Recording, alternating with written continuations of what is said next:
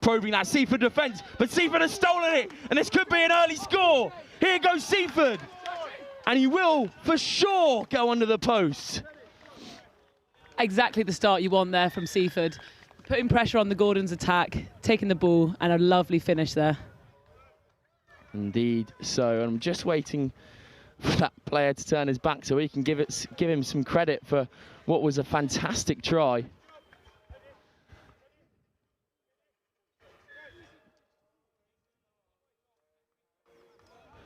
Well, Seaford there, capitalising off sort of present from an early Christmas present from Gordon's. And Seaford, 7-0 to the good there. Up goes the ball.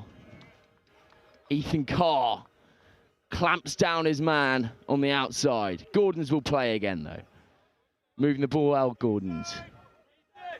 Onto this right-hand side. Now coming back inside, go Gordons. They've got a 2-on-1 here if they can use it. Smothered again on the outside by this shield defence. That's the most important thing for this Seaford side. You'll notice them, Lauren, shout shield, shield for the whole of the day.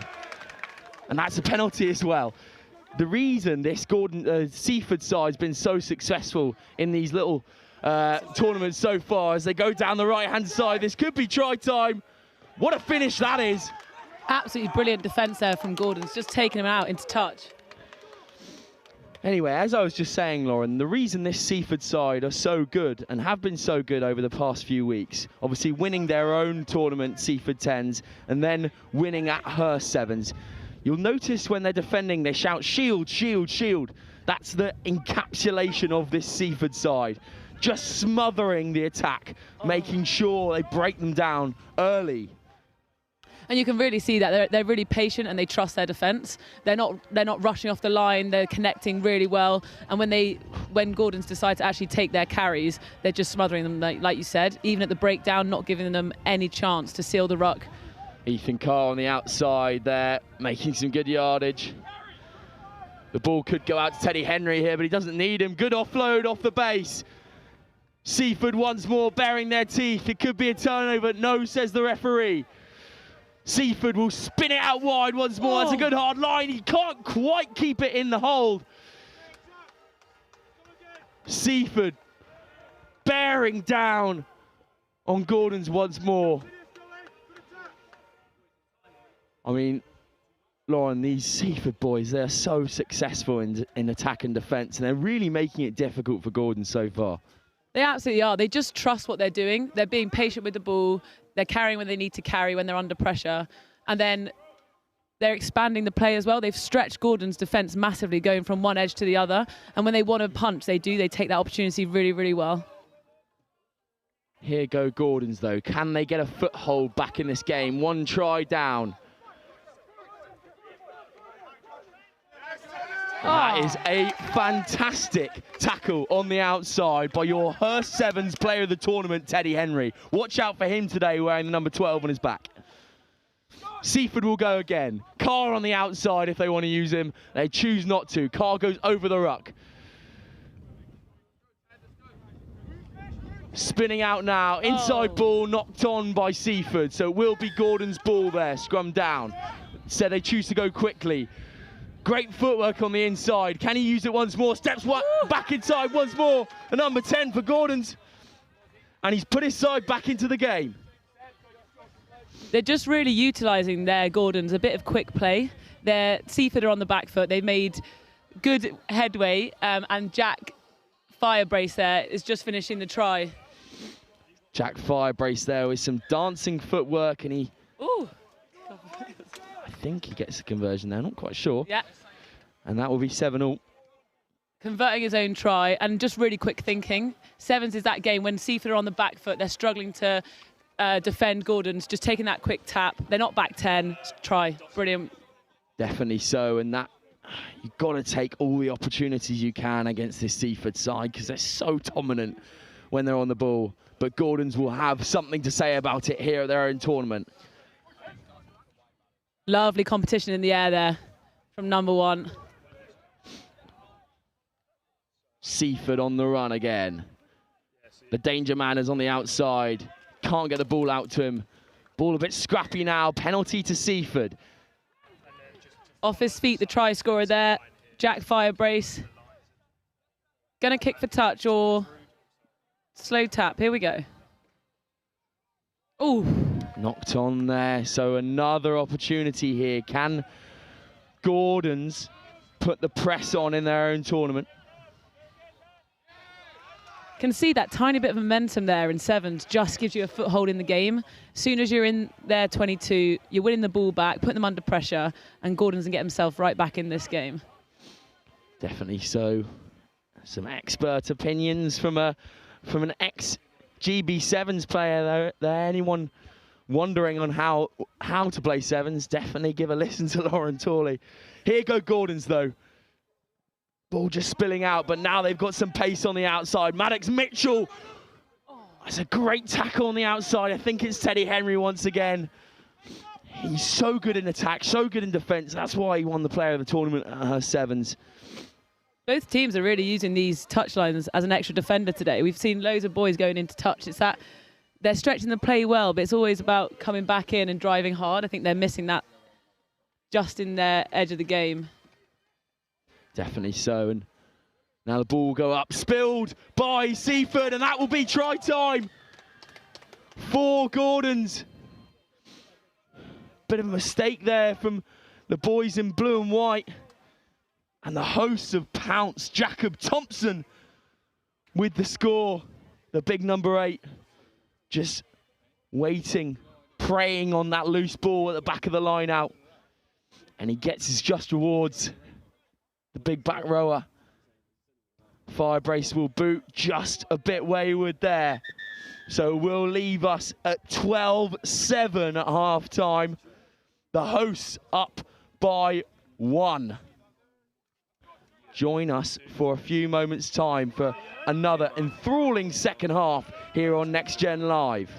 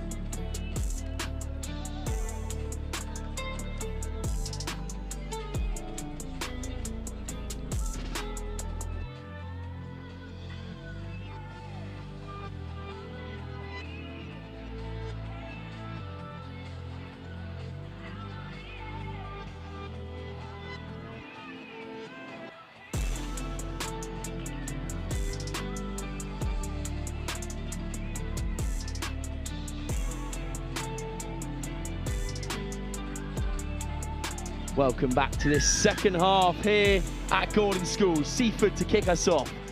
12-7 down in the spitting rain. I'm again joined by Lauren Torley up in the gantry. Well, we're nice and dry up here, Lauren, but I don't envy those boys down there. No, absolutely not. Tough conditions, isn't it? No, and especially when you're trying to play sevens, they're trying to play this really expansive game, but when the ball's a little bit slippery, you do end up losing your personality in the game. So we're just going to see here how Gordon's going to kind of let their personalities shine when they're playing. We haven't really seen what their style is yet. They've just sort of capitalised on the opportunities. And here go Gordons. Here's the try scorer, Jacob Thompson. Now they'll swing back the other way.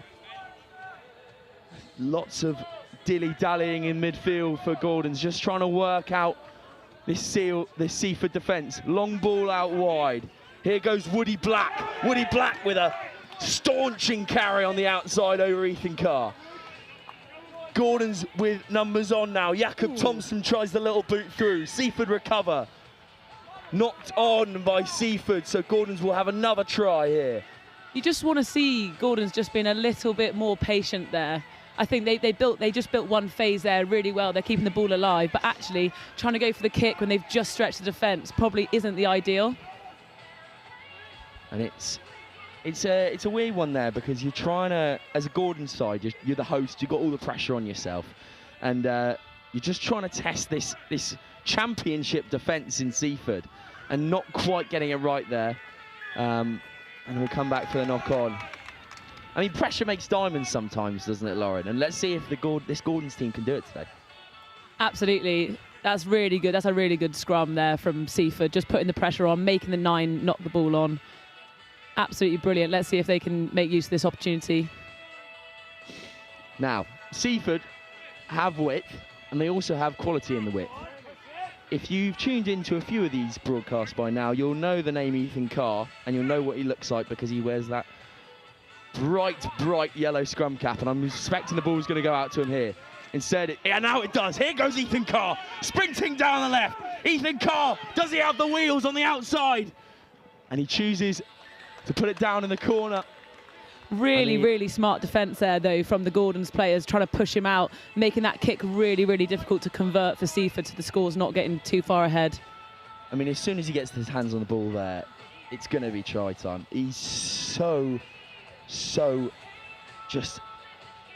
It's just gas, isn't it, on the outside, Lauren? And he's showed us once again why he's one of the most talked about players in the country. Obviously, he plays for Quins as well. We can see why he's on the books, Lauren. Yeah, absolutely. And, you know, he's taking his opportunities when he can there. Seaford had a really simple scrum attack in the middle of the field, and they're making them stretching the defence, and they scored straight off the back. It's really well done from deep in their 22. And no extra 2 there, so we'll be stalemated at 12 all here. Seaford looking to do 3 on the bounce, obviously winning the Seaford 10s tournament, then winning a Hurst 7s. Then we had half term. Now we're back with some more schoolboy rugby. Seaford looking ever impressive again, but here go Gordons, the hosts. Fire brace, nice little ball over the top.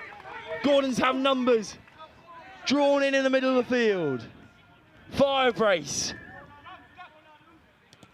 Chooses a little boot through, blocked by Seaford. Still come out. Fire brace will gather. You can see they're just getting a little bit shallow now, Gordons, but that is a brilliant pick.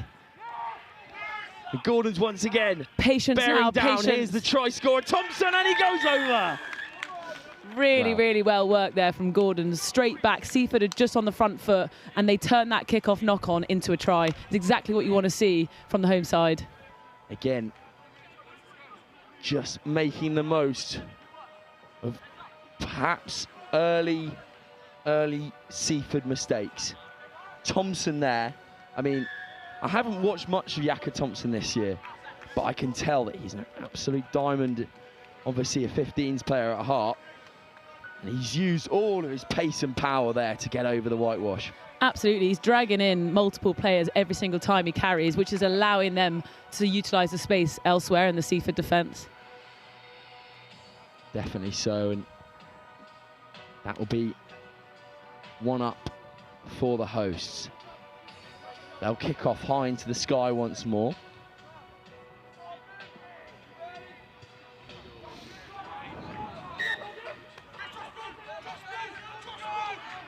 Offside on the kickoff there. It's those moments in the game is where you just want to be patient as the Gordons defence, because you've just won, you've just scored, you want to keep on the front foot, you don't want to give Seaford any foothold in the game, just allowing them to creep back in now and having to defend after a lot of phases to try and score there. But there's Jakob Thompson there, illegally into the ruck, so Seaford will get free ball once more. Can they put more points on the board? Scything through tackles goes Seaford.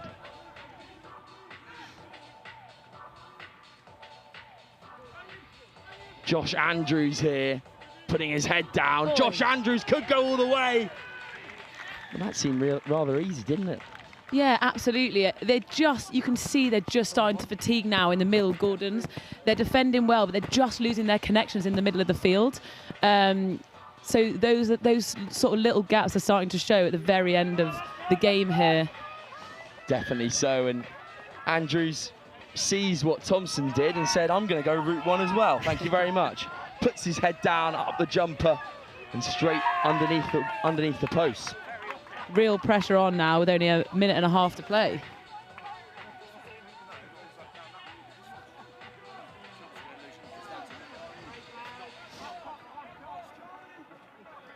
And this is crunch time.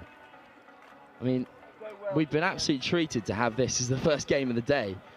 What a battle of two impenetrable forces to start off the day here at Gordon's Sevens. Absolutely, and you're seeing such physicality in every carry now. Each tackle they're putting in is there's massive force behind these two teams. Here's the try-scorer, Thompson. Thompson will swing it wide. Covered well by Seaford, but the ball will be picked up again. The chase is on. Can the cavalry arrive for Seaford? This is crunch time now. Great pick up on the edge. Oh. Scragged down. Booted out. And that's a great kick, actually, as well, to get Seaford out of dodge. The chase has got to come, though, for the boys in blue and white. You can Fatigue early on in the game. Thompson will carry on the outside. Slips out of one, Thompson. Pops off to his friend. Has great hands, unfortunately knocked on. Now Seaford have an opportunity. Gordons need to defend here to defend their league. They made the right decision to kick. Here we go. Great chase down tackle there. And that's an unbelievable scrag, but popped up once again. And now, that's 19 all. Seaford will need this to win the game. He's played the whole game here, so his legs are really going to be quite fatigued taking this kick. I believe that was Toby Pearce with the try. I didn't quite see that there, Lauren. I was looking at my team sheet. I don't think he made it, so it will be left at 19 all. What an absolute star-studded game off the bat there.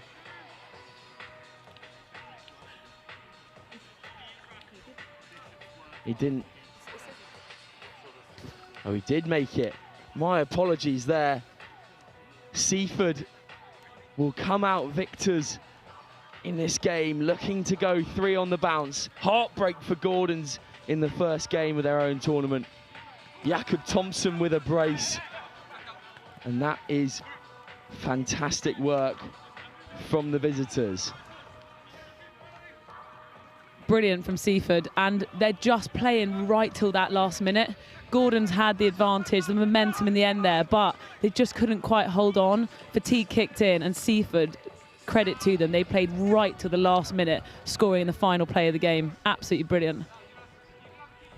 Thanks, Lauren, and we'll join us in a few moments' time for the second game here on pitch 1. It will be Kingswood taking on Wellington for the second time in about 4 weeks. This is going to be a cracker.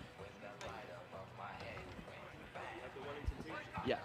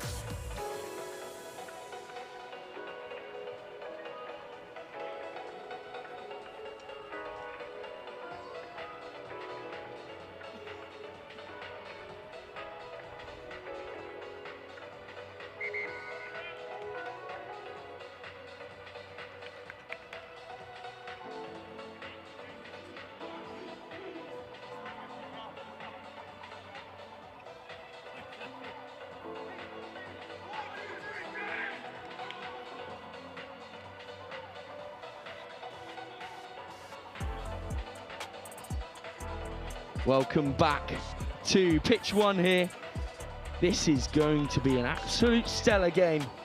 Wellington College taking on KCS Wimbledon. And Wellington in the famous gold and black, but they're offside from the kickoff.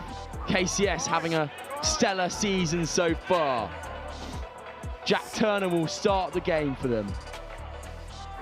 Can they probe into this famous Wellington College defence? I'm again joined by Lauren Tooley. Lauren, how are we doing? Yeah, brilliant. Actually, just really nice to see them getting into the game there. You can see their game plan isn't to take too many rucks, KCS. They're trying to keep the ball alive. They tried to do it there, but Welly put really, really good pressure there in the ruck and unlucky on the penalty. And KCS Wimbledon having a season for the books, coached by Ed Bowden, the mastermind behind all of this. And that will be no turnover, or will be a turnover for Wellington. Now they can play. They're really making use of the space here on the counter-attack. Needs to get that ball just moving. Don't want to keep it in the hands for too long. Little knock on there from Welly. Both teams just need to take a little breath to try and get into this game here. Obviously, emotions are running high. This is an extremely big turning point in the 7th season. Obviously, preparing for the bigger tournaments to come. This is where you really meet your match. This is what where you show your worth. Here at Gordon School, some of the top sides in the country giving their best. Absolutely, and I love seeing the scrums here. When you see a 3v3, see what they've got. Love it when they're lining up like this, see all their set piece coming together. Really nice expansive play there from KCS. Great defence from Welly. There you go, Barney Rawlinson in the middle, number 20. Watch out for him today, he's a live wire. KCS will storm down this left-hand side. Defended well by Welly, cuts back once more. Just stuttering in the middle of the field, KCS. They're really, really stretching Welly's defence here, KCS. You can see they've sort of got holes all over the place, but they are being so patient, Welly. Just forcing them to play wide, trapping them in the corner. And that's a bit too much there from Rafi Breach. But again, this KCS side really, really testing Wellington and making them work for it. I mean, I'm lucky enough, Lauren, to have been coached by Ed Bowden at school. And what his philosophy is about deception and using that ball, not using your pace, letting the ball do the work. It's all about making people miss, isn't it, Lauren? Absolutely, and sevens is just exhausting. Like, that is the word you have to use, because when you are stretched from side to side of the pitch, you just can't keep it up for 14 minutes. So that's exactly what you need to do. Catch someone that's just a little bit lazy in defence, lazy on the fold, and then finally you see those gaps open up and you see those brilliant offload tries. Definitely so, but here go Welly on the counter. Popped off the deck, stepped back inside. Now Welly surging their first opportunity here. Great gas through the middle. Scythe down from KCS. Set well with good depth here, Wellington. Cutting back against the grain. Oh. Good little pop off there. Ben Giorgio, but knocked forward, unfortunately, by Wellington College. Absolutely, just nothing quite sticking for either teams. They're stretching each other really well. They're breaking them down, but that last offload just isn't quite sticking. You want to kind of see them just keep the ball safe for one more phase and see what they could do and exploit the other's defence. Definitely so, and will be scrummed down. Still at a stalemate so far in this game. Two sides just testing each other out, seeing what they can get away with. But it will be Rafi Breach with the feed. Watch how he fizzes this ball out. It's so impressive. He'll go himself, Breach. Chooses to cut back on the switch. Now KCS have some numbers. Choose to cut back against the grain. Again, it's all about keeping this ball alive for KCS. Wellington have held the ball up. Now some depth is needed and some pace in the depth. Ooh. Now it's on out wide. Show and go, cuts back inside. Barney Rawlinson using the ball well. Rafi Breach. You just want them to give this extra pass here, exploit the defenders. They've manipulated them really, really well. Oh, it's good footwork from Rawlinson once again. He's a live wire. Popped off the deck. They were looking for a stop and play there, but it didn't come. KCS again holding onto this ball so well. They're stretching Welly really, really well here, and they're almost just missing that opportunity. They're making it really difficult for themselves by cutting back in. Actually, you want to see them just exploit that really hard work and did give that extra pass to the winger and see if they can stretch the play for them. And that's just gone forward. KCS perhaps ruining missed opportunities there. They had some overlaps on the outside, some mismatches. They didn't quite use them, possibly overplaying, some would call it, but again, holding onto the ball really, really well. KCS, but just goes awry there, Lauren. Yeah, absolutely. It'd be interesting to see here because it's scrum on the 20. It'd be interesting to see how they're gonna. Will the 9 dummy and go down the short side, or will they play open? Yeah, they've gone for the dummy down the short side. It's absolutely brilliant. Oh. And the scrum penalty there, I'm not sure. Holding in the hooker there. I think holding in, yeah. Lauren, you've seen that better than me. And Breach will go and tap. Breach has got numbers on the short side. They choose to use it. Here's Rawlinson, the live wire. Just picks it. Shouts of back yourself from the outside. That's a fantastic offload out the contact. Breach will go with a long swinging ball. The ribs are opened up. That was an unreal offload out the contact. Now KCS, can they get down this outside? Wellington again making it difficult to find any space. They're defending so well, Welly. KCS now just need to support their player on the ball. They're leaving them a little bit alone. They need that support player to come and seal that ruck or be there for the quick offload. Just a little bit delayed. And that is a humongous shot in midfield. Wow, I don't think I've seen anything like that so far this 7th season. Wellington will go once more. He's definitely still feeling that there in the middle of the field, just getting off his feet. Wow. Absolute crunching tackles. Ben Schneider with that massive shot. We'll be sure to come back to that very soon. But Wellington can play again. Scything out of tackles. Just loses his footing there. Goes outside. Ben Giorgio cutting back inside. Strong friend from Giorgio. Cuts back one more. Giorgio will go under the posts.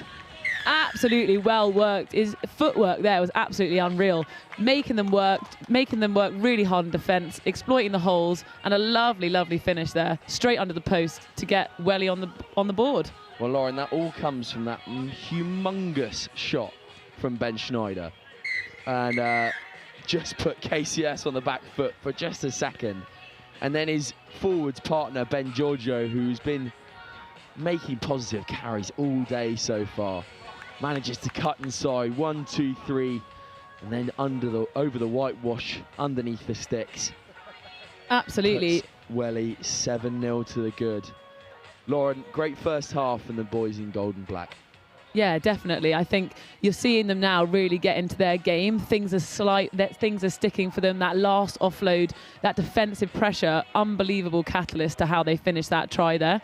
It'd be nice to now see them keeping that lead, making them work really hard, KCS in defence, as they did before, and the patience is brilliant. Join us for in a few moments' time for this second half here on pitch 1. Wellington 7, KCS Wimbledon 0.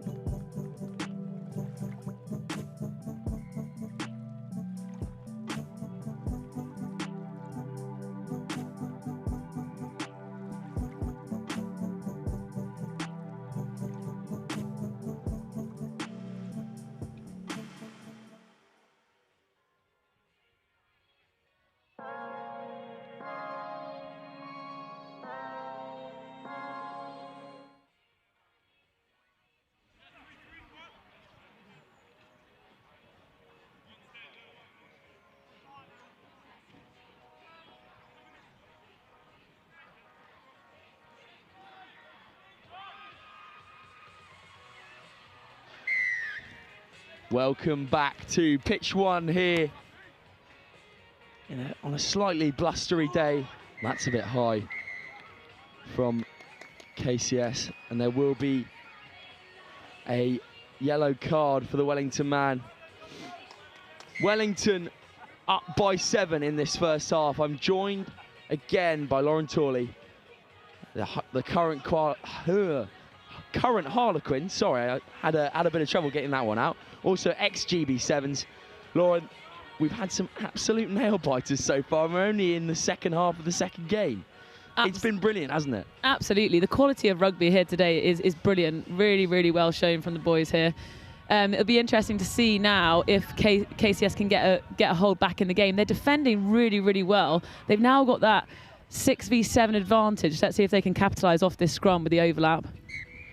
Can KCS be ruthless here? Having a season for the books in the 15s category, still yet to see what they can produce on the 7s pitch. Rafi Breach will feed. Penalty for KCS. Surging into those wide channels. Here go KCS. Popped off. They'll choose to come down the blind once more, then come backwards. Great depth on the ball from KCS. Has got to go quickly. Breach brought down just off the 22.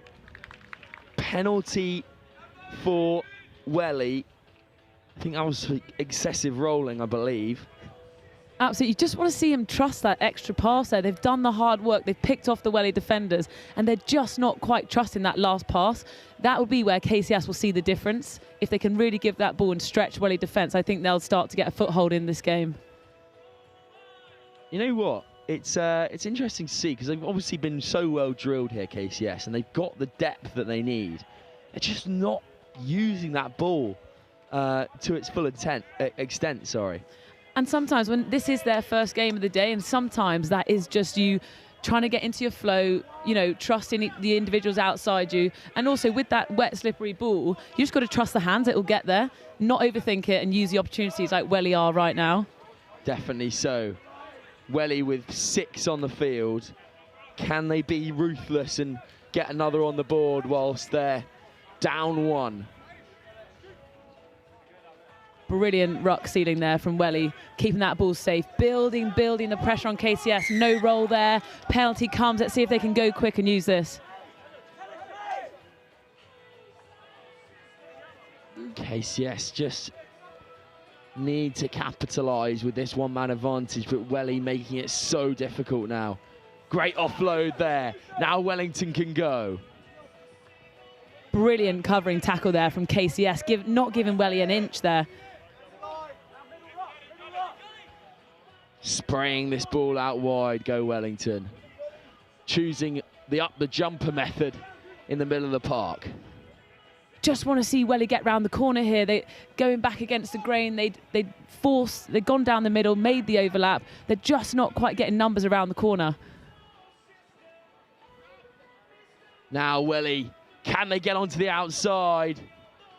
John Copeland on the outside, but KCS scragging him in. Again, still got 6 on the field, Wellington, but they're using their numbers well. Darting into midfield. Snapped up once more by the boys from South London. Great scrag tackle on the left-hand side. KCS fire over the ruck. It seems they've won the ball, but they haven't. Wellington will play once more. You can see Welly starting to feel the fatigue in this attack now with only 6 on the field. They want to keep that ball alive. They don't want to keep going to ruck because they've got 3 men out there. Knocked on by Wellington. The cavalry comes on for KCS. We should have Welly now back up to 7. Unfortunately for KCS, they haven't used that advantage there with the only 6 men. We're back to 7 apiece now.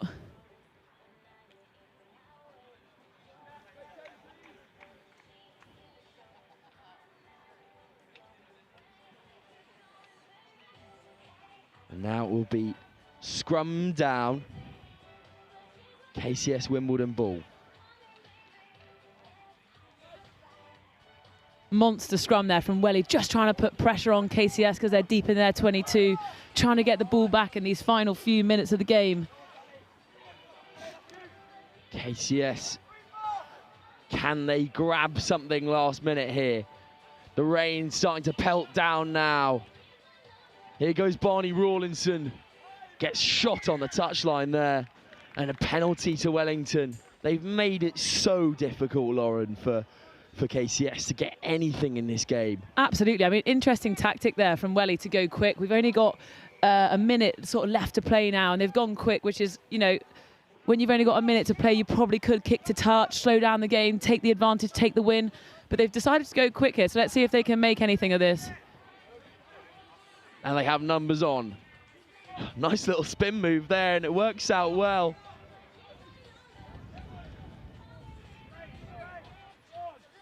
Phoenix Dickinson to play 9. Ball pops forward, and that will be possibly a last chance for KCS. Last chance saloon for the boys in South London.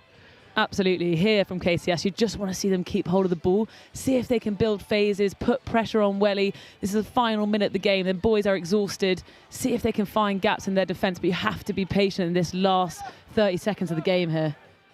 Jack Turner waits at first receiver. He's got Barney Rawlinson on the outside. Lewis Wood comes in as well into the back line. Rafi Breach still, or no, not Rafi Breach actually. Sam Randall, and the kick option is on. Rawlinson will chase. Well played by Barney Rawlinson on the outside to bring down the big Georgiou. Wellington.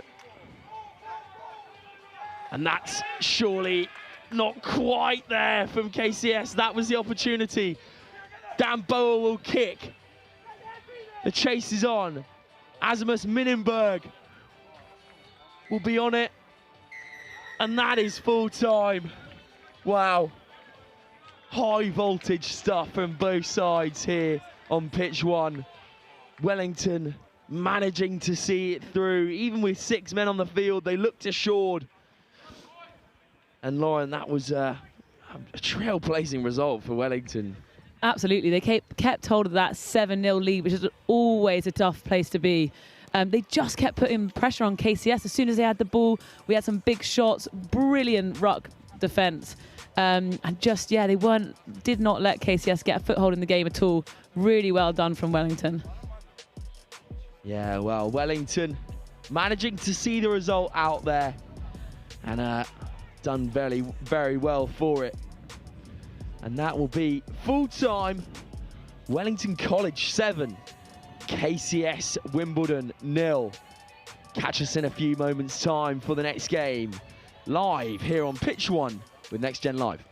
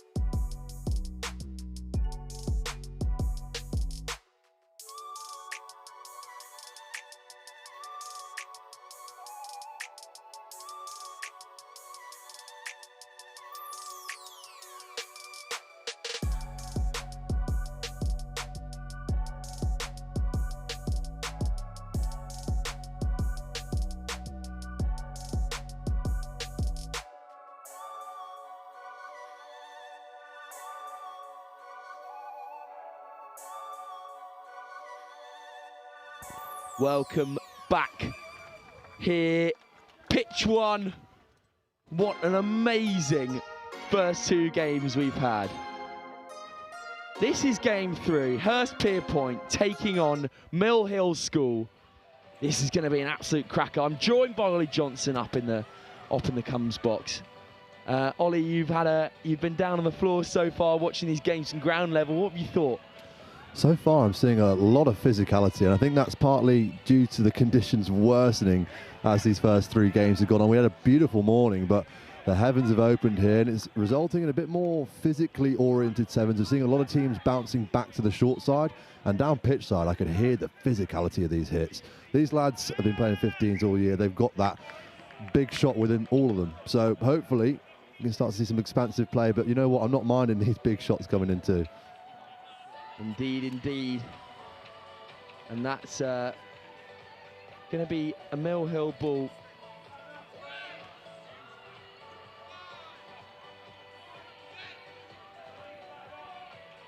Hurst bringing a rather young side today, as they have a few examinations on, so the year 13s are currently occupied with more important things, but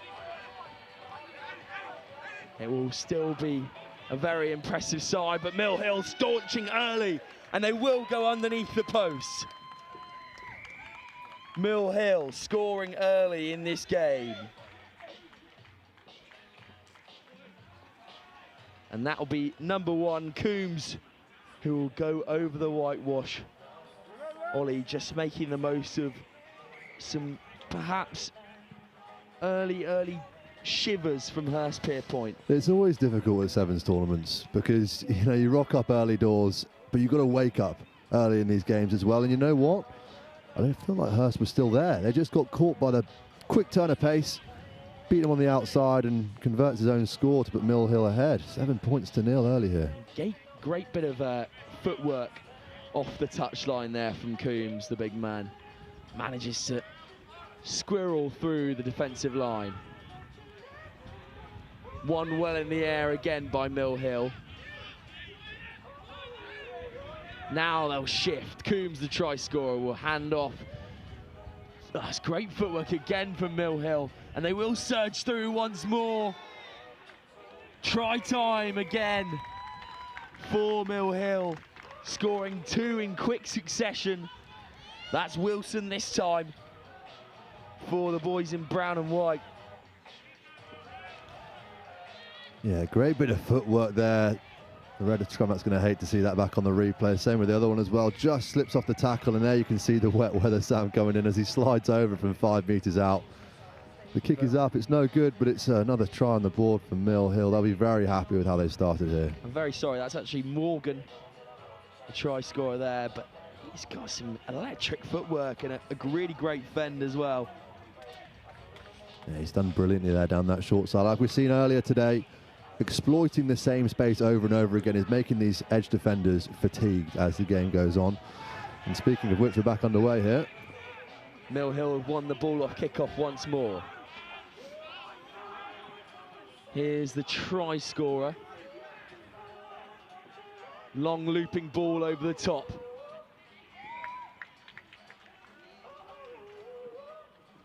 And it will be Hurst ball there after the knock-on. Now, Hurst, who I've extremely enjoyed commentating on this year, they've kind of become the people's team, which is a quite nice narrative. But again, today, without some of their fully fledged players, but this man who just got on the ball, Eddie Hemingway, is a live wire. Obviously without Ned Taggart, aka Captain Fantastic, but Johnny Seymour will have a part to play today, but wrapped up once more by Milh. High tackle.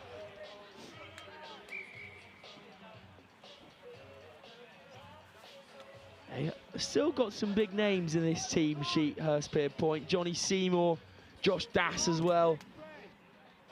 Ty Hollands, Eddie Hemingway. They've got a point to prove here, and a lot of younger boys in this starting lineup, so they'll be shooting for that place in the first team next season.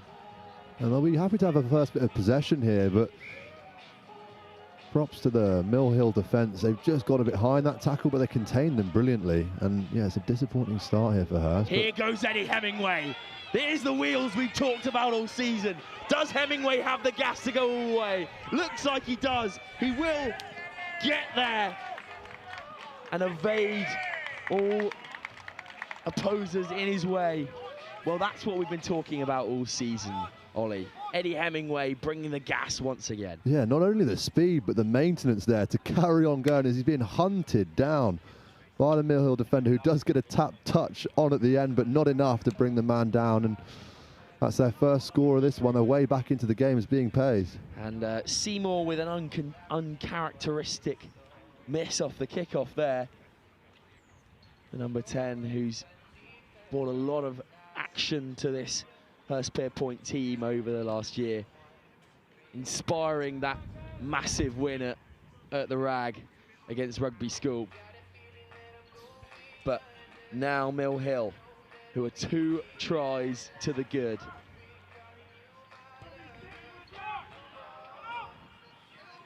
And they were scrapped for the ball as well, but I think it's been knocked on. Knocked on by her, so Milh will have the ball once more. Yeah, it's really emphasising the importance of restarts in sevens. We've seen Milh have possession of the ball on 3 occasions, 2 of which resulting in a score for them, and it's just relentless. It's so much easier to attack with the ball than it is to defend without it in sevens. So when you can win back your own possession from the restart, it's massive for a team. So the fact Milh are back on the ball here, it's going to be quite tiring for Hurst. And here goes Josh Das. Oh, it's fantastic footwork once more from the Hurst man. It's Josh Pateman, sorry, not Josh Das. But here go Hurst. Can they get back into this game? Swung out wide.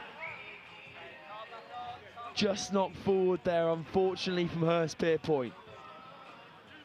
Yeah, the missed pass being thrown.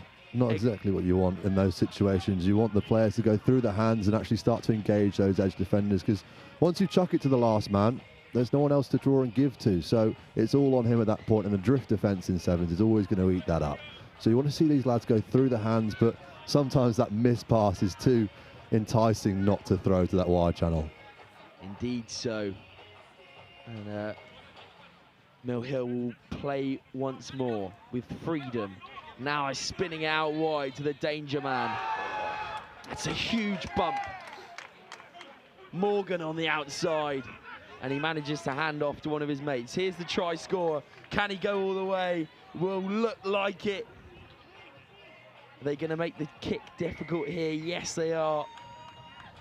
Morgan once again dotting the ball down for Milh, putting them 3 tries to the good.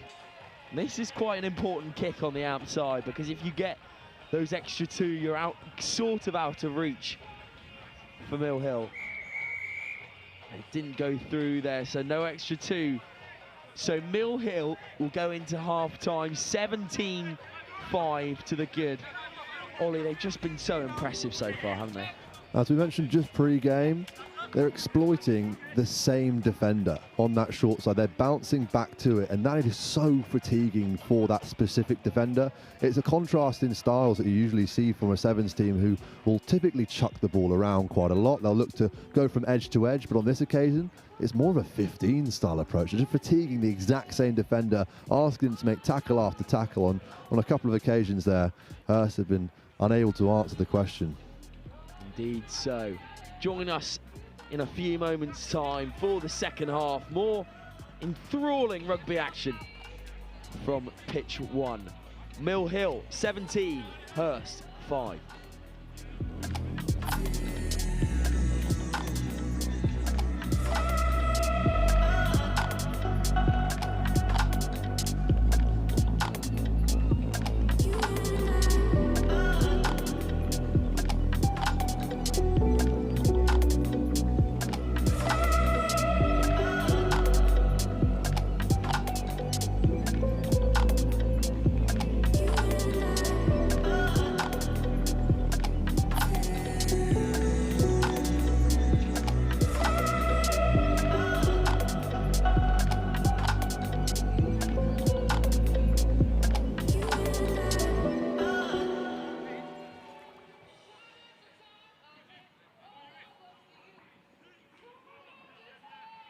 back to second half action here on pitch 1.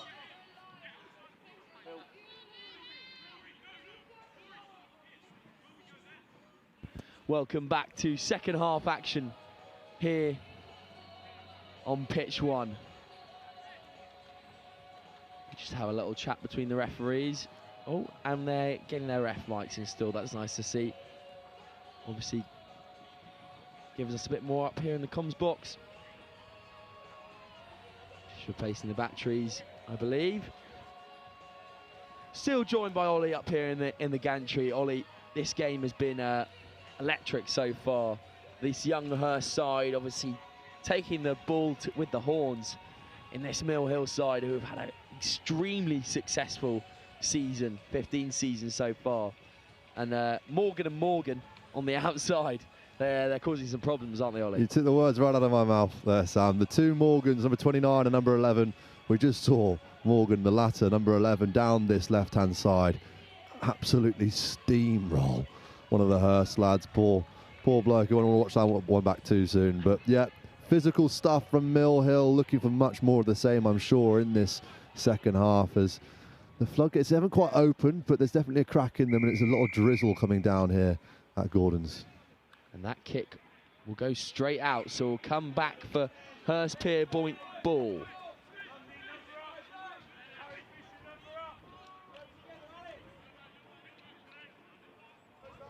Here's Johnny Seymour, swinging it out to Hemingway. Hemingway shows and goes. Gets knocked out. Knocked forward from Eddie Hemingway, unfortunately. He has a tendency just to go from 1 to 100, Eddie Hemingway, and it's so impressive. I was lucky enough to commentate on that 100 years of rugby at the RAG, where they took on rugby school. Eddie Hemingway scored one of the tries of the season, actually.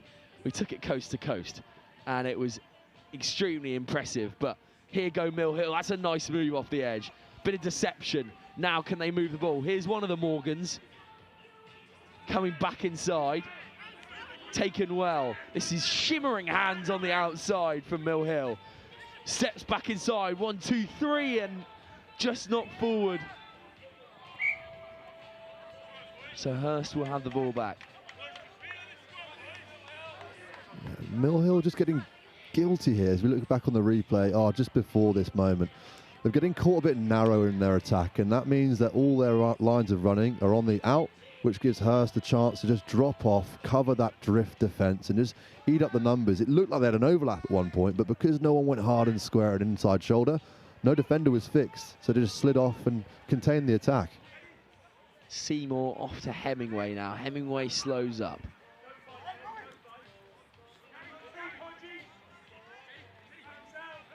Milh again marshalling Hurst extremely well.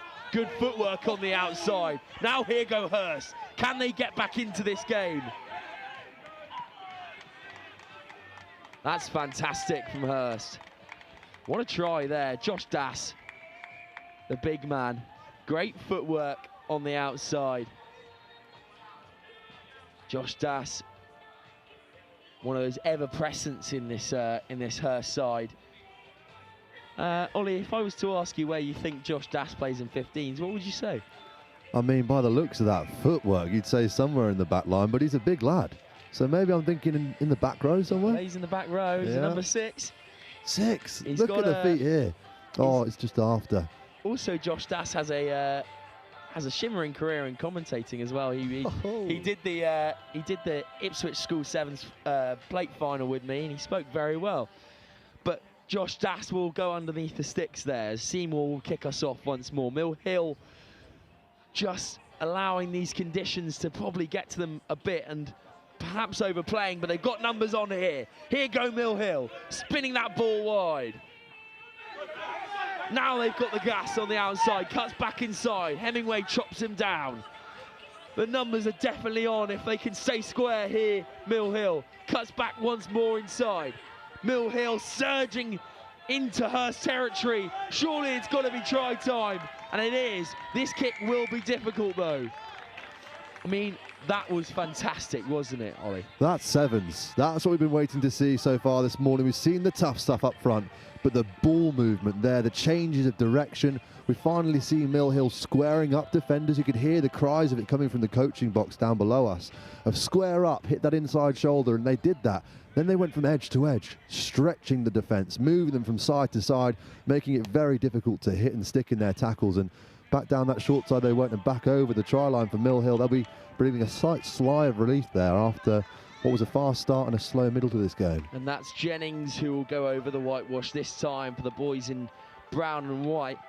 Just catch here as he puts it onto the outside, and Jennings does the easy work after his men had done the hard part.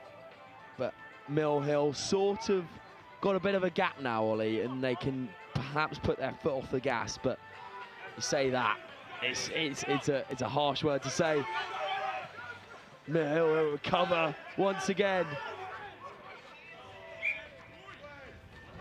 And Fred Taylor there, unfortunately being brought into touch. Hurst go quickly down the outside.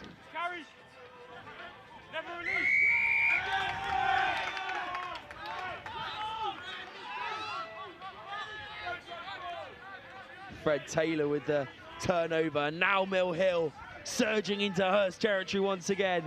Ball gets cut back but knocked on.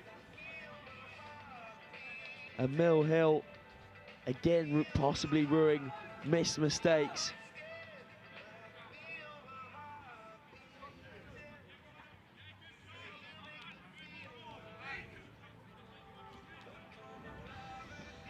Now, I mean, Ollie, we said maybe Milh take their foot off the gas just a little, but again, it's a hard, me and you have both played sevens, it's a hard thing to do, and you can't, because then you let the other team back into the game, and of course every point matters here today. Yeah, too right, and it's pedal to the metal for Hurst here. They've got to score fast if they want to find a way back into this game. And they're going about it the right way, taking the direct approach so far, but yeah, Milh are in the driver's seat here, and they've just got to hold on. Swung out now. Oh, that's good footwork from Pateman. Here goes Pateman again.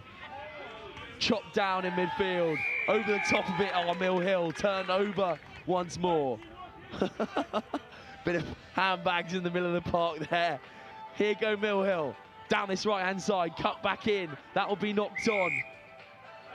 Offside. Oh, Hurstpierpoint, so Milh will have the ball back.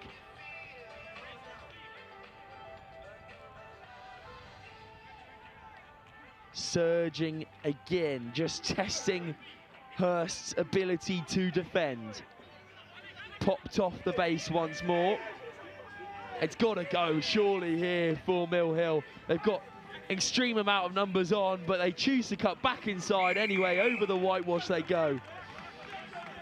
I mean, we said they should possibly take their foot off the gas. Maybe stop listening to me is the thing they should do. I think it's tough in sevens to ever take your foot off the gas, to be honest, because, like you said, there's only 7 players out there. So if one person's off the money, then it makes it an awful lot more difficult for those 6 other lads. But yeah, great bit of footwork to finish that one. But it's just that work rate from Milh to keep on putting numbers behind the ball, which has ultimately resulted in them taking a brilliant win here to start their morning off. And that will be Coombs there, scoring his second of the day here on pitch 1. Nice little celebration as well from Coombs. And that will wrap up the 3rd game of the day here on pitch 1. What a game that was. Milh showing excellence once again on the sevens field.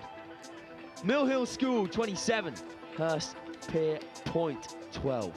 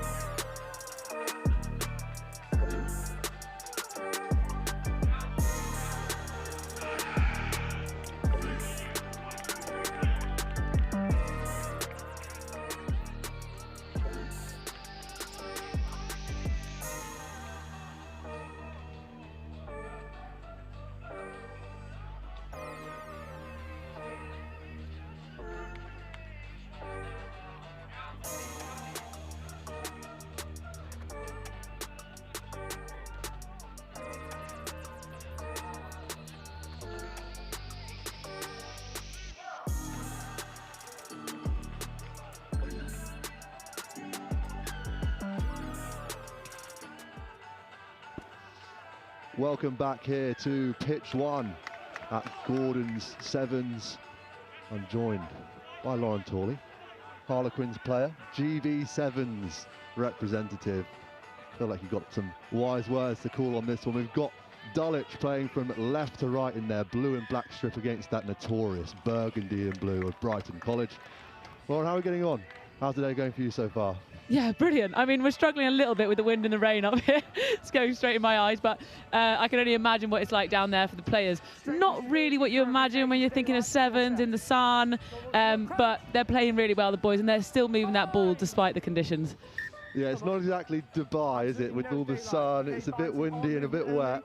And we've seen that sort of influence the style of play here in the sevens. We've seen a lot of teams bouncing back to short sides and trying to tire out the same defender over and over again. What would that do for your mindset coming into this game with the weather, or is it something just trying to block out? Yeah, I think, to be honest, you just have to trust your hands. Like, the more you overthink the weather, the more it'll get the better of you. And here you can see Brighton College actually stretching the play. They're not afraid to stretch the play, not afraid to clearly play deep in their 22.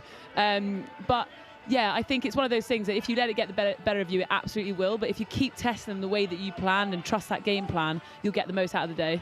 To right, and Brighton are following exactly your playbook there, and they've gone from their own goal line up to the 40 here. Good first attack for them, but Dulwich reading that from out to win. Almost caught one in the ribs there from the blind side, but it's now their turn with a good bit of field position here. Possession in sevens oftentimes is slightly more important than territory. You can go the length of the field more easily than in 15s. So this is prime position for Dulwich. Absolutely, and in sevens you might only get 13 possessions a game, so you have to look after every single possession, because as soon as you turn that ball over, as Dulwich just did there, it just makes the game so difficult. Too right, defending is a whole lot harder than attacking. Personally, I hate making tackles, but I love running with the ball, and it just feels a lot easier when you're out there chucking it around with your mates. But yeah, exactly as you said, keeping the ball is so important, and Dulwich have just coughed that up. It's a bit of a coach killer, that, as Brighton take it straight through the middle. It's a foot race to find the way to the whitewash. Dulwich working their way back, still valiantly not giving up the fight. Be careful. Toby Kay there with the try, just slightly high on the try line. It's good that he scored the try there. Really well capitalised there from Brighton. Take the quick tap, get the easy points, and that's what it is. When you put pressure on a team, you do see the return.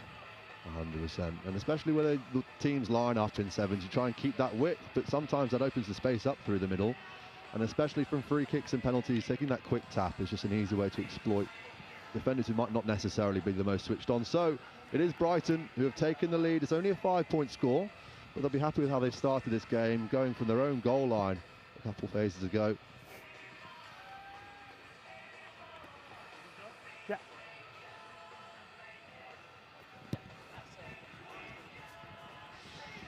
Big restart going deep are Brighton, backing their defence clearly. Usually you'll see teams trying to win that possession back, but they're not afraid to defend with the ball. They've already won it back here on the ground. It's their chance to attack. Got plenty of width to this open side.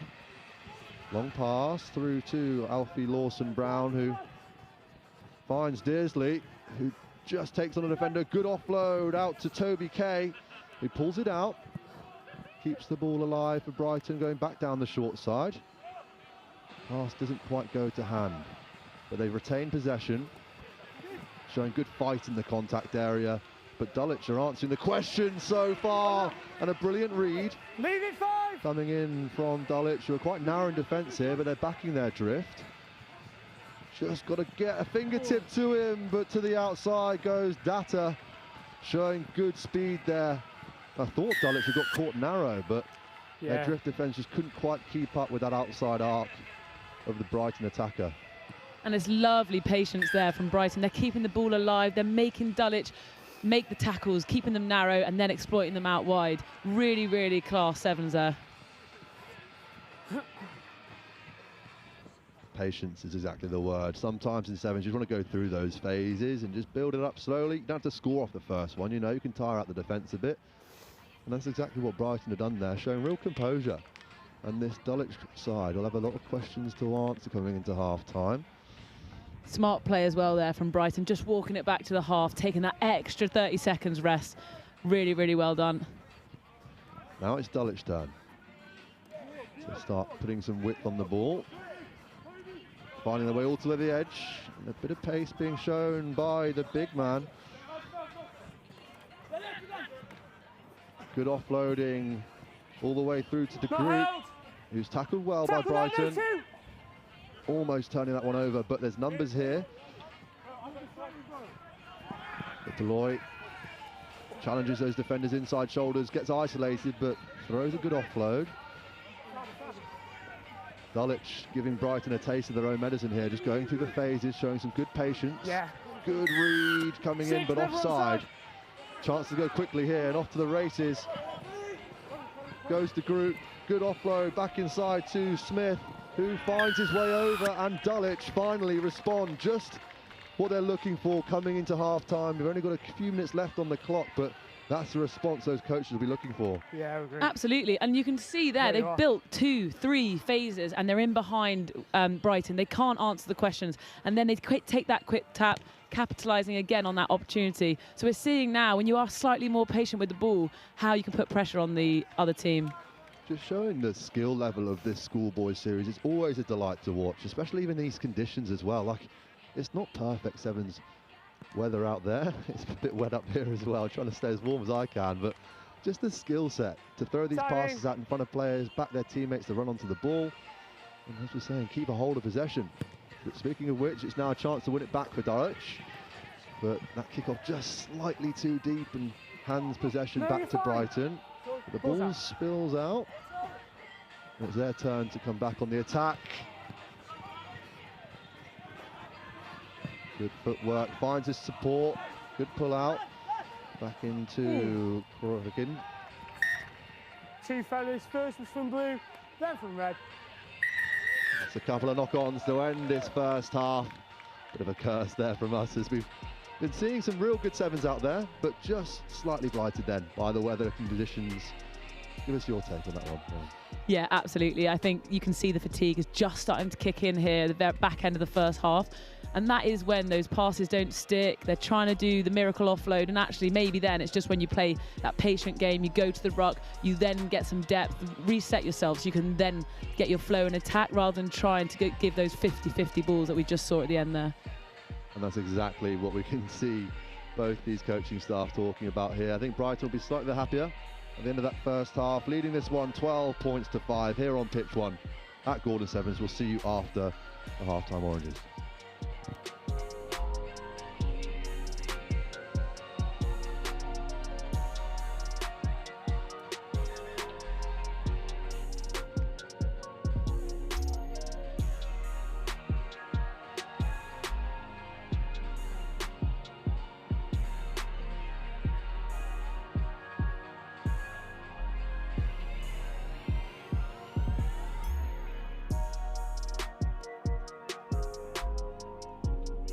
Well, a very quick break for half-time. Don't get long in sevens to catch your breath, and neither do we up here. And this game is full of life. It's 12 points to 5 towards the Brighton side. They scored too fast in that first half, but Dulwich responded coming into the break. Free Well, kick. give us your take here on what those coaches might have been speaking about at half-time from the Dulwich point of view of how they can get back into this game. I think defensively, Dulwich defending really, really well. They are patient. You can see them now being patient, making them make that pass, then putting the shot in. Isolated attacker. Really, really nice defence there. Unlucky there with the Dulwich boys because that was brilliant defence. I think in attack for Dulwich, they just need to keep hold of that ball, build the pressure, and they will see the results like they did in the first half, taking the opportunities when they can.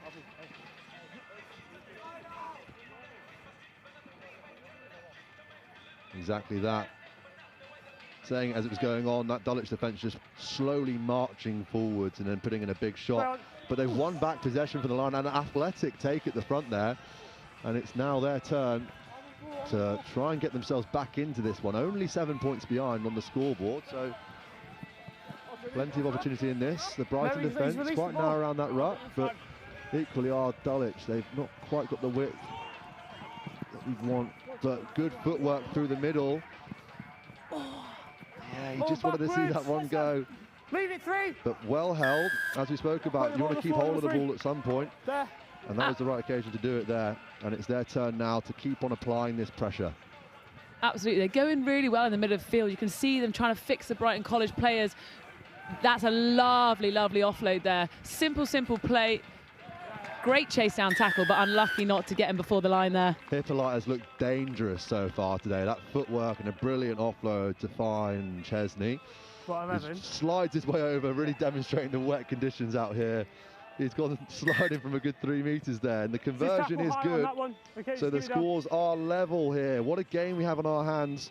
12 points apiece with a good 4 minutes left in this one. This is really crucial now for Dulwich to win this kick-off back. Last one went out on the full, giving them the penalty in the midfield. You just want to see them now getting the ball back, putting pressure on Brighton in the air, and that'll give them a foothold in this game to put real pressure on Brighton College. It's anyone's game at this point. Brighton hold on to the ball and pull out well. Starting to move this point of contact now. It's something they did really well to score those first 2 tries, which they just sort of lost. And that's the way sevens can go. Anyone's game at any point, because anyone can score from anywhere. We've seen Brighton go the full length already in this game, and they're trying to go again here. Taking the ball and setting that offside line first and foremost, giving themselves a platform to attack with. Back down to the short side.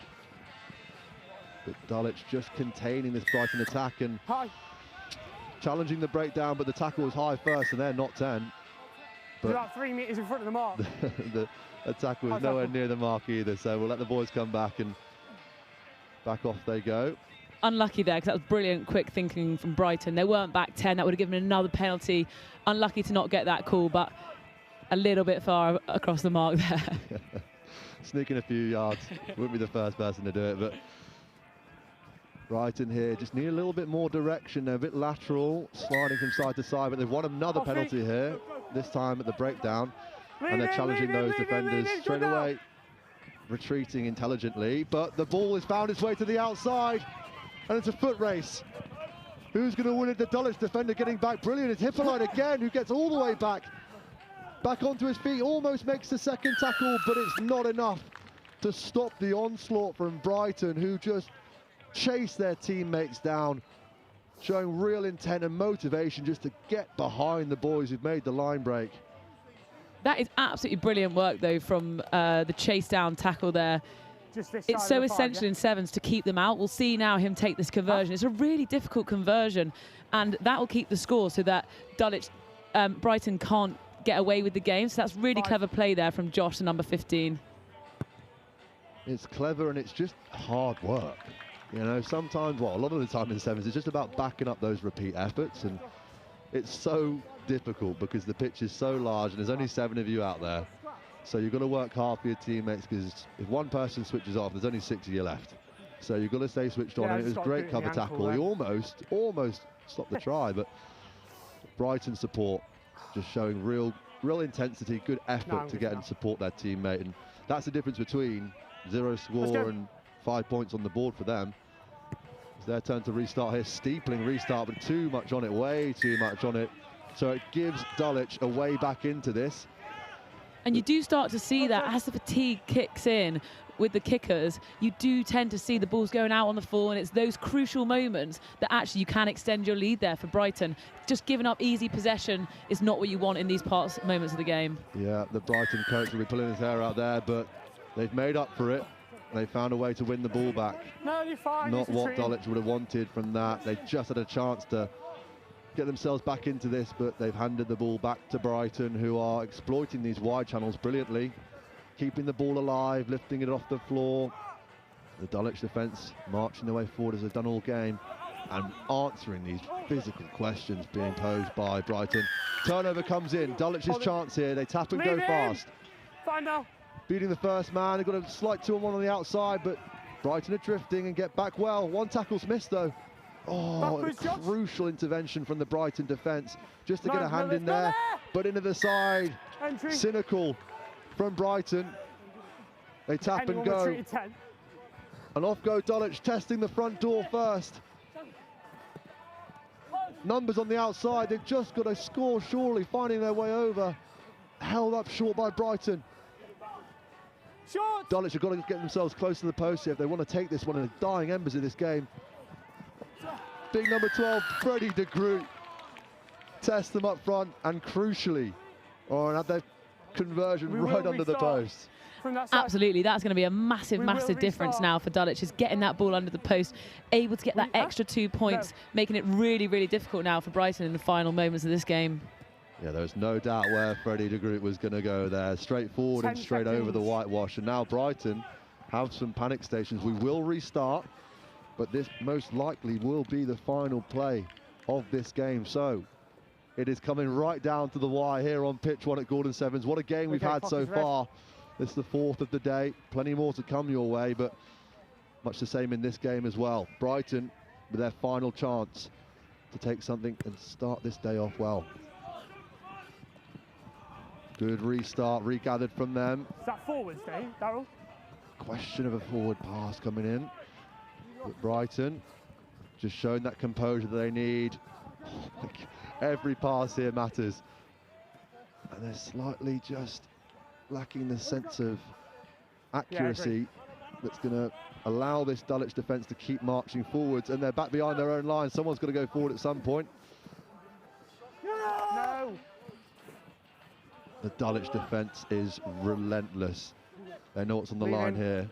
Absolutely, they've got them exactly where they want them now. Brighton College, you don't want to let them get out here in the final minutes of the game. Brighton, though, on the other hand, just want to keep that ball, keep it alive, make Dulwich make mistakes in defence, getting those easy penalties to alleviate a little bit of pressure deep in their 22. They're just escaping the clutches of that inside defence, but that one drifts forwards, and the result ends up in the hands of Dulwich, who were behind the entire game, but just showing the way that Sevens can go, never write a team off. Brighton, with all their history in the Sevens competitions, just fall short of the final hurdle in their first game here today. It finishes 19 points to 7, the good of Dulwich, and they march on as the day goes on. Some big names out there. Who are you taking away from that one, Lauren? Definitely Josh, number 15 from Dulwich. I think that chase down tackle, if he hadn't have made them make that score far out, then they would have got the extra 2 points and we would have been drawn here. So those tiny efforts and really relentless defence there sort of made Dulwich have that little edge. 100%, I'm with you on that. You've got a danger man in attack for them, but just showing that work rate, that zero talent action. You know, it doesn't take any skill to do those things. It just takes a bit of heart. Shows a bit of pride for the badge, and yeah, you're not wrong. He's not only scored for his team there, but also helped them prevent that conversion, those crucial conversions. They'll march on here on pitch one at Gordon Sevens, and we'll catch you back after a quick break, live here on Next Gen Live.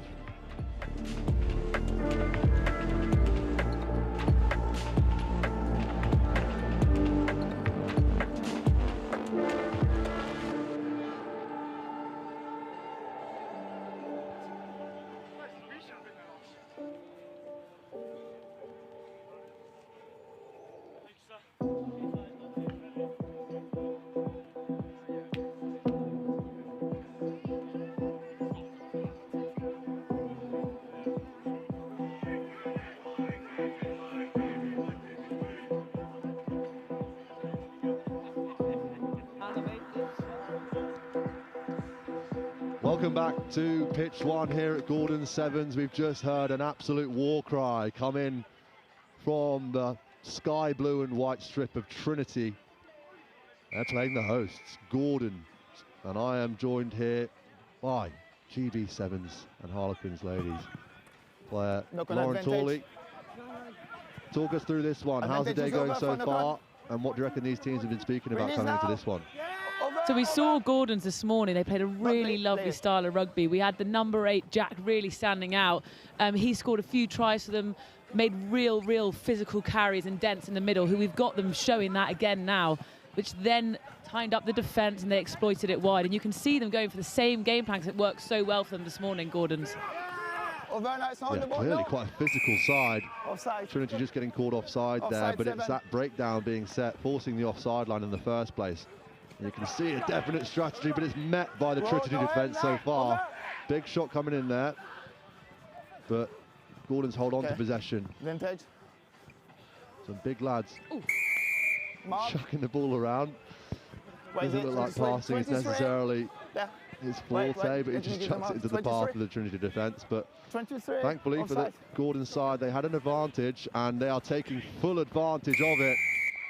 Sliding over for their first score in that left-hand channel, showing real brutal physicality so far in this one. Absolutely, and you can see that Gordons aren't trying to overcomplicate it. They're not trying to bounce back all the time, change direction. Actually, they back their physicality and they take the simple penalties, building the pressure, and then they take the win there with a lovely score to finish. It's a almost counterintuitive Sevens strategy, just going back the same way, challenging the same defenders. Is that a thought process that goes on with you guys when you're going into these games? Definitely, you know, they might identify that Trinity maybe are slow on the fold or they struggle same way defence. So those are sort of little things you're looking for to try and exploit. And Gordon's there have just backed their physical carries, making 2 men make the tackle, and there is going to be an overlap. So they did, yeah, really simple stuff, but really well executed, I think, from Gordon's there.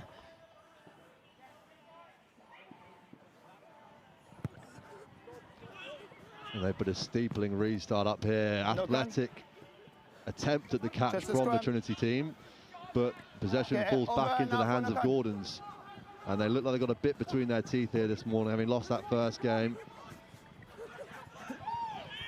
And Jeffers bounces to the outside, throws a good offload back in.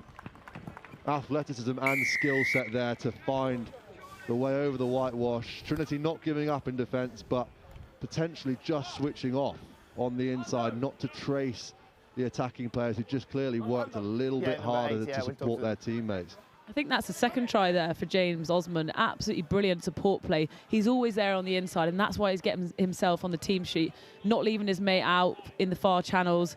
That was a lovely offload. Great line and great finish from Gordons. And a great kick coming in from Firebrace there. We've seen how good his restarts are. That's what won them the ball back in the first place.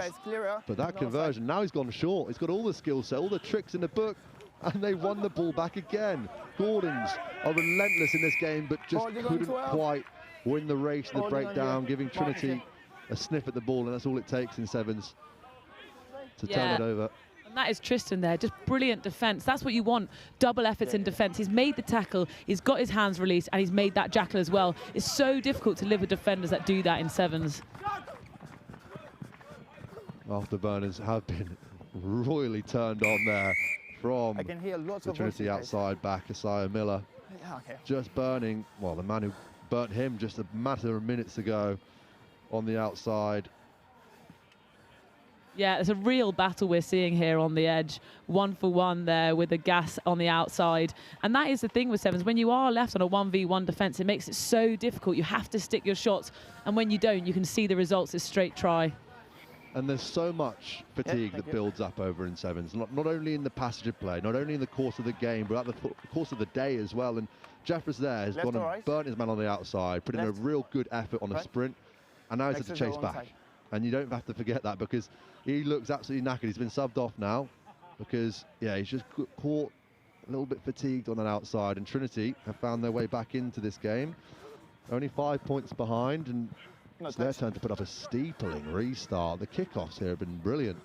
Absolutely, and that is the game of sevens. If you can put pressure on that kickoff and win the ball back, it's so difficult for that attacking team to get the ball, and that is what you want to do. Pepper those kicks high, make it really, really difficult for them to win it back, and even just putting a pressure on for a knock-on, or it gives you that psychological edge when you're on the pitch, when you're putting them under pressure in every aspect of the game.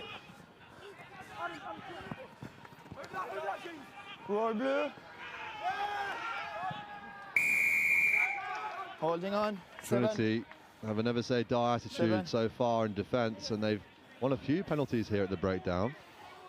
Gordon's just slightly slow to it and giving them a chance to get hands on ball. And this time a foot put onto the ball, and it's a foot race. A brilliant kick in behind. And it's a touchdown. Thank you. In the backfield. He only just got his fingertips to it, but brilliant identification of space and execution of the skill. What work rate coming across here from the Gordons defence, but just touches the ball down. And that is just really lovely. You know, we talk about holding on to possession and how it can build pressure in phases, but sometimes when you know that you can back yourself, you've got a really good kick, the ball sits up, and it is just a foot race. If you back your speed there, you see those results from those tries. That was absolutely brilliant from Dulwich. Pressure straight back on. They're really now, you can see the momentum slightly swung their way. And if you don't ask that question in behind, then defenders will never go back there, and they'll just have a full front seven. So they've got to ask that question first, but Gordons have responded. Can they find a way of a great finish coming in from Will Wright? That is just what the coaches will have ordered as we come ever closer to half-time. Underneath the posts, it's 12 all, kick to come. Just the response they needed coming into the back end of this first half. And we speak about the kickoff there, and that came straight off the kickoff. Gordons had people around the ball. Trinity did really well to get their fingertips on the ball, but Gordons were the ones with the crumbs there. They win the ball, put pressure on, and they're straight through the middle of the field with a try to finish off that first half. Finishing off, set 19 points to 12. They've got a 7-point lead here, and here comes the replay. Just showing good continuity to chuck a few offloads in there, play through the same space. Sometimes it's easier to go through a team than around them, even in sevens, and that's the way this one will end. 19 points to 12, the good of the home side. Gordon's here at Gordon Sevens on pitch one, and you're watching here live with Next Gen Live.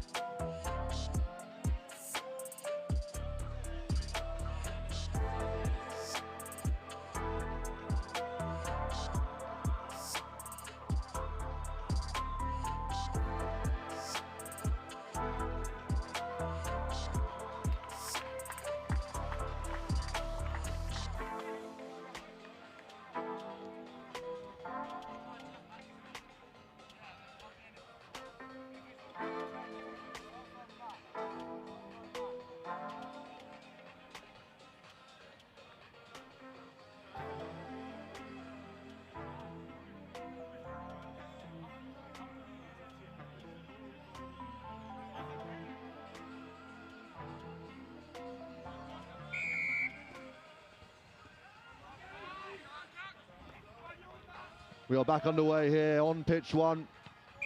Gordon's playing from right to left in their black strip against the blue and white of Trinity.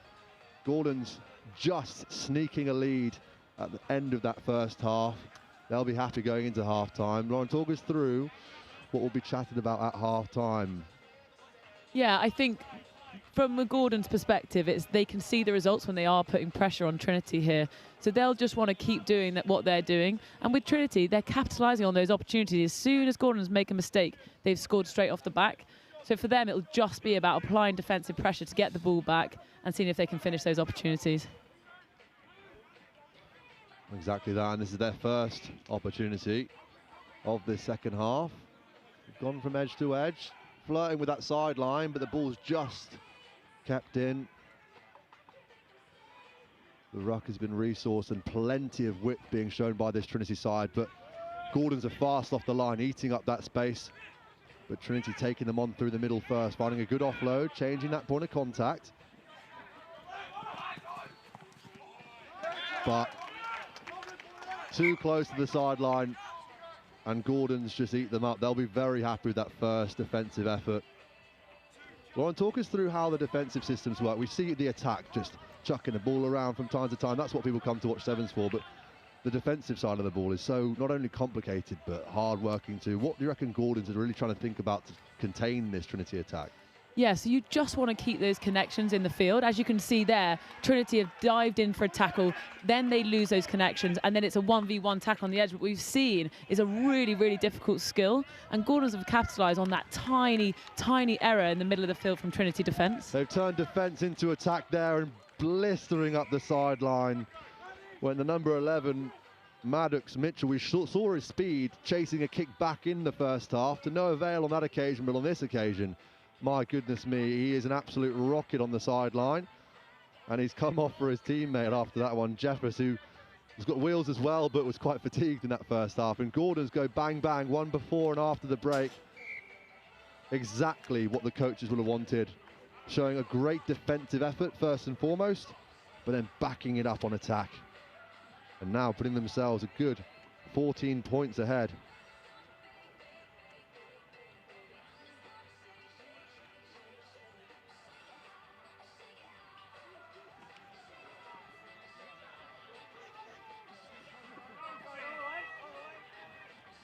Far brace, ready to go back underway. Looking to double up on their efforts again. Oh, getting two hands up in the air to that one, but not quite the conditions for it today. It just evades his grasp. And Gordons have a set piece here. What are you thinking in these situations? Well, when you see a set piece on an edge, plenty of space on the open side, you're going to run a move. What kind of things are we walking with here? Yeah, I think it depends what your strength is. I think we saw Gordons run a move there, a simple wraparound play that really fixed the Trinity defence. So if they can, they've got 3-on-3. If they can just create a slight bite in defence, we can see those tries. So I'm assuming they'll go for a little bit of the same. Well, first priority is getting the ball away from the scrum, and he's been eaten up by the Trinity scrum half, but penalty given away for coming in at the side at the breakdown. So Gordon's now really looking to put a nail in the coffin here against Trinity, but the ball somehow turned over at the breakdown, and Trinity have a 3v1, but the attacker just lost sight of the ball as he was eagerly eyeing up that last defender. The ball has got to be the priority in those situations, so a knock-on sport and another set-piece scrum here for Gordons.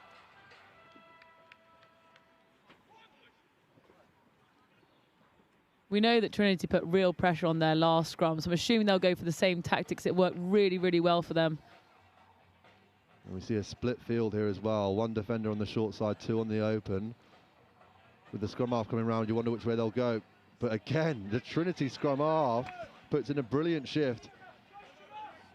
But Jeffers is on the outside again, throws the dummy.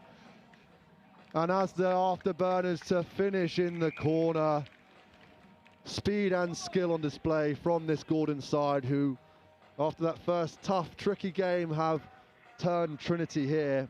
And now 3 scores the good.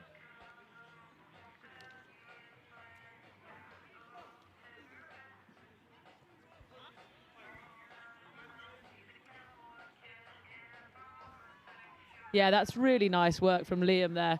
He's just managed to take the opportunity. The 9 made a really good tackle for Trinity, but wasn't able to have anyone else around him. The hooker got out a little bit slow, leaving that space for Liam to attack and exploit them.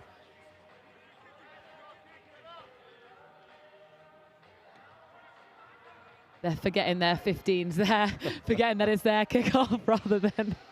It's not the first time and won't be the last time that teams do that. It's a change in mentality, but just demonstrating the significance of possession over territory in sevens. Having the ball is so much more important than being down the other end, because you can go down the other end in a matter of seconds. And that's exactly what Trinity will be looking to do here. They've got to get back on the scoreboard fast here, and they're trying to do it back down the short side, but a knock-on comes in, and Gordon's acrobatically reclaimed possession, but off go Trinity. It's a bit of ping-pong going on here. We've got end-to-end stuff. Gordon's, though, end up with the ball. Somehow no knock-on came in all that. I'm surprised to see it, because it was an absolute pinball out there. And the Trinity defence getting fatigued, but it's Jeffress again. Just showing the support there. It's the number 5 through the middle, Povey, who just put on a bit of footwork, got himself to the outside, and what was quite a chaotic bit of rugby in the first place ends up in a brilliant piece of skill to finish down the edge. Absolutely. You kind of just want to see Trinity keep hold of the ball now. They've not really gone to the ruck. They're trying to keep the ball alive, but actually by doing that, they've just spilt possession back, and especially within the last minute of the game, you're already fatigued. You know that those 50-50 offloads probably aren't going to stick in that last 20 seconds. And that's all she wrote here. Trinity falling to the good of the Gordon side here at home.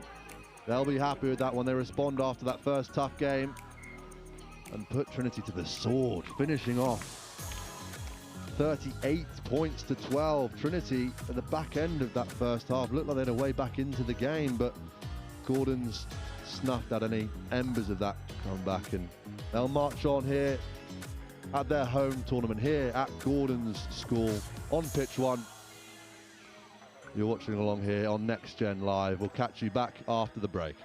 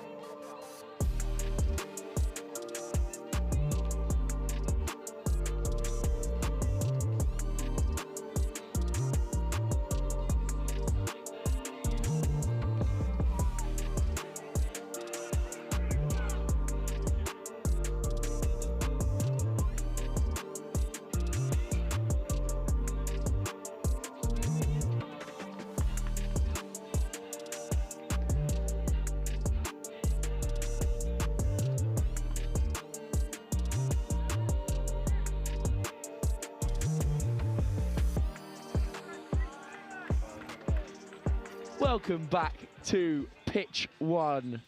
I'm Sam Bork, and I'll be taking you through the next run of games here on the main 3G pitch as that kit goes a tad wayward from Wellington College. I'm there, and if you're a long-time viewer of Next Gen, you'll be happy to hear that the dynamic duo are back up in the comms box.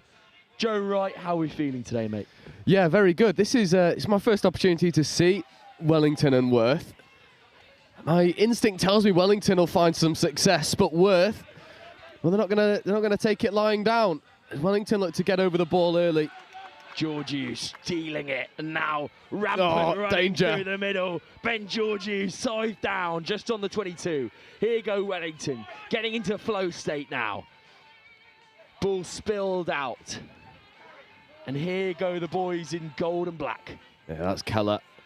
Guildford feeding away as Dickinson. Georgiou on his outside, doesn't use him. Carries instead. There's Guildford. Here's Georgiou. Cut down again. Good turnover. Turnover from Worth. Great work in midfield. I think that's the number 10, Sam Denslow. But now they'll play. Worth looking for options. This smothering Wellington defence making it difficult once more. Oh. But they have some gas in the midfield. Chopped down there on the 10. Penalty for Worth. Progressing well now. Show and go on the outside. Again chopped down by Wellington College. Off in this left-hand corner now. Can Worth come out with some points here? Moving the ball, the space is opened up. Denslow again is shot it in midfield. What a steal that is. Stolen by Wellington. Yeah, Jack Thorpe getting over the ball for Wellington. There's opportunities here on the outside edge. Worth, tired legs after going 3/4 of the way. Wellington, let's try and get offload there actually from Wellington. An advantage will come for the high tackle as well. Georgiou carries as he does so well. Here go Wellington. Dickinson in midfield. Oh, that's a huge bit of contact. They've got to bring him down.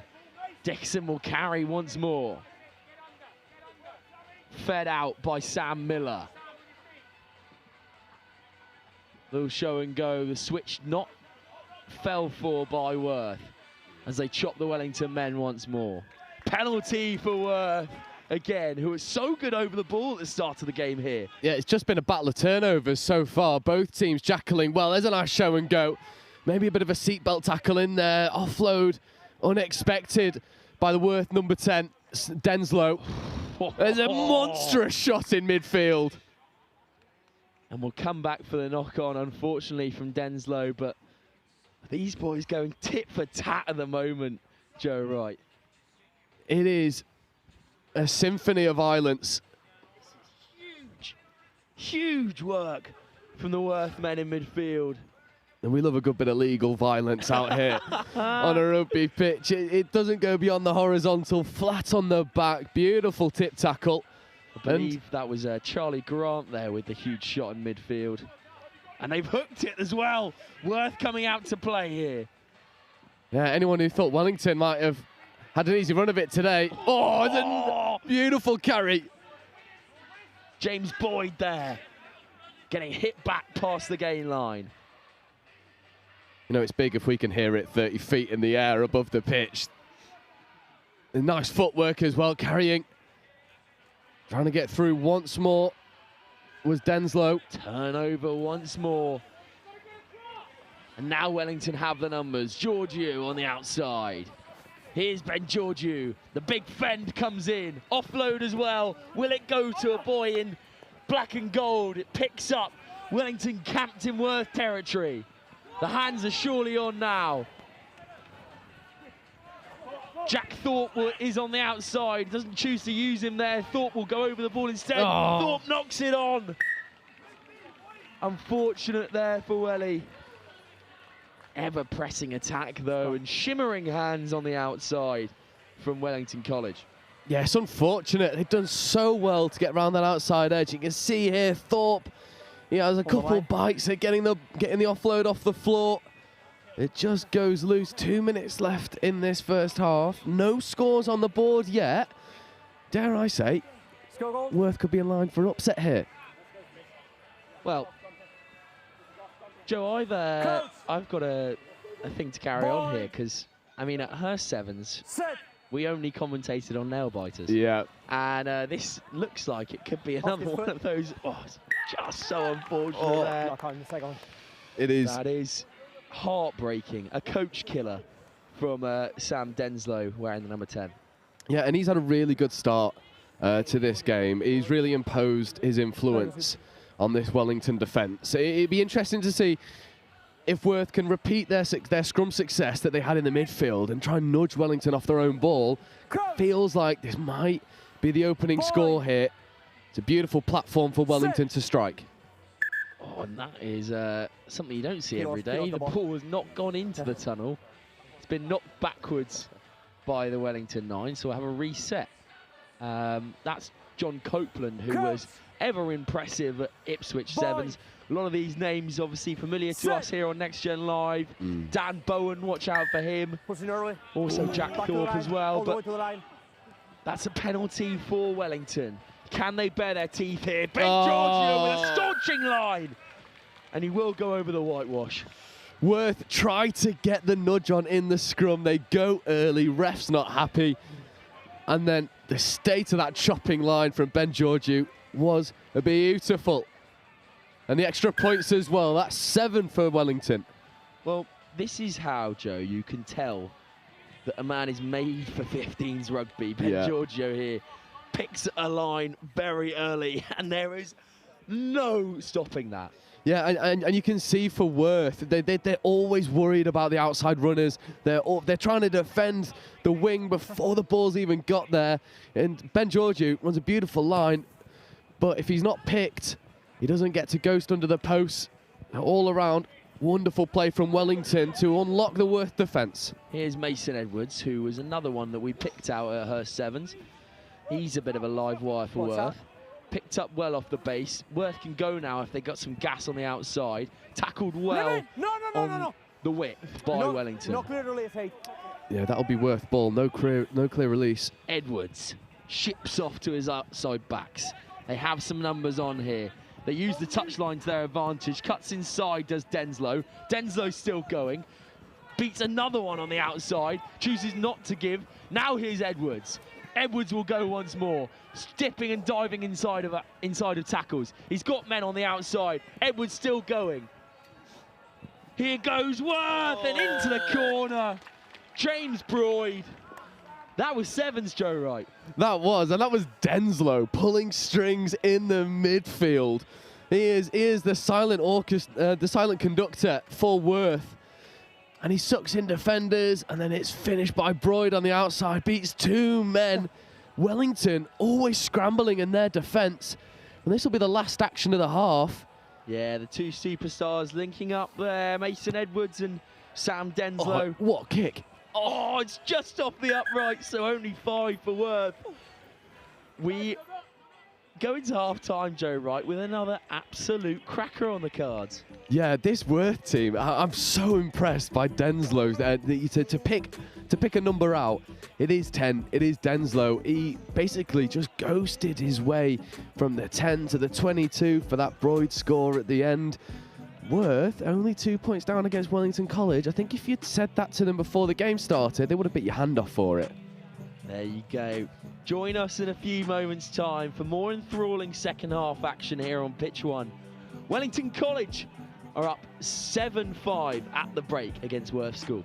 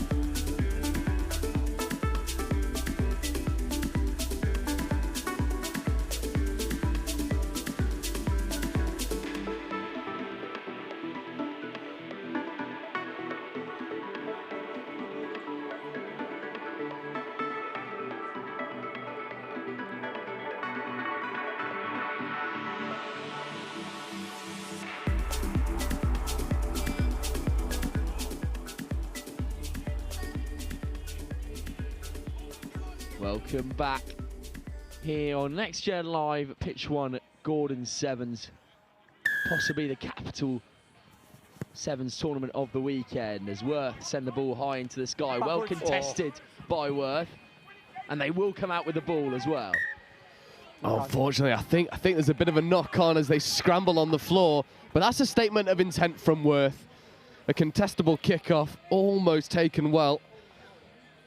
I've got a penny for the thoughts of some of the coaches for Worth and Wellington. I think the Worth coach is going to be the much happier of the two so far.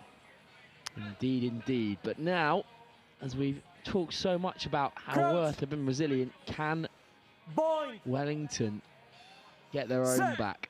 They have a few big backs standing on the outside. I believe it's Dan Bowen and Jack Thorpe. Sorry, Max Holroyd, even. Oh, that's gone forward. Oh, backwards. Always backwards, says the referee. Commentator's curse, just affecting my... no, I got it. It is forward. Oh, there we go. We might have been listening to you there, Joe. Yeah, not coming down quite as early as last time with that commentator's curse. Not yet. It'll come back to bite me at some point. I've got no doubt. Shall I take your temperature? Yeah. Make sure I'm feeling okay. I think that was really interesting from Wellington. They looked to run quite a complex strike move. Many moving parts, just not quite finding their rhythm. Although they put on a monstrous nudge at the scrum, looking to force a turnover. Worth smuggle it away. Oh, and that's not forward. Gives them an opportunity to play. Here's Dan Bowen. Bowen will pick out another of his outside backs. The kick comes through. Nobody in the backfield for Worth. Oh, here we go. It's danger. And Holroyd is onto it. Can he recover well? Oh, it's a good battle. Oh, but no. That is so unfortunate for the Worth man. Holroyd with a humongous chase there. The old adage, Joe, a kick is only as good as its chase, and Holroyd has chased his own kick. Yeah, and that kick chase, there was moments where you thought Worth have got it, they've covered it, and then that bounce is just so cruel. And unfortunately for Worth, they can't regather, and Holroyd picks it up, gives the Alan Shearer to the camera, finger in the air, and it establishes a little bit more of a comfortable lead for Wellington, but because this game's been far from comfortable for them. Yeah, definitely so. Wellington College looking to bounce back from that rather disappointing day out at Ipswich School Sevens a couple of weeks ago before half term. Oh, huge shot there from Worth. And he's forced the turnover as well. Yeah, that was massive. Zach Heiner's going to be feeling that one for Wellington. That was a huge shot. And again, like Worth, almost the masterminds of their own downfall, not claiming the kickoff bounce favours Wellington, but then a monstrous shot to force the knock on. Huge shot there from Worth, giving them a bit of free ball and another platform to play. Edwards will play 9 once more. Mason Edwards feeds Sam Denslow, who spins out to his outside backs. Good footwork on the inside. Oh, carry.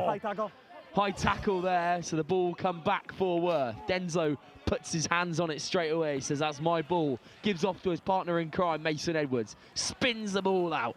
Now Worth charging forward onto the width. Yeah, good decision to come back on the inside. There was covering defenders. Wellington are going hard at the breakdown, not finding any victory, and now there's an overlap here for Worth. Denslow goes by himself. Here goes Denslow. Can he find a pass? Chooses to not go with him. Breaks the gain line as well. Edwards, nice hands there. Velvet on the outside. What a ball that is if he can collect it properly. Spitting up for Worth now. Can they get through the contact? That's a great carry. Yeah, this spells danger. There's a 4-on-2. If they spin it early and run direct, just got to fix your men and give. Instead, they try and bounce round. Might end up getting shoveled into touch. Worth camped in Wellington territory. Edwards chooses to go himself. Mason Edwards! And he gets over the whitewash. Well, Joe, we had a little thing going at Worth where we picked out a couple of players every game. I just said to you at half-time, have a look at little Mason Edwards. He's a bit of a live wire, and the extra 2 converted as well. So that will leave the score at 12-10 as well, which is nail-bite territory, I have to say, Joe, right? It is, it is. We're back into crunch time for the sevens comps. It's 14-12 to Wellington. And Worth, you know, you are completely right. You picked out Mason Edwards. He looks like a live wire. He's creating opportunities. It's interesting for me, look, having a look at the clock, 90 seconds left, or around that. It took Worth a few attempts to break Wellington down. They've not got the time that they needed for the rest of the game. They really need to try and force a turnover. As you see, Wellington just carry hard at the outside edge. Away! Phoenix Dickinson again, who I have to give plaudits to. Every time he gets on the ball, he drags about 4 men with him. We spoke at Hurst about running with purpose. Well, Phoenix Dickinson does exactly that. But here goes Holroyd, the try scorer. Massive shot in midfield, though. Turnover. Turnover territory. A minute left. This is it for Worth School to pull off a massive scalping against one of the top sides in the country. Yeah, and they were Worth were so valiant at the Hurst Sevens. They never gave up. They were always threatening. Never really took the big names that they maybe should have. This would be a hell of a result for this Worth School. Denslow goes wide to the try scorer Broyd. 40 seconds left. And it comes off a Wellington hand, so it will be Worth ball once. Oh, no. That might be a Wellington ball, actually. I think it should be That's your a money Worth ball. Cannoned off the Wellington winger. Wide of 6. So Edwards will play 9. 6. Interesting. Nice. Ollie Luff Thank at you. first receiver. Interesting that Wellington have just made 2 subs there. Oh, stolen at the last by Wellington College, but they will win the ball back, Worth here. Nice little offload. Danger. Here's Mason Edwards, the try scorer. Away! Good security over the ball. And Here's Worth, with maybe the last play, could go again. Brown, good footwork. And he's jinked his way through a couple of tackles there. Great hands on the floor. Oh, what a turnover. From Wellington College. And that will surely be the game, Joe Wright. It has to be. I think that was Phoenix Dickinson who ended up just getting over the ball, securing the victory for Wellington. Worth going so close in the end, only losing by 2 points. But Wellington, they just found the extra bit of grit at the end of that game to force the turnover and secure them the victory. Definitely so, and I'm going to give plaudits to Felix Dickinson. I'm not sure he'd be too happy with me saying this, but he's got the mould of a 15s player, but he moves so well on the sevens field, and that crucial turnover just there, Joe, was fantastic. It takes 3 or 4 men to bring him down, and if you're playing a sevens tournament, you're then defending against 2 or 3 that are left. It is a wonderful mould to have, and the purpose and the aggression at which he drives with, he really stamped his mark on that game for Wellington. He did indeed, and that will be Wellington College trademark win at the death, getting that crucial turnover. Join us for the next game here on Pitch 1. We'll be bringing you Hurstpierpoint taking on Bishop Wordsworth in a fantastic game in a few moments' time. Till then, Wellington College 14, Worth School 12.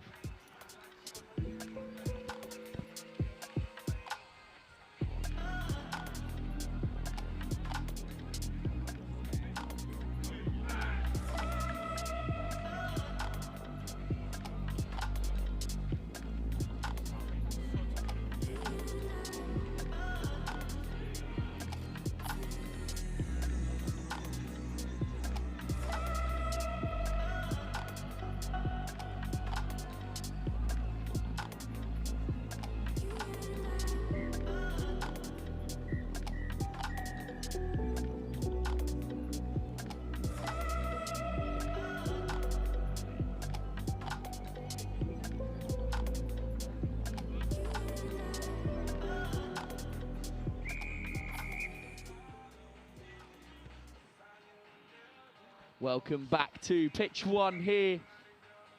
Another enthralling game in store. Bishop Wordsworth take on Hurstpierpoint. I'm Sam Bork, and I've got Joe Wright with me still up here in the gantry. Joe, many people have fallen in love with this Hurstpierpoint side. The way they play rugby has got so much, I don't know, character. Again, really nice to see them on show here. Bishop Wordsworth, we haven't seen much of over the season, but again, bringing the heat here today. But we'll see what happens. Obviously, only a few seconds into the game now. Joe, you've seen a bit already. Yeah. What are we thinking about today? History tells me that Bishop Wordsworth are going to win the plate because that's what they've done for the past 2 years in a row. However, they might have an eye on the cup competition as the little show and go might create the opening score. The gas on the outside goes full length. We've got Bishop Wordsworth below us, and the cries of no way. Well, yes way, you open the score. Brilliant stuff there from Bishop Wordsworth. It's Wilf Bate. Wilf Bate on the outside, showing the gas. God, he's just gone straight away there. It looked like for a moment he didn't quite have enough to get there, and then he unhooked the trailer and he found the extra gas to get over. He doesn't take the extra two, but what a start for Bishop Wordsworth. Indeed, as we see here, just backs himself the whole way. It's a score early on for Bishop Wordsworth. Here is try scorer Bate. He's going to get us back underway. It could be perfect. It depends on if the ref is happy.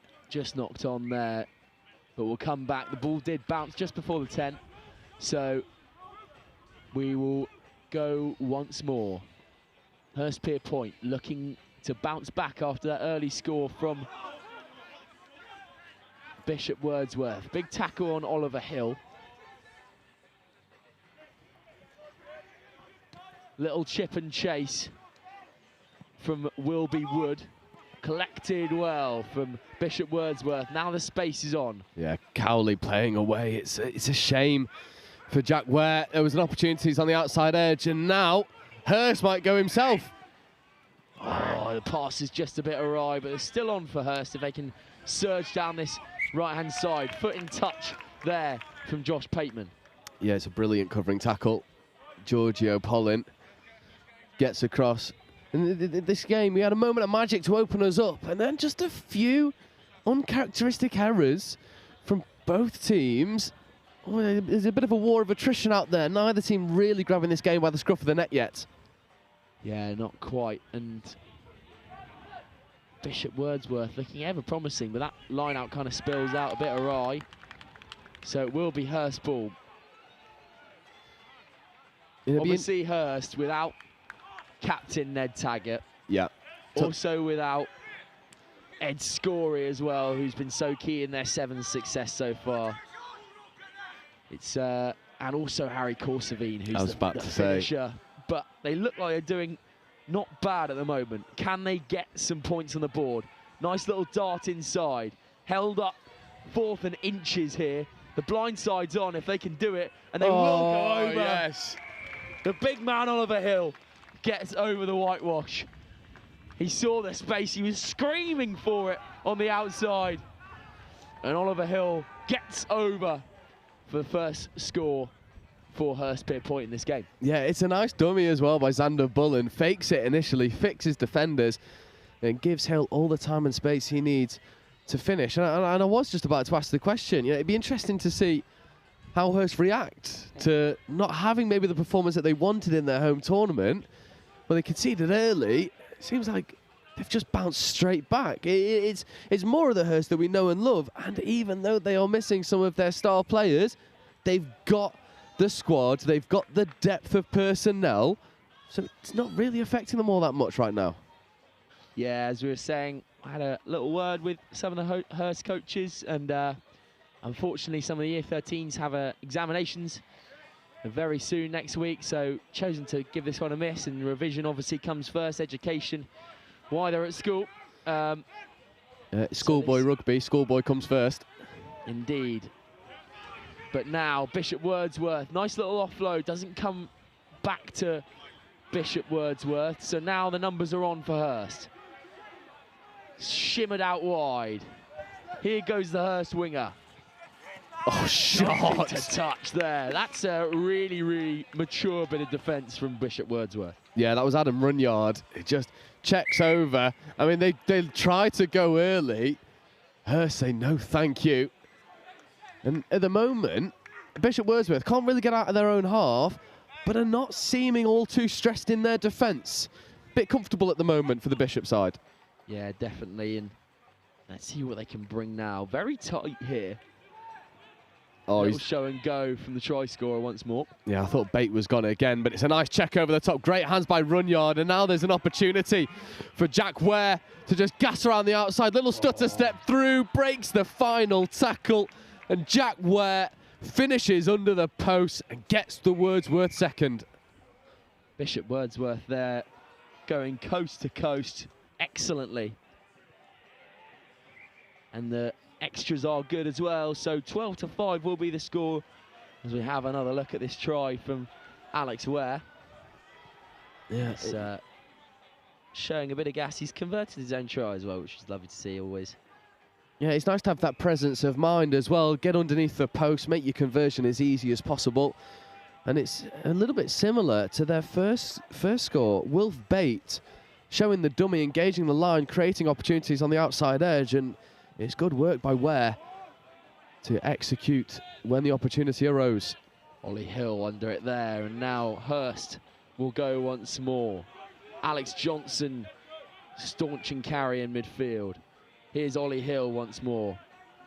Shimmering hands on the outside. That could have been a good turnover there. Unfortunately, not quite on the ball. That's hitting the 9, though. Easy penalty. And shouts of go from Hurst bench. Can they get through that gain line? Here's Johnson again. No turnover comes this time. So now Hurst will play once more. Shimmered out wide once again. Always backwards, says the referee. Xander Bullen. And now the space is on. Will be Wood there for Hurst. Flying in. That's a huge clear out straight off his feet. He's tripped over his opposite man there, unfortunately. Has, I think that was Alex Johnson once again. Yeah, it's a shame. I was just taking a moment to have a look at that Bishop Wordsworth defence. They're sending those outside men up into passing channels as early as possible, trying to funnel the Hurst attack back infield. As the calls are just get rid for half time, give us a break. But it's interesting. It's interesting showings at the moment. Bishop Wordsworth, the more clinical of the two, but I'd argue Hurst have had the better field position. Yeah, definitely so. And that will lead us into half-time. Bishop Wordsworth taking advantage over this young Hurst side. Can they get back into it? Join us for some more sevens action here at Gordon's for the second half in a few moments. Bishop Wordsworth 12, Hurstpierpoint 5.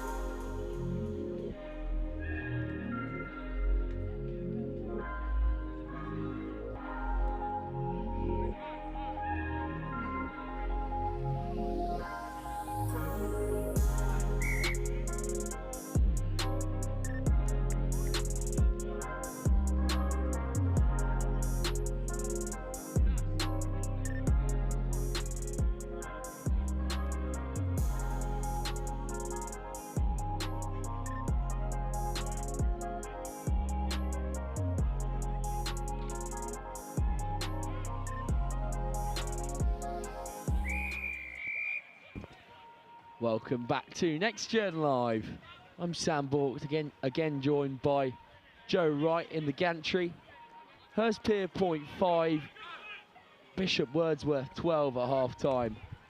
But now, it's another bit of smothering defence from Bishop Wordsworth. yeah, they do such a good job at just flying up, making the early hits, not giving Hurst any real opportunities. And now it's Stubbs trying to create a scoring opportunity on the outside edge for Wordsworth. It's gathered well and executed wonderfully by Jacob Wolf. And Bishop Wordsworth pick up in the second half where they left the first, getting a score against this Hurst side. Hot out the blocks, Bishop Wordsworth. And happy smiling faces down on the Wordsworth bench.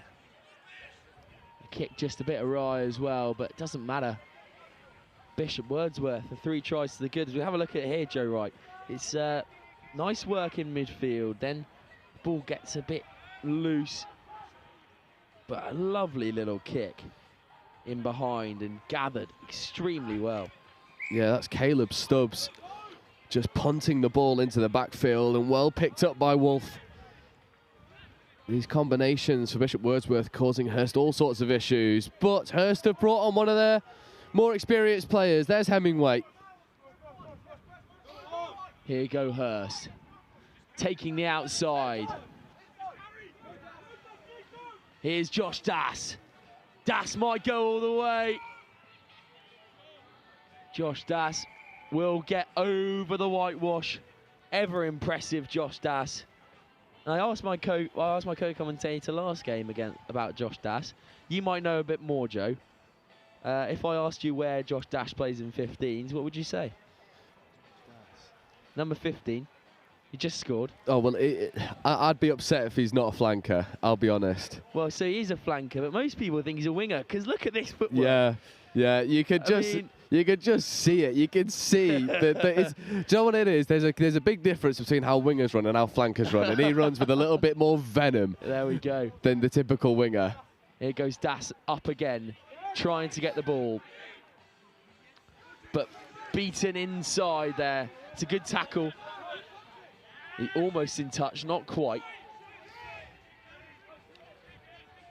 But Hurst still within reach now, but a nice little kick. Oh, I through. love it. I love the option. Seymour covering the backfield. Here's Eddie Hemingway. Hemingway slips through one. Hemingway with the offload. Oh. Loses footing, unfortunately. Hemingway's still got the ball. Here goes Eddie Hemingway. Nice little bit of evasion. Gets side down. This is so much better from Hurst. Seymour. Here's Josh Das on the outside. Das cuts inside. Oh, it's got away. And that will be try time once more for Hurst. That's a flanker's carry if ever I've seen it from Josh Das. Just sides through the 2 covering defenders of Bishop's Wordsworth. And all of a sudden, we're back in a tight game. 2-point conversion to come is taken well. It's a 5-point game. Hurst, well, they roll on the fresh legs and they're causing Wordsworth all sorts of problems. Well, there we go. Bowen gets over the whitewash this time, but the introduction of Hemingway, Seymour, Das has proved so good for Hurst. Obviously, Johnny Seymour, one of those big names missing at Hurst Sevens. They left a lot of points on the board in the conversion category. Seymour definitely adds a lot to that. Das will try and take the kick off once more. But Bishop Wordsworth still in the lead here. Oh no, we're tied up, actually. Seymour wins it back. Recovered by Hurst. Here's Johnny Seymour. Seymour with a little show and go. Gives off to Das. Ty Hollands. Seymour plays 9. Bowen.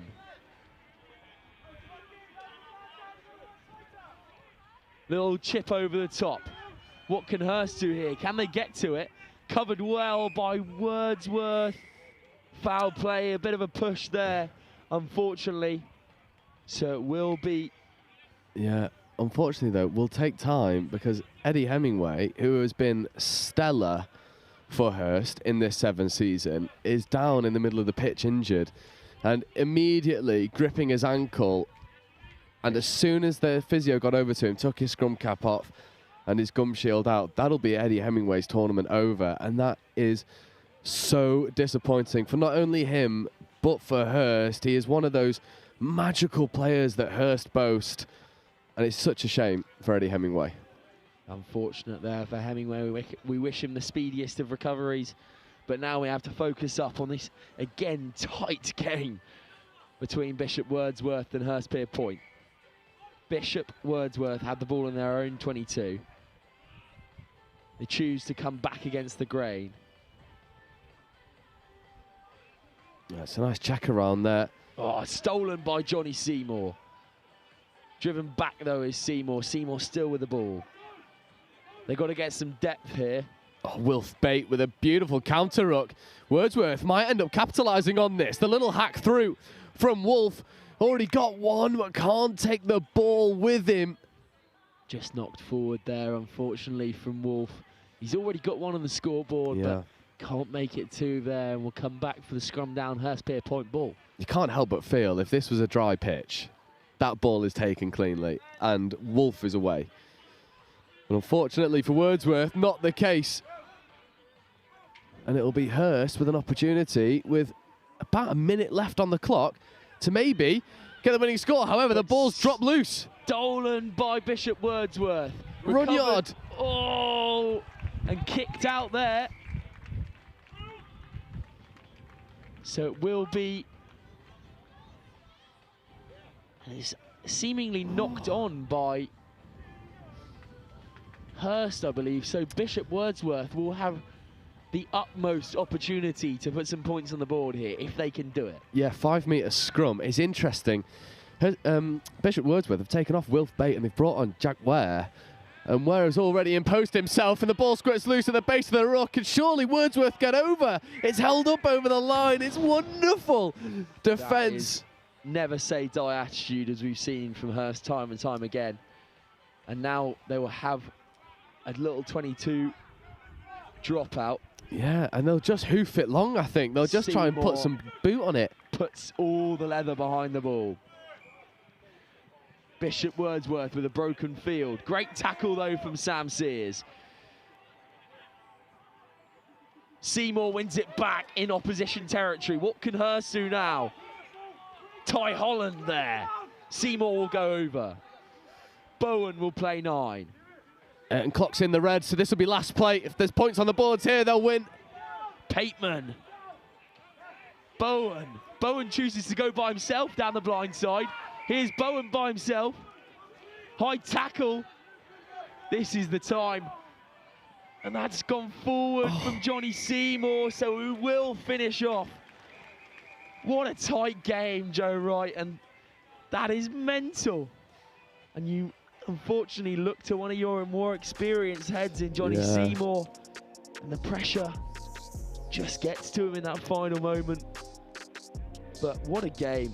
Yeah, what a wonderful end. That final minute was insanity. Bishop Wordsworth and Adam Runyard, you felt like had the premier opportunity to get over in that far corner, couldn't execute.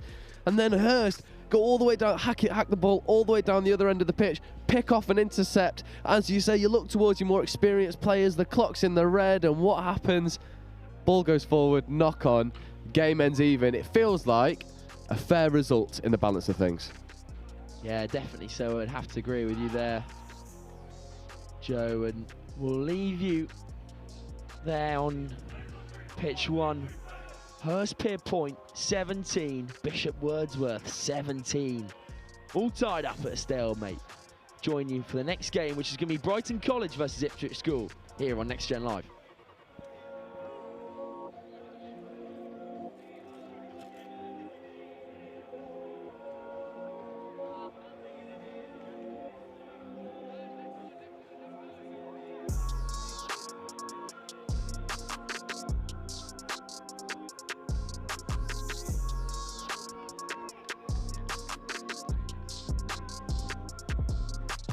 Welcome back here to pitch 1 at Gordon Sevens.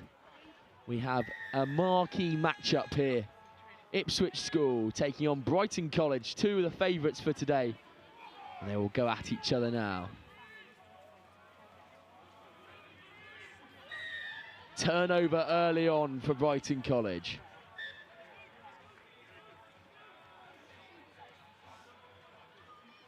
Now they'll play in. Nice work down the down that short side, and Brighton will get in for an early score. Fantastic work from the boys from the south. And that is a very early score. Samax hands off to his winger, Toby Kay, who'll get over the whitewash. And that is a very, very early score for the boys from the south coast.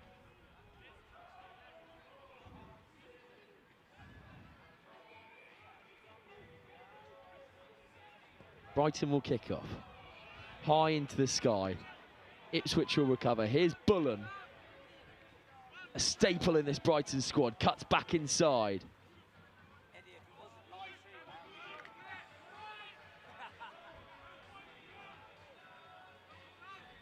Ipswich still with the ball. Cutting back inside. They could be on here. They've got the numbers. And that will be try time for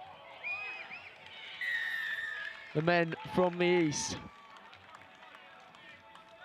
Fred Oliver with the Northampton Saints gets over the sticks there. Fending off well in that last challenge. That will be a full 7 as well. Nice bit of work from Alfie Tedbury. And then Oliver with the gas to get over the whitewash. Again, this Ipswich side have been ever impressive so far. But Brighton College last week, a few weeks ago at Ipswich Sevens, really came out to play. But they were in the group of death with the eventual winners Whitgift, so didn't get through all the way. High into the sky here. Bullen tries to recover. Recovered well by Ipswich. They'll fire over the ruck there. Bullen has some trouble getting it out. Bullen. Tedbury. Ball just squirreling away.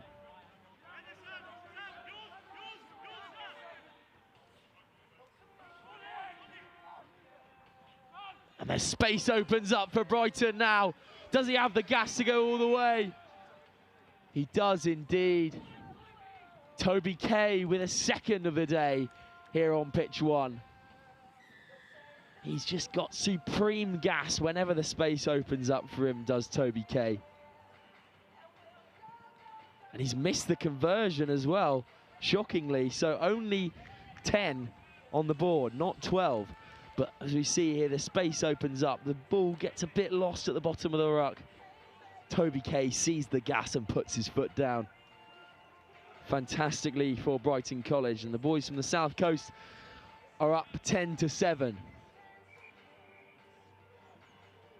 Dearsley will kick off.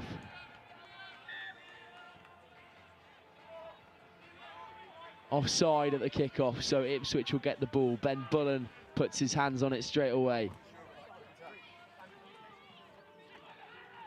Ipswich surging through the phases. And now out on the outside. Can they go over once more? They can.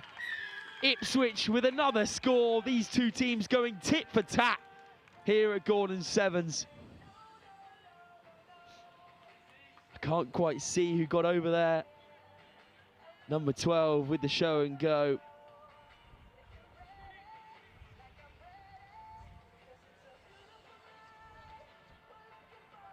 And that is no go on the conversion as well. So Ipswich will say 2 points in the lead.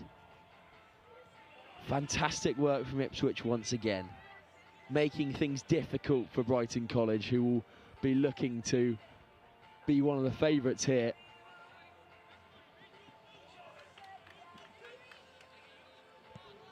Harry Carter with the kickoff. Jerry German underneath it. Doesn't win it back this time, so Brighton will have the ball.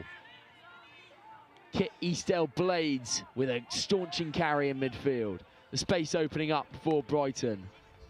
Seb Datta, who's been ever impressive in this 7th season. Stepped inside, Dan Corkovin. Here's Data once again. Eastell Blades with a nice offload, and that will be try time, I'm sure, once again for Brighton College. This time it will be Sam Axe who picks a hole, axes through the defence there for Brighton. And that will put the boys from the South Coast up on top, and the kick has gone underneath the crossbar once again from Brighton College, so only 3 points ahead. Nice step inside from Corkovin, and then Data shifts along. It's an unbelievable pickup actually from Sam Axe, one-handed, and he goes all the way underneath the sticks. Here's Jerry German. Ben Bullen to play 9. Ball shifted out. Here's Don McArdle. Don McArdle still going. McArdle just spills out there, unfortunately, for the young man. Now Brighton have the ball. Inventive offload there, but will come back for the scrum off the knock-on. This game refereed by the trusty Alex Peggy. The officiating is of utmost importance at these tournaments, and we are ever thankful for the referees who do it. If you recognise that name, Alex Peggy, once of Tunbridge School, in their kind of golden generation. Early push from Ipswich. Nice little show of feet from Brighton, but knocked on now. Ball swung out. Here's Jerry German. German cuts back inside. Jerry German still going. It's a humongous push in his back as well. Scything through the defence are Ipswich now. And now wide. Surely it will be try time. Stopped at the death by Brighton. And a great counter-ruck, but off their feet. Don McArdle will tap and go. Wilding will knock forward, unfortunately. Again, Ipswich ruining missed opportunities here. 2 drops in very important areas, and that will bring us into half-time.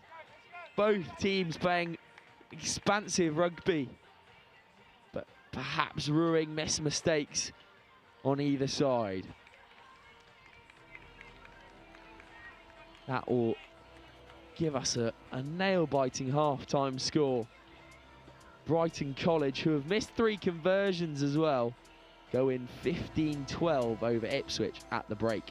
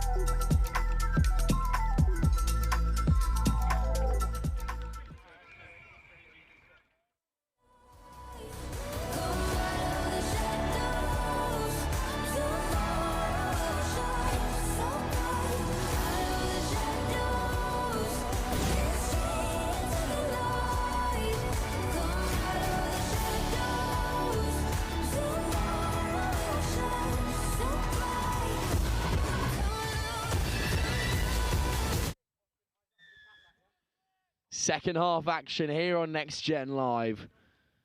Thank you for joining us once again.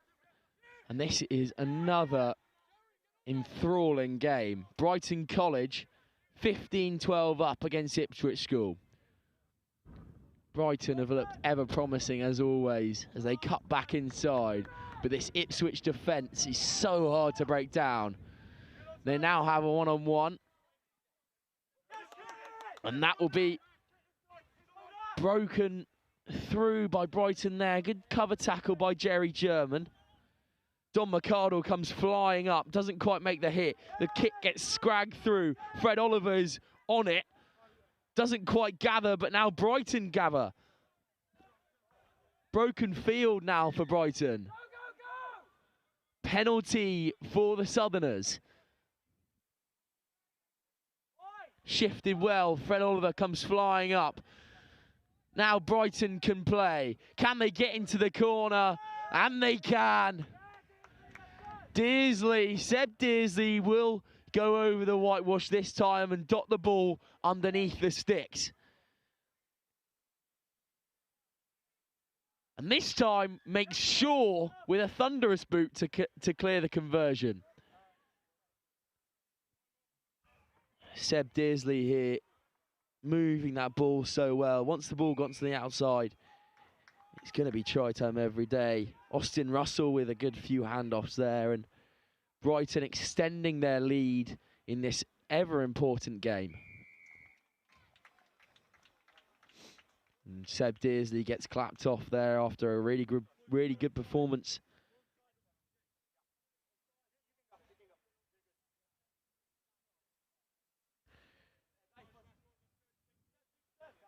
And a little delay here in the play.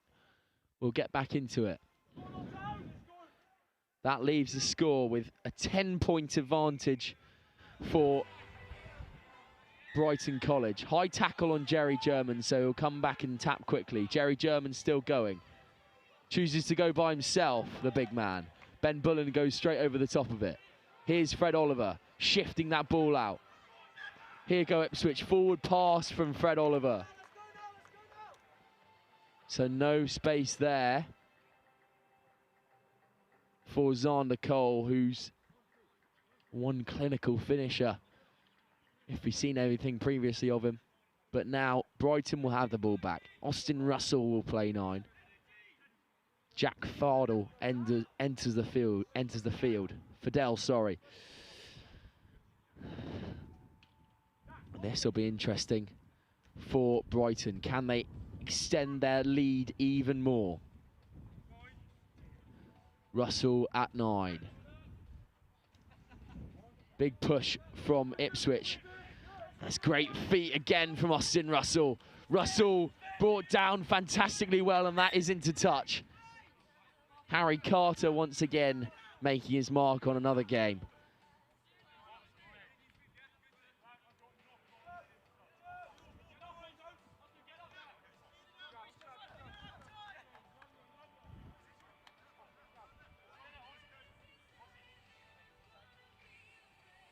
Bit of a stoppage in play here while Ipswich make some substitutions. Fred Oliver to play 9. Harry Carter stands outside at first receiver, stolen to no effect by Brighton. Here's Fred Oliver with the big boot. The chase is on. Carter and Oliver chasing together. The rest of them hang back. Broken field for Brighton College. Big fend. Now Brighton can play.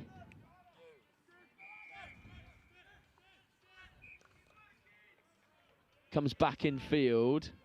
Kit Eastell Blades there. Again, pulls back the option. Otto Don Brown. Nothing silly now from Brighton as they're just working out this Ipswich defence. They're perfectly happy sitting here. They trust their hands. Nice little offload on the edge. Again, just keeping the ball alive so well here. Here's Fidel. Fidel with a little offload. The men were on there. Don McArdle comes flying up. Doesn't quite make the tackle, and now they've got an overlap. The boot comes through. McArdle will recover. He's got time here, Don McArdle. What's he going to do? McArdle. Little hitch kick there. Runs into a bit of trouble, but Bullen is over the ball. Here's Fred Oliver. They've got men on the outside. Xander Cole here. The space opens up for Xander Cole. Scragged down, and the ball goes loose. Advantage for Brighton.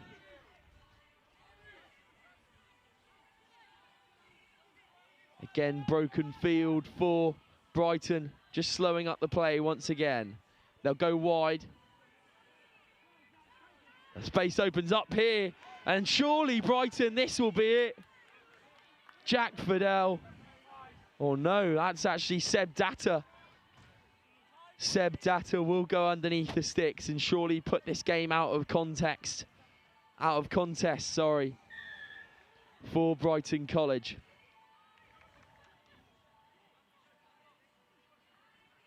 Seb Datta will convert his own kick as well.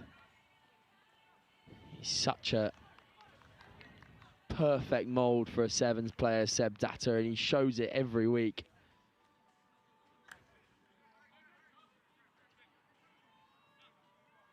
He's one of those players Brighton College constantly look to in these situations to show maturity and skill in these types of games. But here go Ipswich for the pride of the badge now. Bullen unfortunately knocks it on, so it will be Brighton ball once more. Fidel. Now off to Lawson Brown. With a bumping run through the middle. Turned over from Ipswich. Not releasing on the tackle, so still Brighton ball. Fidel will get his hands on it. Lawson Brown picking a nice line.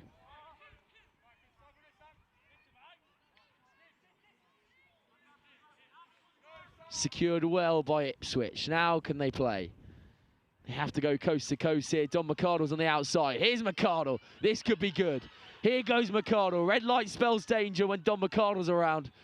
Nice little offload as well. That's fantastic from Ipswich.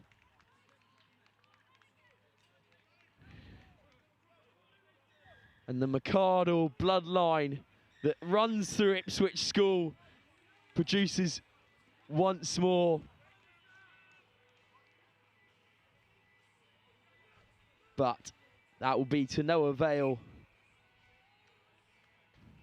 Brighton College come out victorious once again. They're looking like heavy favourites at this tournament.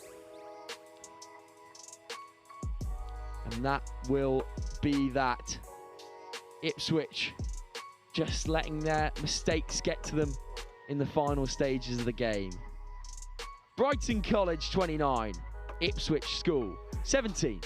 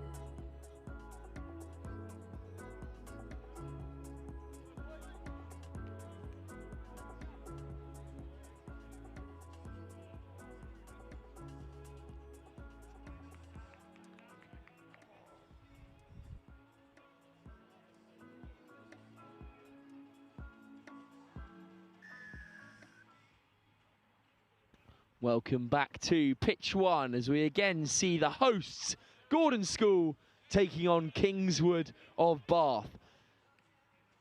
Gordons have started extremely well here today, and they look to do that again, and they could be on in the corner, just dribbles out, unfortunately. Gordons looking through their talisman, Jack Firebrace once more, who's been controlling things so far today. And the speed of Liam Jeffers out wide is ever present. But here's Kingswood star man, Ewan McDade, trying to make something happen.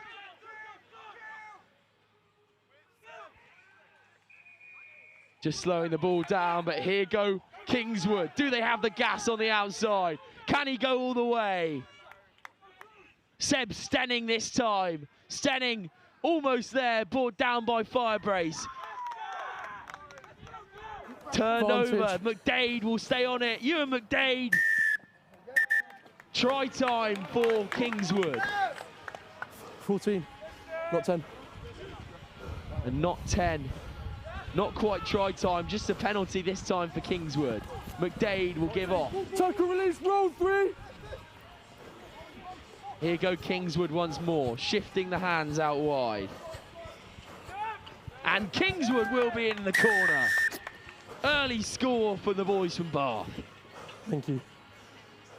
I'm joined once again by Joe Wright. Joe, how are we feeling? Yeah, Tired. I've just sprinted up this this bit of scaffold to come get back up. It seems like, well, touch wood, another scorcher here on pitch 1. Indeed, indeed. Gordon's with that early yellow card for not being 10. Not on the. And Kingswood of Bath making things happen once more. You were talking to me about this Kingswood side. It seems like they've got 1 or 2 7 specialists amongst them. They do indeed. Watch out for number 2, Ewan McDade. He is their 7s captain this year. He is a specialist in the type. He knows what he's doing. He's so jinky within the play. Really gets around the park well, I believe. Yeah, it'd be interesting to see how Kingswood, if they can maintain this lead or even capitalise further over Gordons. That's a good carry.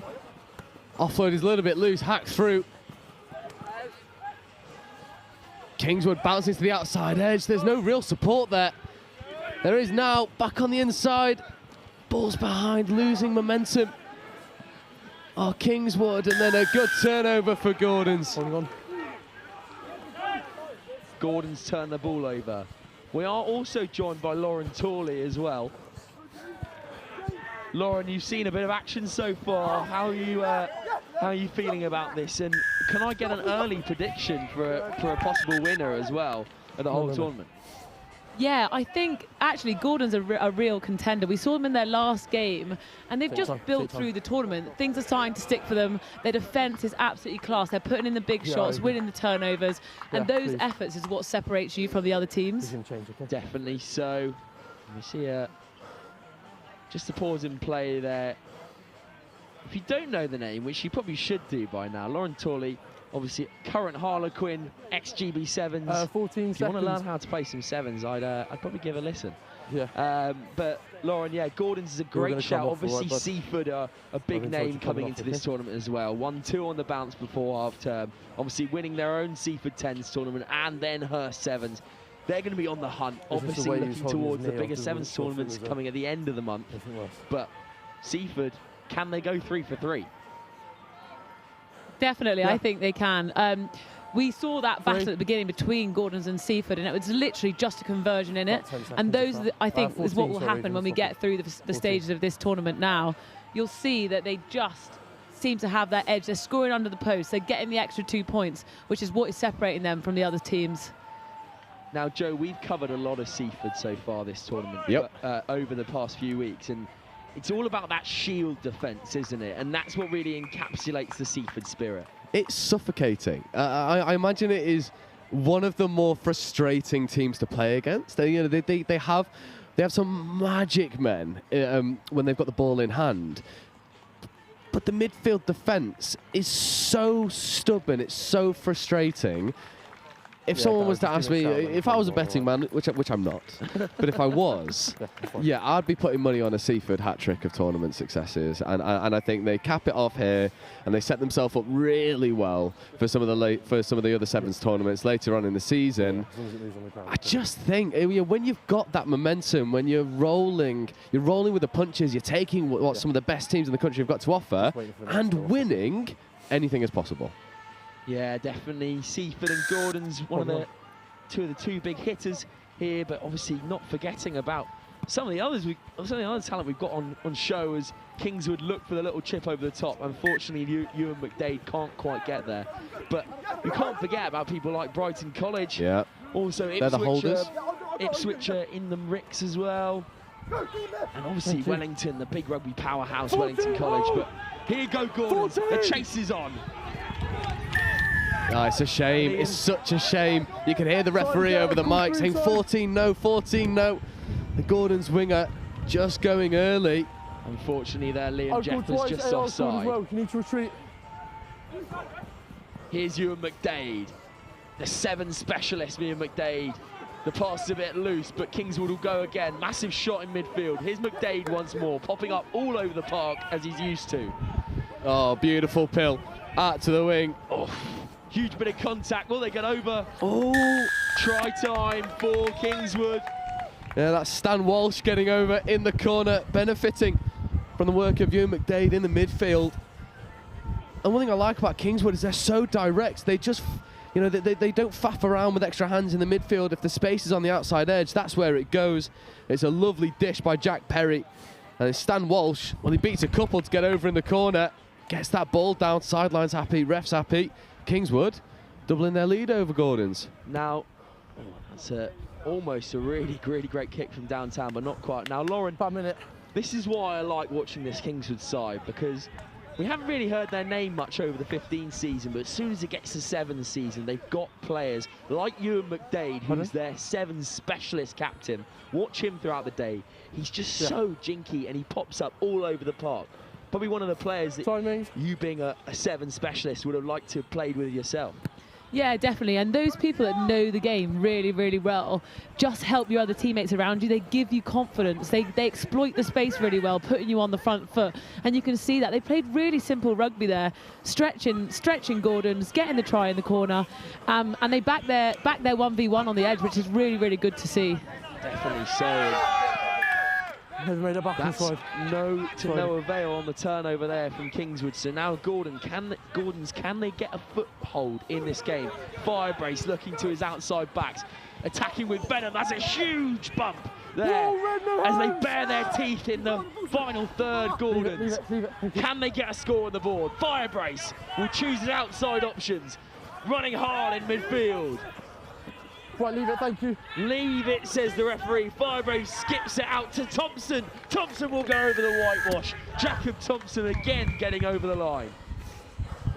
What a horrible shot on the far side from Gordons that kicks them into gear for their attacking set. And they finally get over the whitewash. 30 seconds to half time. Gordon starting slow. Kingswood really blowing them out of the water early. They just start to shift through the gears, find their feet in this tie. Conversion is good. And it's 10-7 going into half-time. The Gordons finding inroads back into this. Going quick.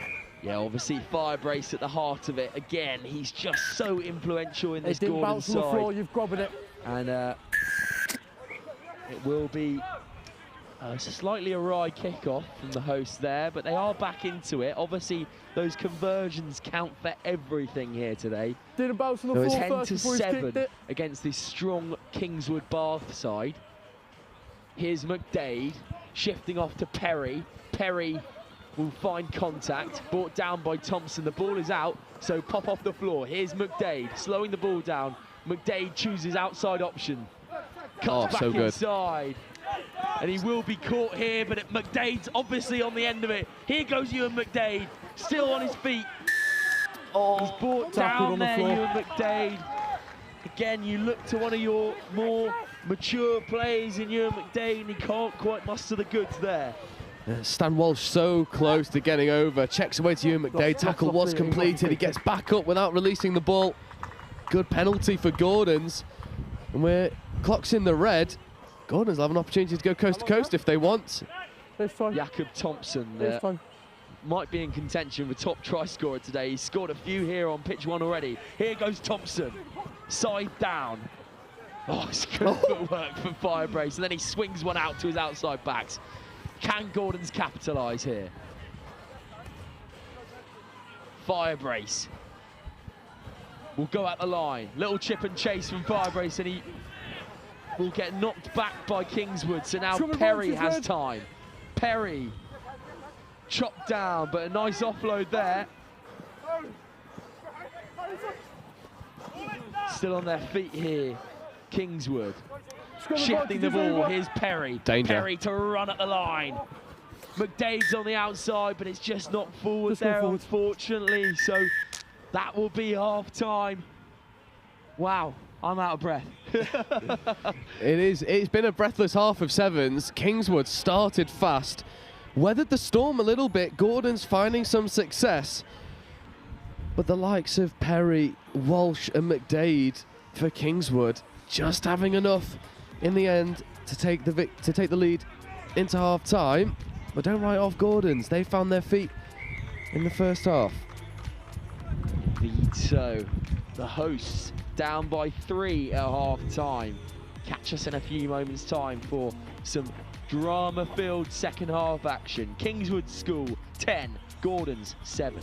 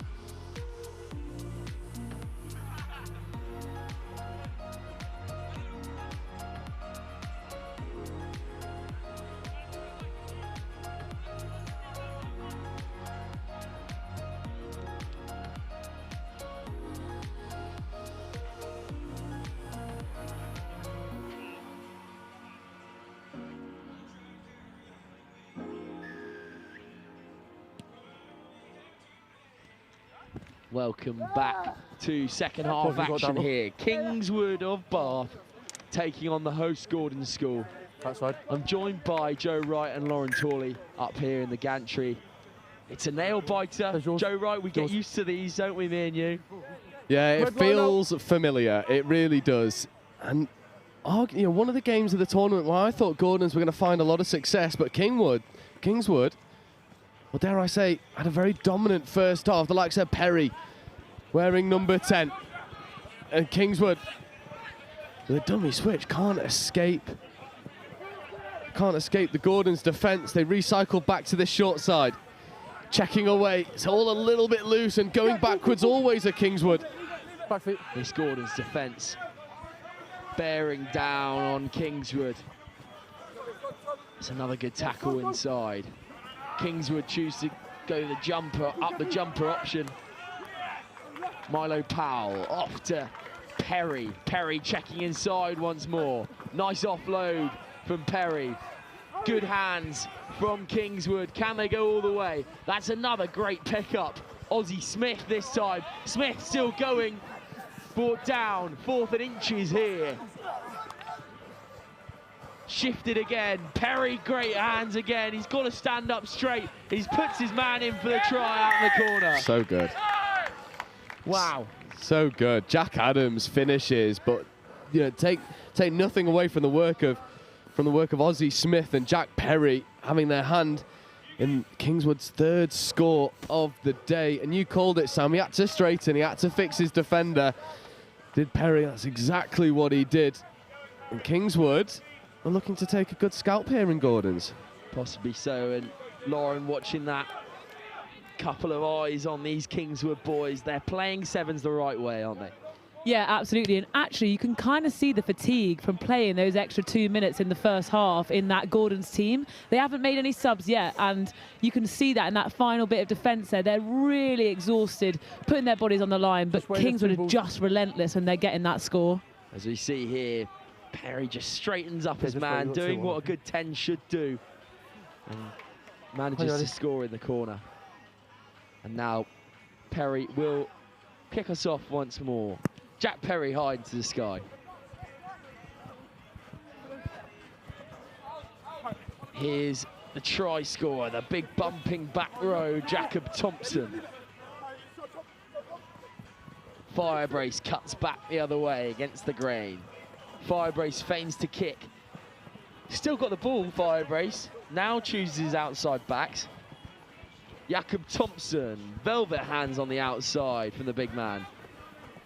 Thompson again, scragged back.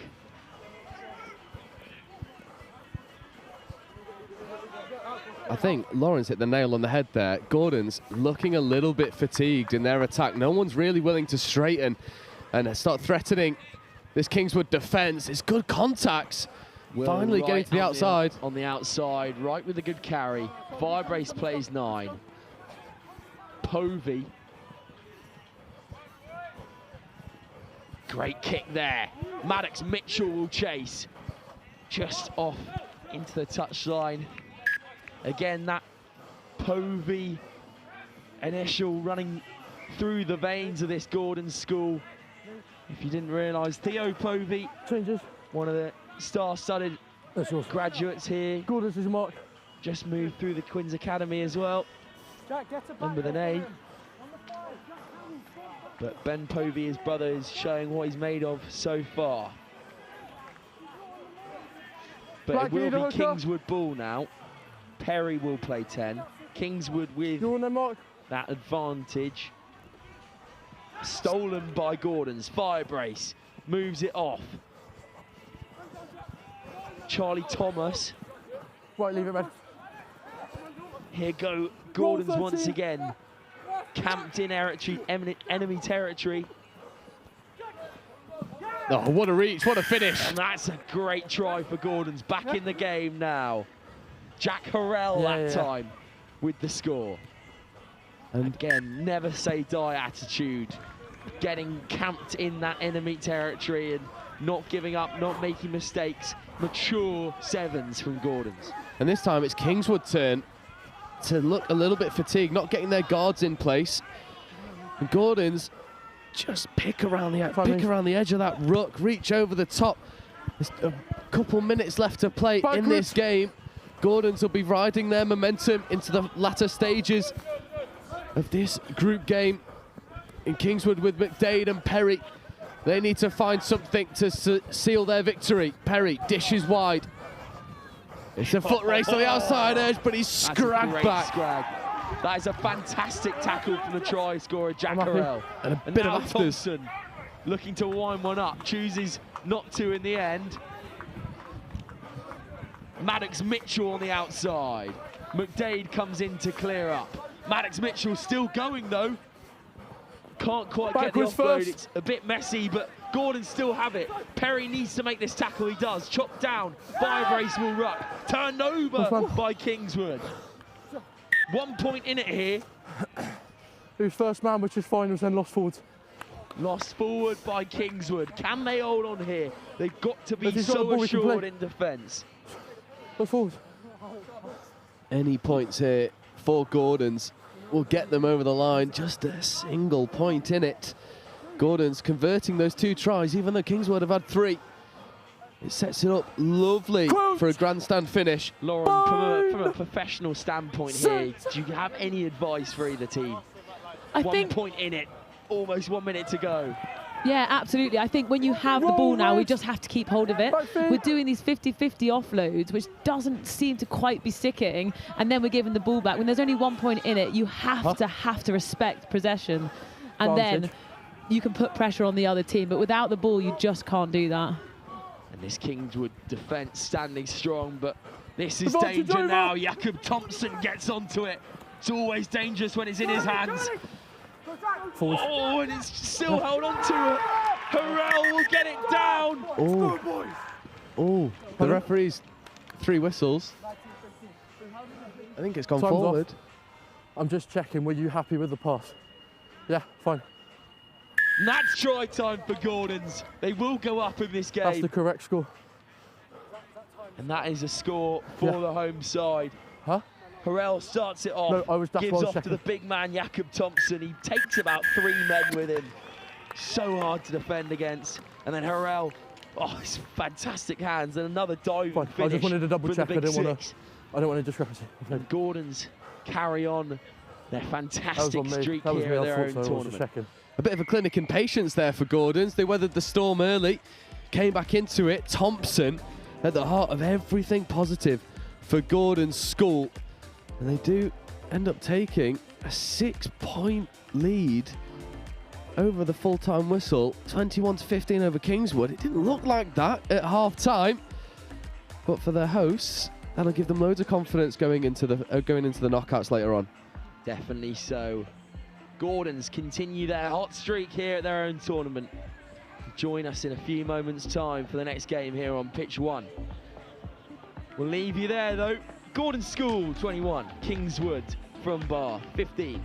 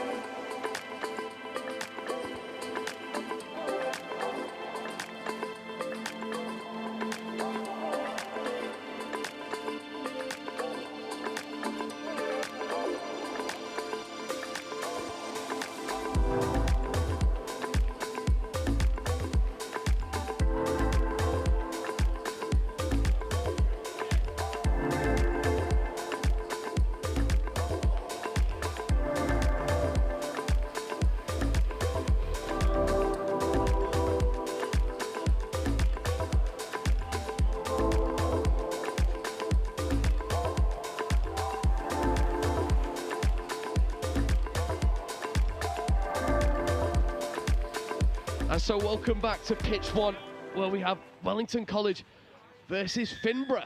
Finborough coming off the back of a good outing at Merchiston Castle Sevens. But Wellington, Let's go. one of the well-known powerhouses of schoolboy sevens. And I'm joined by Elijah and Will, we're both from Wellington. Boys, first of all, how are you doing? Yeah, great, thank you. It's awesome to be up here. Best seats in the house, and yeah, it's great. It is, and it's the best seats in the house to see Finborough go a score up early doors. Yeah, that's not what we wanted to see off the kickoff. We want to try and get the ball back there, but unfortunately, they managed to break through. We talked a lot about a fast start, and they've really got one over us there, but They're just not pouncing on the kickoff. It's not a great start from Wellington, but it is so early. It won't be all, you won't be stressed about the scoreline all that much right now. To get a bit of an insight from inside the Wellington camp, aside from some of the bigger names of the team sheet, is there anyone to watch out for? we've got a couple of good boys playing today. We've got Jack Thorpe just down here in the midfield. I think he's wearing number 1, quality player playing for Bath under 17s. Ben Giorgio, I can't hear you. number 3, Quinn's Okay, boy, yeah, we and can Dan play, Byrne, yeah. similarly Quinn's boy. It's okay, we didn't play him. Yeah, we picked out Ben Giorgio. Yeah, it's He okay. had a hand in a wonderful game. It's on too late now, I live can't come stream. back now. And one of our favourites on commentary, partly because Go of with the the name, colour, partly because go of with his the running colour and style, say it, yeah. Phoenix Dickinson, who runs with such venom every time he gets the ball. For sure, Phoenix, yeah, he's a physical boy, he's a big boy. I mean, not built for the sevens field, but he's making it work and he's doing well. It's a purpose-built Phoenix Dickinson, but he takes down 2 or 3 people with him, creates space on the outside as Finborough Worth looking to find their way towards the outside edge. It's a good Good tackle. chop tackle. There's Dan Bowen. And again, working hard. Okay, roll 5 now. Dan Bowen.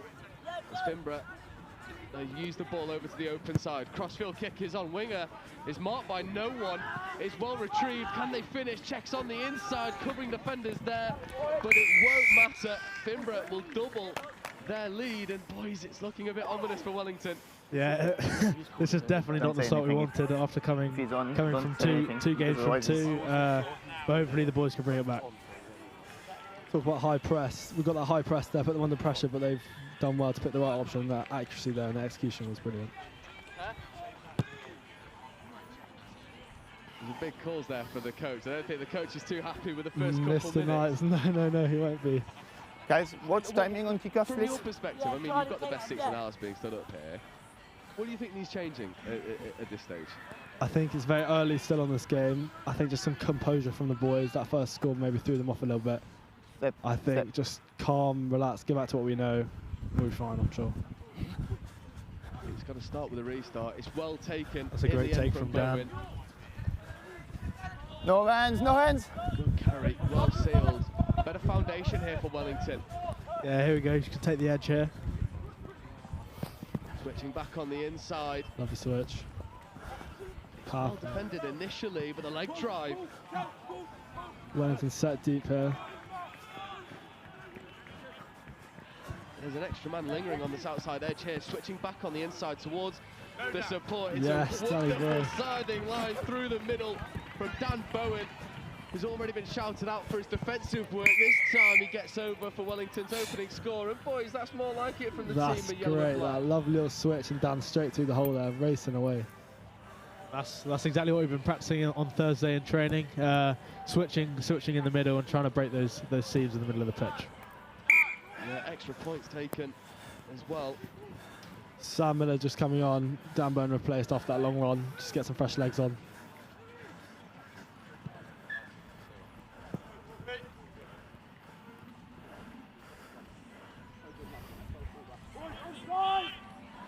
Kick-off taken by John Coupland. Stacked to one side. Lovely kick-off. And Ben Giorgio nearly picked that one out. Just a knock-on advantage. We're on here blind. Advantage is over for Go knock-on. Gully. Good feet there from Gully. And he's still going. There's no one there on the outside edge. It doesn't matter though, because in the end, I believe that's Zach Heiner who gets over. Boys, that's better. That's lovely rugby. I mean, Sam Gulliford there, wow, he's doing bits. Lovely steps, gets across the field and plays to the space. Beautiful rugby. That feels like a more characteristic Wellington performance. Not letting the ball stay on the floor for too long, and just like that, you are all square at 14-14. Yeah, brilliant. That's a great bounce back from the two try deficit. I think that's come from the coach screaming on the sidelines to you. I mean, they felt the pressure clearly, so had to perform. Doesn't look like a man who takes no very well. Well, Wellington with the restart. Claimed well by Finborough under no real pressure, and then straightens through the middle.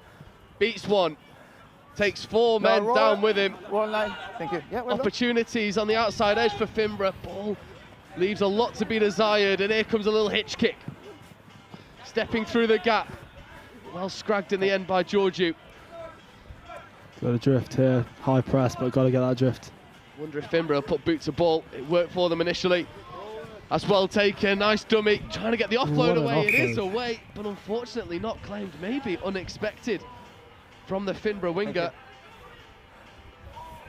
And boys, there's the warning signs. That's what Finborough can do. I didn't tell you. Finborough poking holes, making us work hard, but I mean, you see the scramble defense there, getting on top slightly and just forcing that error. Let's go. Here, we're on the 5.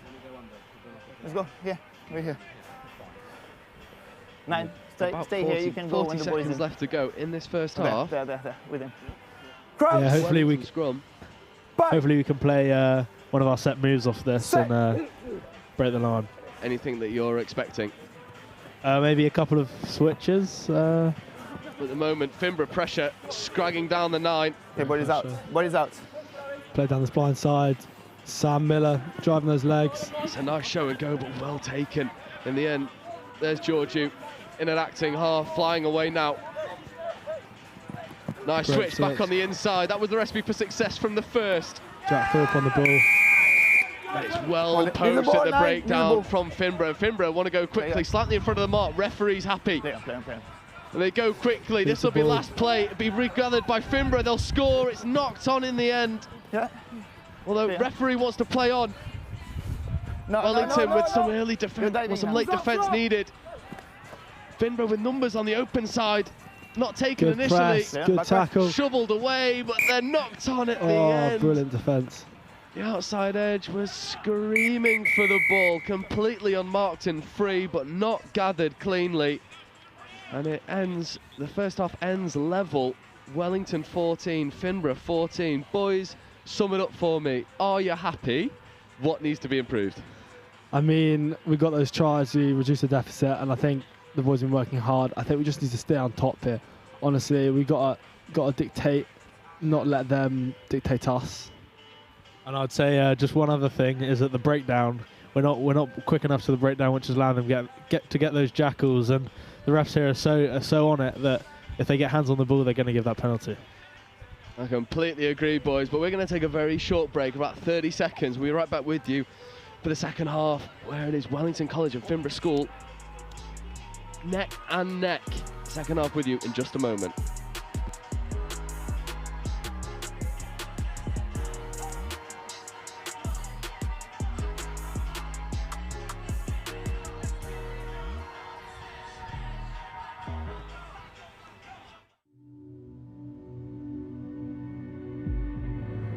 They're not used to being under pressure like this.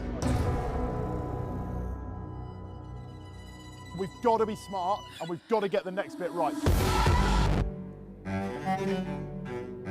Get on top of them, okay, that's where we go from there.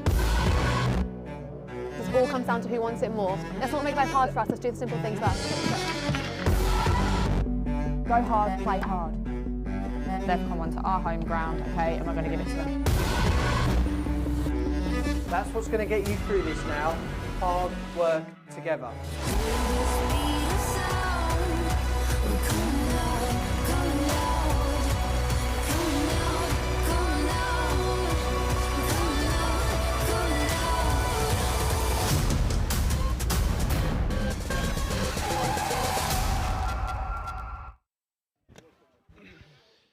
So here we go, second half underway.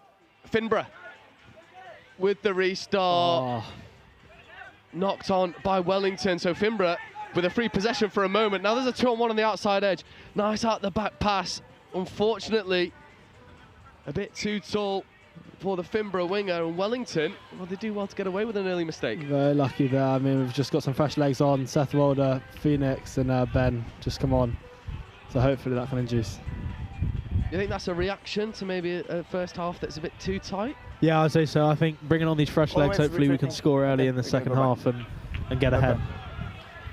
And managing the workload over a day tournament, that's important, using all your subs. Guys, stay there. Finborough looking a little bit light on the ground in comparison. That might play a factor later on in this game. As it stands, Finborough ball off the scrum. Nice midfield platform. It's out the back quickly. There's a 3-on-2. It's well carried. It's juggled on the offload, but gathered eventually, and Finborough striding through. No one can take him down for Wellington, and it's a similar recipe than the first half. Finborough starting quickly, almost catching you out. Powerful run that. I mean, he's done well there to beat quite a few defenders. Unfortunately, just got to make the tackles, just got to stick on. Yeah, those missed tackles proving costly Stay there. You're in the for Wellington. And Finborough with the extra 2 potentially. It's coming back towards the post, but never really had the legs. So it will remain 19-14. But Finborough will know that this isn't a safe scoreline. Wellington coming back from 14-0 in the first half. Guys. It wasn't a good start there. It's a bit sticky, a bit loose at the restart, and they're never really getting guards put in at the ruck. It didn't really look all too cohesive. I think in the case with these tournaments, with these big breaks, I think it's just a case of switching on. I think the boys have found it quite hard recently to switch on. Yeah, that's not gone 10. So Wellington get a free kick at the restart. It's been taken quick. Jack Thorpe aggressive on the ball. Coming back over towards the numbers. There's Phoenix Dickinson. Carrying well, avoiding a few, and then straightening through contact, taking two men with him. The leg drive is powerful. Phoenix Dickinson might go all the way. Oh my days! Yes, he will. He carries from halfway, and no one can stop Phoenix Dickinson when he gets ahead of steam. And boys, we were saying he's one to watch. There you go. Wow. That right there is just brilliant from Phoenix. Just not scared of the contact, taking on the players and just taking the ball over the line. Absolutely brilliant. Not to call you guys out on live stream, but you said he wasn't a sevens player. You know what? I've never seen him play sevens, but he's done well there. He's really done well. That defines Phoenix Dickinson, that one right there. I'd be saying a sevens specialist by all account. You'll see it on the replay. Phoenix Dickinson, well, he takes the contact on the 22 line and just keeps those legs driving, spins over, grounds the ball. And Wellington, well, they need to follow in Phoenix Dickinson's wake. Start to the right side. Played by Finborough. So no free kick on the restart. A little bit of a tip tackle. Referees are happy with it. Finborough, numbers on this outside edge. Dummying, back against the grain. Well stepped away, not taken. No. Good job. There's an opportunity for a turnover. Wellington asking for the referee's permission to go hard at the breakdown, but the ball was available. Tackle now. Wellington going hard at the breakdown, and it's well taken. And fast played by Holm. Yes, Holm. Get the ball away. Phoenix Dickinson, the man. Oh, show and go. And again. Back on the inside, looking for the little basketball pass, finds his support runners. Oh, brilliant. And surely, surely Ben Schneider had to go over. Line. Phoenix Dickinson Great taps hands. and dishes. Now there's a 3-on-2. Not a lot of momentum coming from Henry Holm. Staying a little bit too static. Just got to go for the liners. Holm, he does in the end, and Wellington That all get started their reward. That all started with Holm and finished with Holm. That's brilliant play there from the boys. Started in the midfield and then finished over the try line. Finborough. Wellington stunning Finborough with two fast Make scores. sure we're going back. Onside Sam Golifinzak kind of coming on just now. Extra points taken well. 2 minutes left to go in this game, and that feels a little bit more characteristic for Wellington. Phoenix there just getting a quick 3-minute, 4-minute burst and then coming back onto the bench. Well deserved. Arguably the most valuable 3 minutes of Wellington Sevens here at Gordon School belongs to Phoenix Dickinson. We love him here at on commentary. What Wellington won't love is the botched restart. Yeah.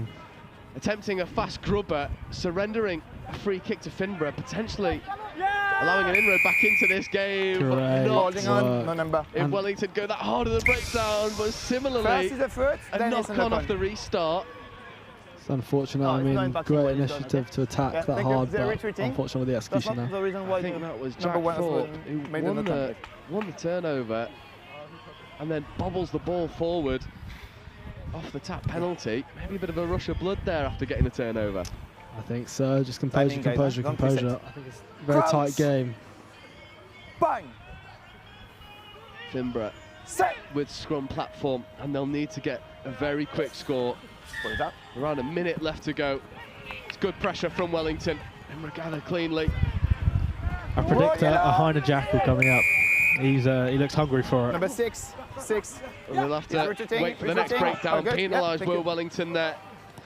But that forced offload from Finborough leading to knock-on advantage. It's checked away, bobbles into touch. Forward into touch. And it's all got a little bit messy here in the latter stages of this game. Bit of fatigue creeping in. Scrum. John Coupland rushing on, Jack Thorpe off. Forward, good shift, Jack. into touch, scrum cool. Boys, I'm going to put you on the spot here. I know it's all right, where my vote is going. Wellington man of the match. I mean, I think it's got to be. He wasn't on for very long, but he laid his mark down. Phoenix, the main man, Dickinson. Yeah, and I'm just spying on him in the Wellington sub box. He's taking a big lean on the dugout. Well deserved. As Finborough with a little chip and chase in behind the flat Wellington line. No real support. Wellington, nice show and go. Good feet there from Heine. Heine beats himself in a phone booth. Well done, Dan. Well held, yeah. That was Dan Bowen who opened the scoring for Wellington. Really set his stall out early. 2 good defensive interventions.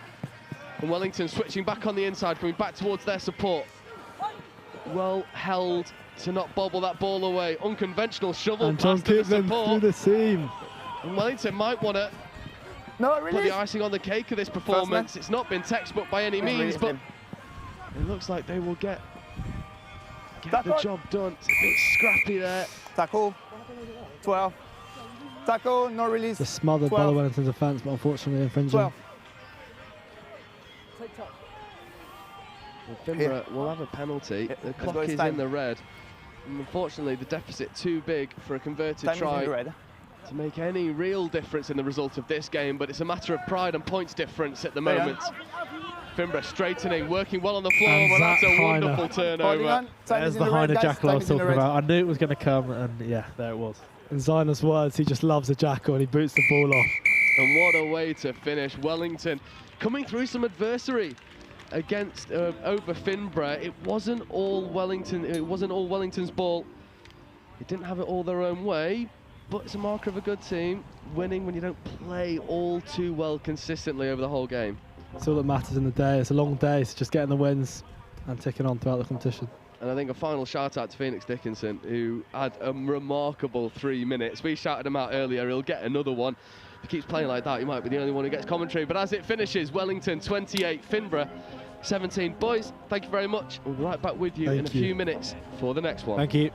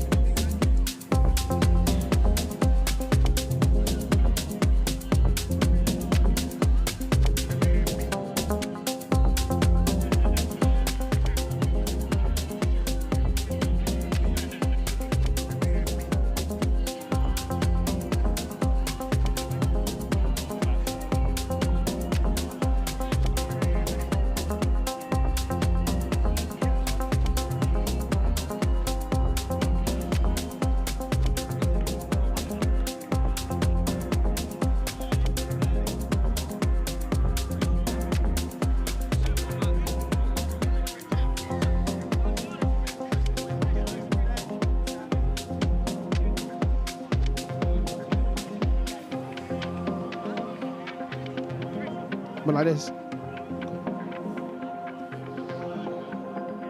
Hello and welcome back to pitch 1 here at Gordon's Sevens. We have backwards. A lovely day progressing here. The weather has cleared off a little bit. There. Yeah. We have Hurst in their white and red playing against the lovely quarters strip of Hayes. And they're off to a fast start here. Getting the first decision from the referee. Tackle! Hurst going to man the barracks early here. Putting a good defensive effort so far against this Hayes side. They're moving the ball around well. Bit of a blitz defence coming in from Hayes, but they move the ball outside. Good footwork, beating a couple defenders, just getting in behind the defence. Great start this for Hayes. Pretty set defence though are Hurst. They've got to make their tackles though. That's the most important thing here. As they move the ball all the way to the edge. Strong hit comes in. The ball is just kept alive. Tackle! Hurst almost hold up the ball carrier. Side entry. But Hayes win the penalty and they tap and go. Just get back to Hurst, but it's relentless attack here from Hayes, starting really well. Can they find their way all the way to the whitewash? Inches away. Surely they must score. Numbers to the right. Catch and pass will do it. Oh, just misses the hands. Giving Hurst a chance to get back in defence. And it's held up. Goodness gracious me, that was a relentless piece of attack from Hayes. Yeah. I have one of the Hayes boys here. Josh, talk us through that one, mate. What's going on for you boys today? I think in those moments we need to be a bit more clinical. We worked ourselves all the way up into their half, and we didn't execute with our hands. But I think if we keep pushing like this, we've got another scrum. We can execute out wide, play our game plan, and get another try. Crouch. That's the idea, mate. Yeah. Bind. Good attack from you boys, but you had an overlap. You just couldn't quite finish it off. But you've got a big set piece here, massive short side, but coming the other way. Good dummy, good feet, beats one, gets covered by 2 and 3, and ripped out of the tackle. Ball stays alive and straight through the middle. Who's that, Josh? Sam Shonawa, big ball carrier. He doesn't look it, but I got it through. Very powerful player. Yeah, on the 15. I don't know about that, man. He looks quite powerful to me. He's found his way through there. Relentless attack from you guys. Who's taking this kick off, this goal kick here? That's our captain, Jack Allen, Ealing Starboy. Ealing Starboy, part of the Trailfinder setup.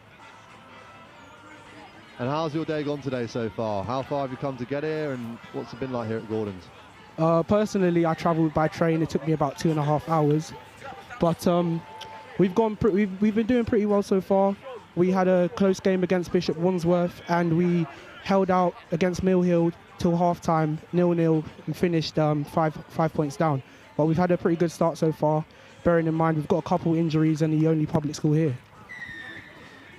You love to see it. And what a kit you boys have got as well. I love to see that quarters design, but nonetheless, it's Hurst back on the attack. Oh, just holding on to it.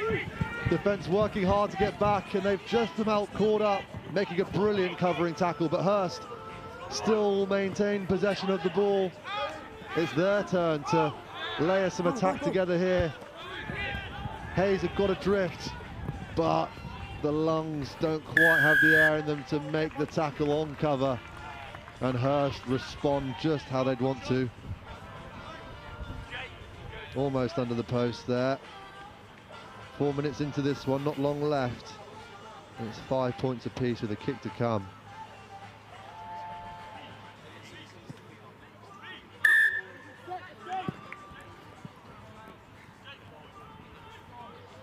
So the ball just kept alive well off the floor.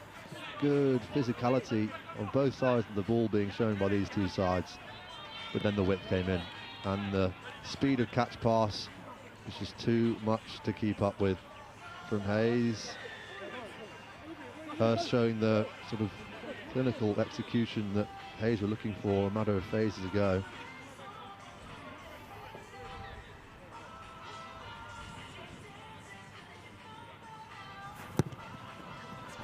And we're back underway. Hurst restart, just get a fingertip to it. Play on. But Hayes throw a long, quick line out into midfield. And it is the danger man, the captain, Jack Allen, with a good bit of footwork, gets the ball away. But is late to the breakdown and gives Hurst the chance to turn it over. And they win the penalty for holding on the ground. And now it's their turn to move the ball to some space. It's the big number 12 going up the sideline. Lucas Bowen runs it round, and this Hayes team is starting to look a little bit fatigued. Josh? Yeah, I think we've come down with a bit less players than expected. Everybody's going to have to work hard, but we're definitely still in this game. Yeah, 2 late pullouts from you guys early on in this tournament. Makes it very difficult for those 10 lads who are left out there. And especially after the last game you guys had. You pushed Milh all the way. It was 0-0 at half-time. Pretty good story that, but you boys must be pretty fatigued after that one. Yeah, definitely. That Hayes Milh game is always a good close one. Beat them last year in the 15th season at the Eltham College Festival, and we were really excited to go out there and show them what we've got again. This time they got the best of us. Well, definitely challenged them there. It's good to see the public schools representing here as well. But it's Hurst back on possession. They're looking dangerous with the ball in hand, and it's back into the hands of the try scorer Bowen, who this time is just held up in the tackle. Oh, sorry. No! Referee says no, hands off. And Hurst keep hold of the ball, but it's good line speed here from Hayes. Or just a slight knock on the floor.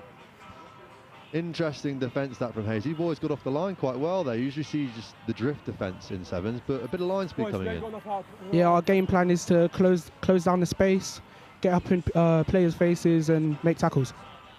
Well, that's exactly what happened. Didn't have to make the tackle on that occasion. The pressure of just being in the eye line forced the knock on. And now it's a scrum on midfield. Plenty of open side to work with here for Hayes. Set.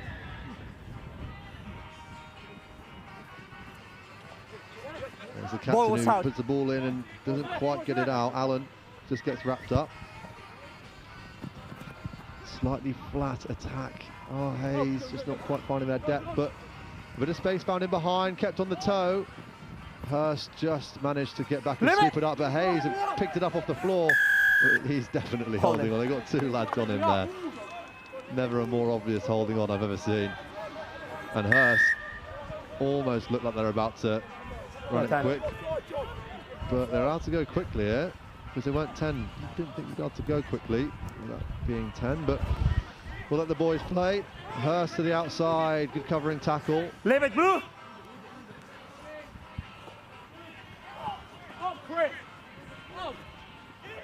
Sears throws it out all the way to the far edge, through the hands of Hollands.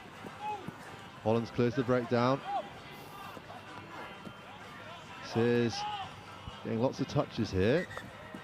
Going back to the short side goes Wood. Setting the offside line, but got to keep the ball first. They just hold on to it. Back down the short side, 2-on-1. Bit of space on the outside for Grafton Gatton. And he finds another score here for Hurst. And now they are 2 scores to the good over Hayes. How are these lads feeling out there, Josh? They must be pretty tired by now. Yeah, it's not the outcome we intended for half-time, but I know the boys are going to stay out there and keep fighting.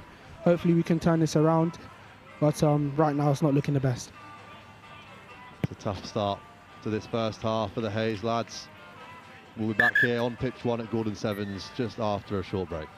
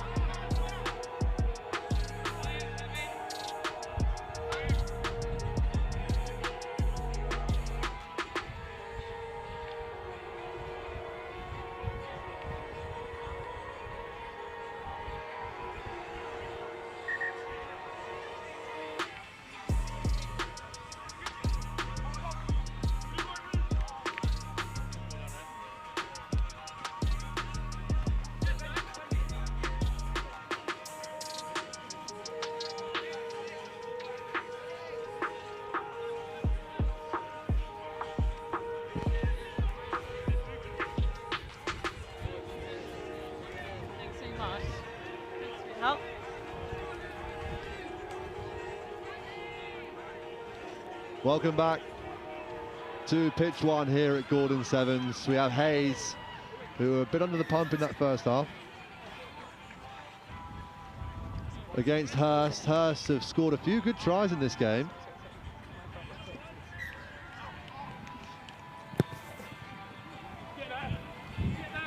I've got Josh alongside me here. Josh, you're a Hayes man yourself.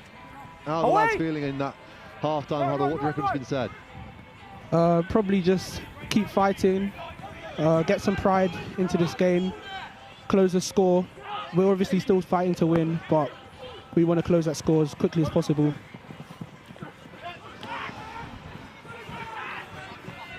This is not exactly what they'd be looking for, as Hurst just run one in from their own goal line, showing some good speed and some energy left in those legs. It's a tiring day here playing sevens, not only in the game but also throughout the course of the day. That one was Josh Das dashing his way all the way from his own goal line. Not exactly what the way you fellas would want to come out in that half. Yeah, we played in this competition 2 years ago. We made it to the semi-finals of the cup. We wanted to come out here today and chase that victory again. Last year we weren't able to come out due to our bowl final, but yeah, this is not going the way we wanted it to go. But we're still going to stay out there, keep fighting, and hopefully we can get one back. Some pride in the jersey, but it's quick thought and faster feet to catch up with that kickoff. Great bit of skill on display. And Hurst are back on the ball, back inside the opposition 22, with loads of numbers on feet here to the open side. Catching a give all the way to the outside. And it's number 18 who crosses the corner but runs it round. Jacob Jefferies. Great attack from Hurst. Just real skill set on display here today. An innovative kickoff, just to take it short, an air of Richie Mwanga about him. Just dinks it short, gets after it. Conversion just is pushed wide, but it will matter not to Hurst. They have scored 5 tries, the good in this one. Here comes the replay. Just catch and give. No one needs to really take the ball to the line until you reach that last man. Engage him. Little hitch kick to the outside, and Jefferies runs it round. Okay. The difference some fresh legs will make. You weren't happy about that bump afterwards, but you can sense the frustration amongst these Hayes lads who've been playing well today. Challenged a lot of the big name teams here, but potentially that fatigue of losing 2 of their players to injury early on coming into effect here. Jefferies again on the carry. Great catch and give from Ollie Hill. Offside. And an offside penalty goes the way of Hurst. That's the last thing that Hayes will want. Grattan takes the tap. Oh, and it's just knocked on by Hill. Gives the ball back to Hayes. All the way out to the big man, who puts the hammer down, just carries through the contact. Great offload off the floor, and Hayes putting some pressure on this Hurst team for the first time in the second half. Some numbers out here to the right, but they look to go back down the short side. Tackle made well by Hurst, and they're over the ball. Penalty goes their way. It's a turnover for number 5 again. Grattan's having a great game. Oh, and the tackling just coming in too high on Josh Pateman. It's difficult in sevens. There's so much space, isn't there, Josh, to try and cover these tackles. So it's hard to find legs, but you've got to go down there because otherwise you can get palmed off just like that. Yeah, not sure what else he could have done there other than just make that tackle. It's a hard situation to be in with a 2-on-1 on the wing. Yeah, we should have brought him down there. It's tough. The fatigue is building up throughout the bodies nowadays. And yeah, Hurst just running this one all the way around.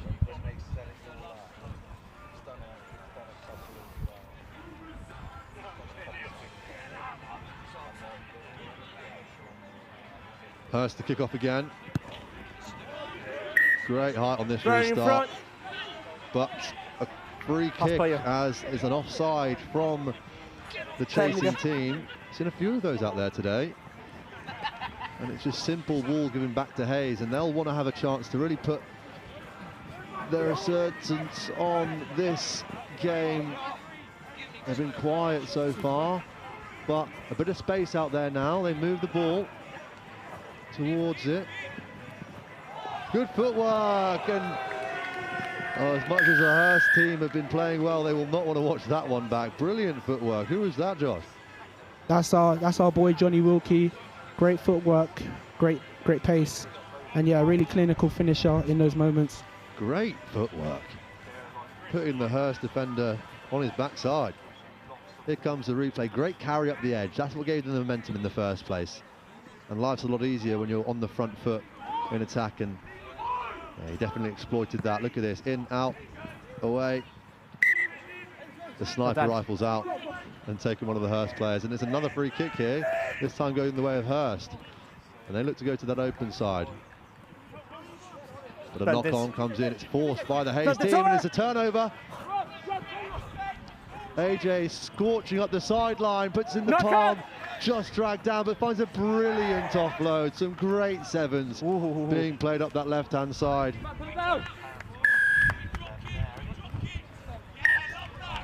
And they take the quick restart. They're off again. The comeback's on, Josh. Yeah, that was great play from TJ. Another one of our various Ealing style boys linking up with Matt Murphy, our favourite under-16, for an easy walk-in. Yeah, not long left in this one, but Hayes have made the scoreline look a lot more respectable, playing for some pride on the badge at this point. And Hurst just getting a bit loose here. TJ makes the tackle, and it's a penalty. Hayes really putting up a fight here against all the odds. You hear the cries of wit coming from the sideline. A Hurst defender flies out the line and creates a bit of space for Hayes, and that space is exploited. Full time. That's Marley Gardner. Sarri's under-16, walking in that try. No. Good awareness with having a man outside of him, kind of jockeying around, using him as a kind of a blocker to walk in that try. Well, if those last 3 minutes were anything to go by, then Hayes were on the front foot. I think Hurst might have switched off a little bit. I don't blame them. It's tiring out there, but they take the win at the end of it. 38 points to 24. Thanks so much for joining us, Josh. What's the rest for you for today? That was our last game. Right now, we want to see where we end up in the draw for the quarterfinals of the plate, I think it is. But yeah, we're going to try and climb through that competition, even though we've lost a couple of games today, and see how far we can get. As you should, mate. March on well. Enjoy the rest of the day. Thank you guys so much for joining us here on pitch 1 at Gordon's School Sevens. Got an exciting game coming up after this one, so don't go anywhere. We'll be back after a very short break here on Next Gen Live.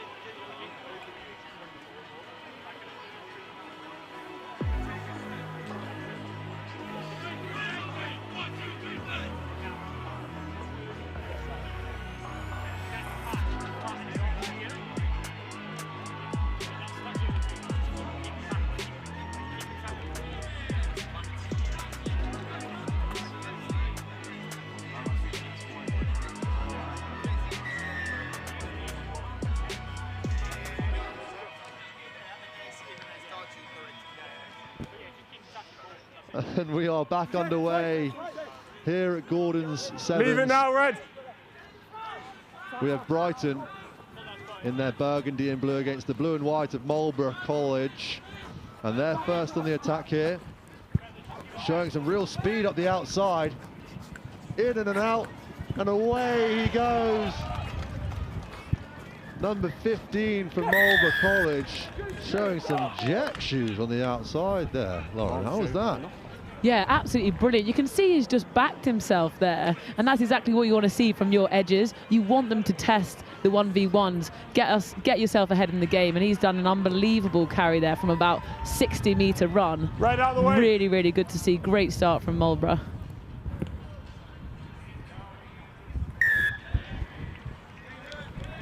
Yeah, that was Bertie Rollings, and rolling down the sideline he went. In and out, and away he went to score a spectacular try, potentially up there as try of the day. A real good start from Marlborough, coming from their own try line, and it's their restart.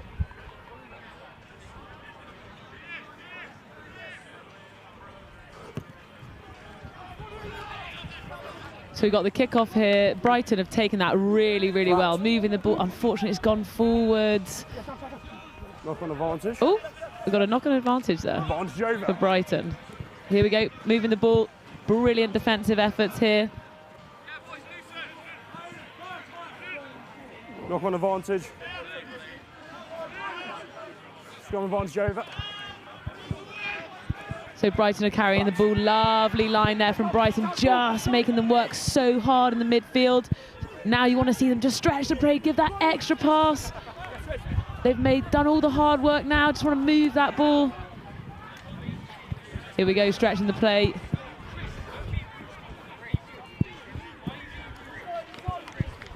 Almost escaping the tackle there. A brilliant turnover. Marlborough very happy about that on the sidelines. As Marlborough now back on the attack, we've seen how lethal they can be.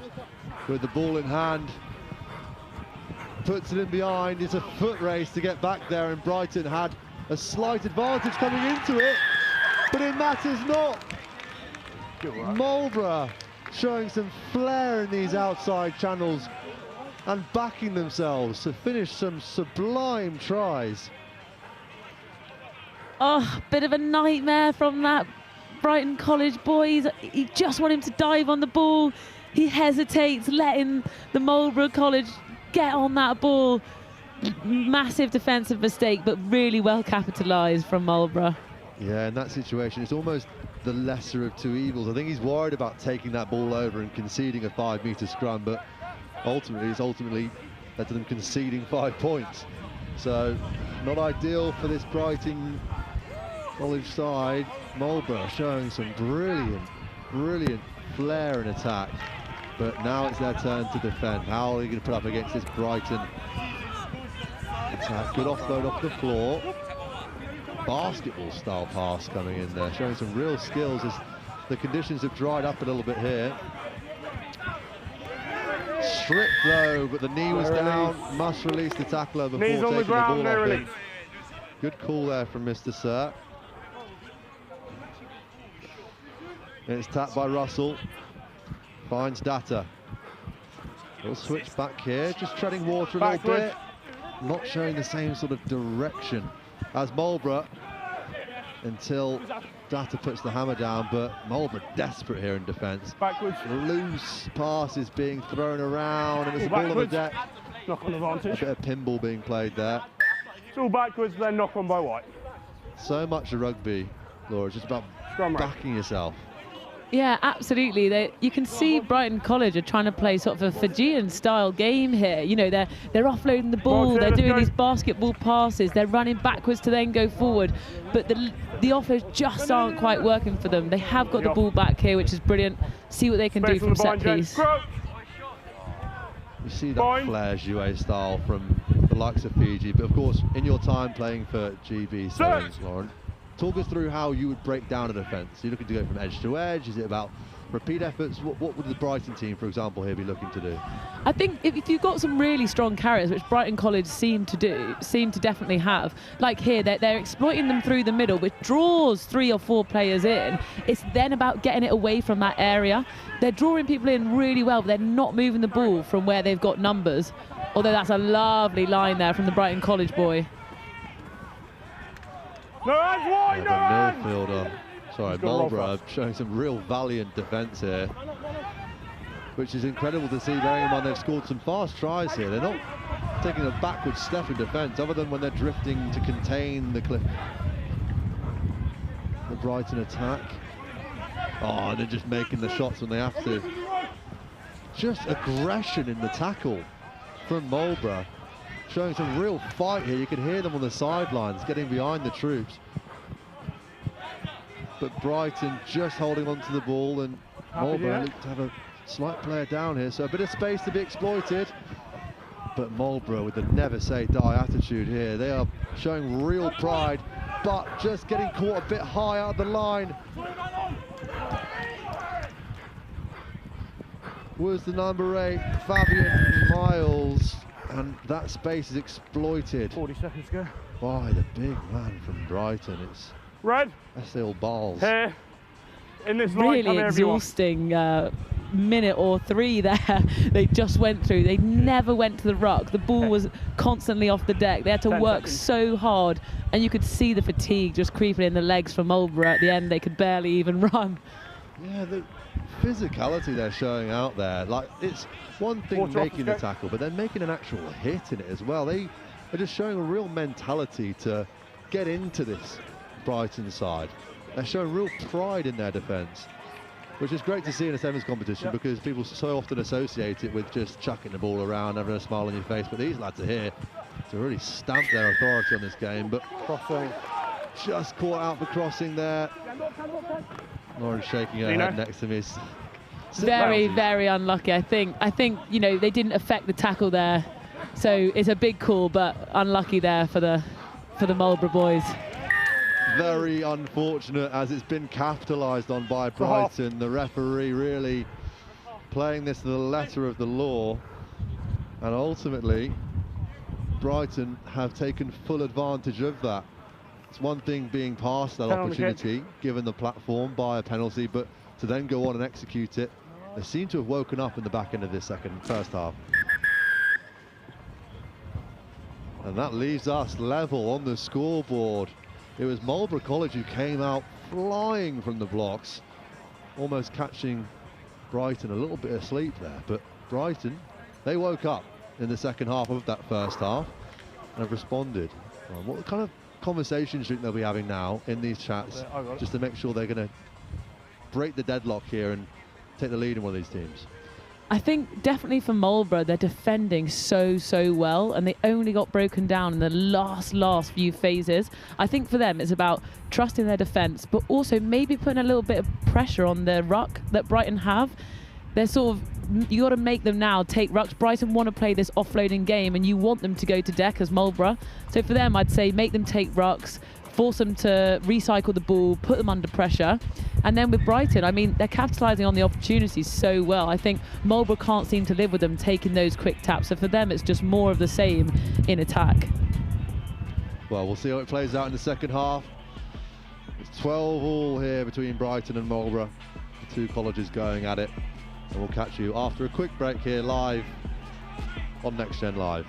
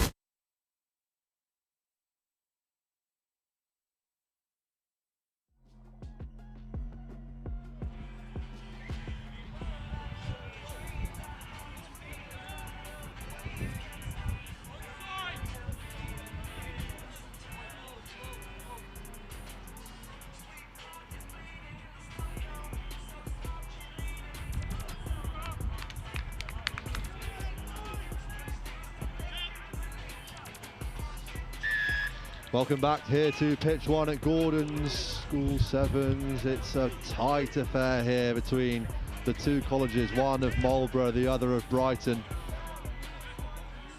Brighton a little further south than Marlborough, but both a long way to come to get here today. And it seemed like Brighton was somewhat asleep in that first half, and Marlborough really took advantage of it, playing with real intent. That was the main thing we picked up with that first one, wasn't it, Lauren? It's just that desire, not only to make your tackles, but just to beat the person in front of you, showing a bit of personal pride. Yeah, definitely. I mean, you can see it straight into this half. They had the kickoff, they've put pressure on Brighton, they've already won the ball back, you know, in Brighton's 22. Great attacking position with the scrum here. And the ball just finds its way out, but there's that direction again. Oh, what a finish, straight through the middle. Goes Will Catt. And that's exactly what we were just speaking about, that direction, just to take on a defender. Hasn't quite got it in the locker to land the conversion. The wind was blowing in his face, so we'll let him off on this occasion, because that was a great try. Absolutely. You can just see now the scrum replaying here. Good pressure from Brighton, but they just weren't able to get the ball back. A lovely, lovely line and a great handoff to finish. The Brighton College, again, like they just don't start quick, and they allow Marlborough to get a foothold in this game again. Yeah, but we've seen them come back, so it's not all over here. Plenty to play for. And the sun is shining, so hopefully we'll start to see some more jouet Go being feet, thrown Red. around out there. Right. Marlborough back on the ball. Ball's out, you can't dive on the ball Great in the call. meter. That's great knowledge from the referee. You can't dive on the ball around the ruck when it squirts out. You've got to pick it up. It's a really niche rule, that, because otherwise an open play, you can just dive on it. Yeah, it catches a few players out. Within that metre of a ruck, you have to be on your feet. And it's an easy one at age grade just to forget, and that was ref really well. I can tell someone's on their refereeing course very recently. No tackle release.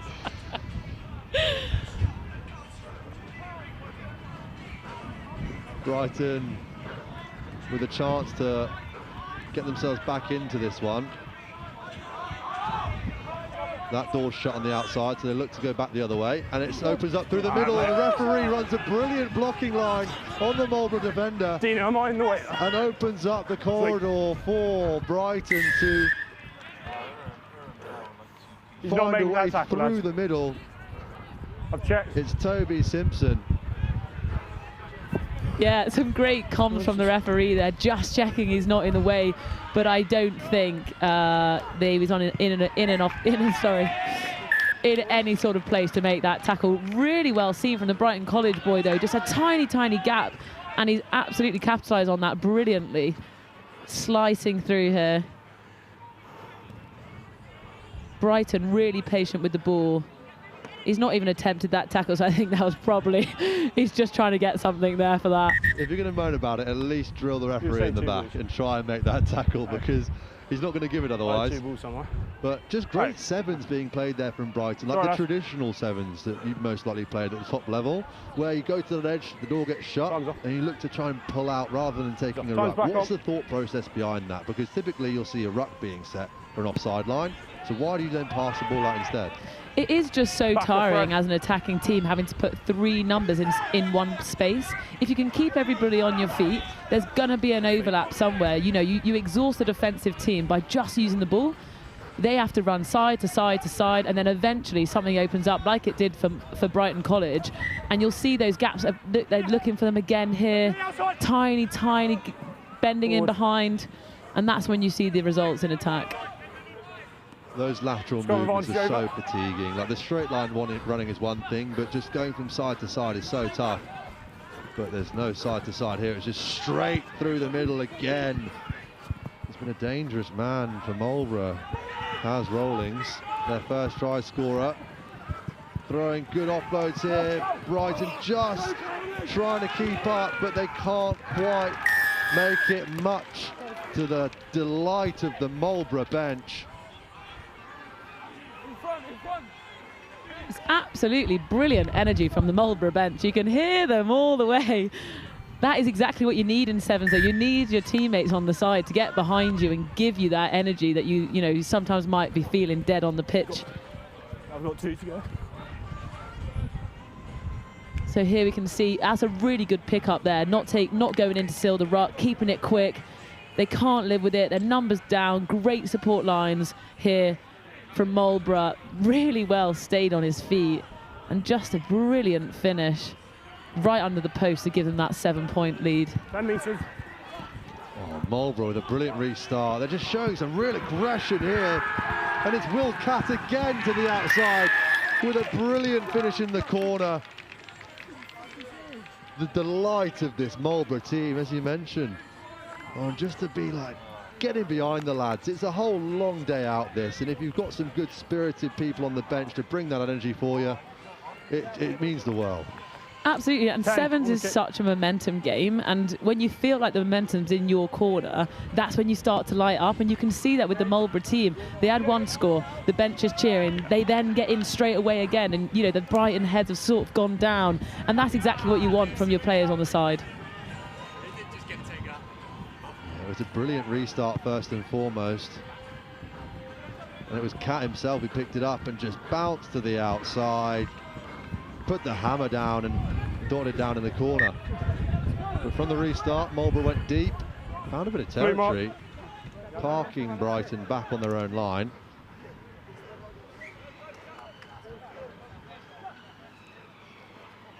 So this is something interesting we see No man sort in of the at the channel. age grade rugby. They don't Mark's it. quite use a Mark's hooker it. throw. They all Okay. go with the underarm throw-in, which then is quite easy for the defending team because it's going straight to the middle. So that'll be something interesting as these boys progress through their tournaments in the year. Is actually can they work on that skill and see if they can get those lineouts a little bit cleaner. Have you got much experience in Go on, Joe, throwing these lineouts? Seems like you know your drill.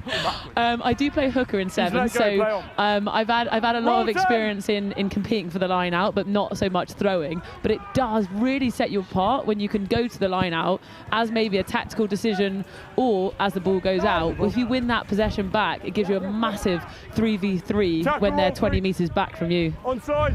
100%. It's that low to high trajectory of a normal spin pass, as we've seen Marlborough just really putting Brighton to the sword here. As opposed to if you go for that overhead throw, it's already up there. You know, you can beat that team who are getting up in the air, but it matters not on this occasion as Marlborough have stormed to victory after what was a very tight first half. They win it by 20 points, 34 points to 14 over Brighton College. Some dangerous players out there for that Marlborough side. Absolutely, and you can see them as we go through the game. They're just looking really confident now. They're backing themselves, they're running the lines, and they're not slowing down. Yeah, Marlborough looks like they're really getting into their stride now. Very dangerous team, coached by the Gilmores, senior and junior. Finn Gilmore being a GB international himself on the 7 Series circuit. We've seen him this summer, absolutely tearing it up. They're coaching the Marlborough side, and they march on here through the rest of the tournament. That draws a close to all the group stage games. It's been a fantastic morning here. We've been blessed with some sunshine towards the end of it, but it hasn't stopped. Some sublime skills out there being shown at this age grade level. Some tiring bodies on the way here, but we're gonna have a bit of lunch. We're gonna refuel. We're gonna get back after it after a slight break. But I'm trying to find Sam down on the sidelines. I've heard that he's got a roving camera somewhere.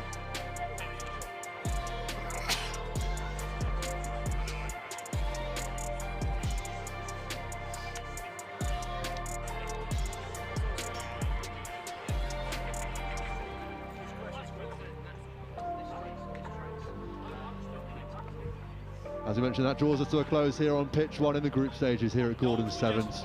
Thank you so much for joining us. Hope you've been enjoying it as much as we have. We're going to a short break now, and then we're going to find Sam down on the sideline somewhere to have a chat to a few of the people here at the tournament. We'll catch you very shortly after the break here on Next Gen Live.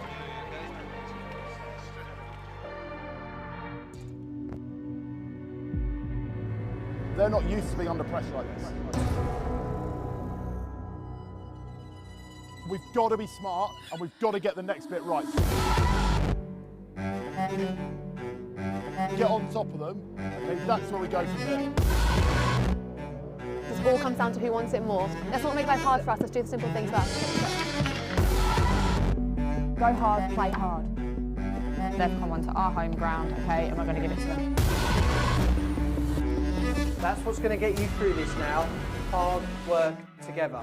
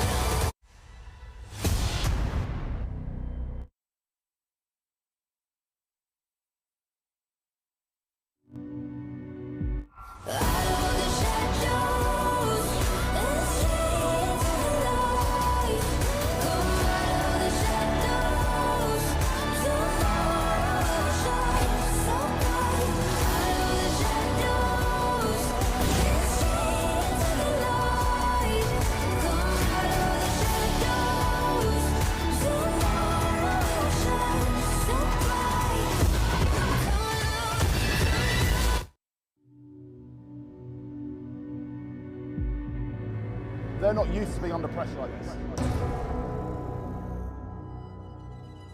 We've got to be smart and we've got to get the next bit right. Get on top of them, okay, that's where we go from there. This all comes down to who wants it more. Let's not make life hard for us, let's do the simple things first. Go hard, play hard. They've come onto our home ground, okay, and we're going to give it to them. That's what's going to get you through this now. Hard work together.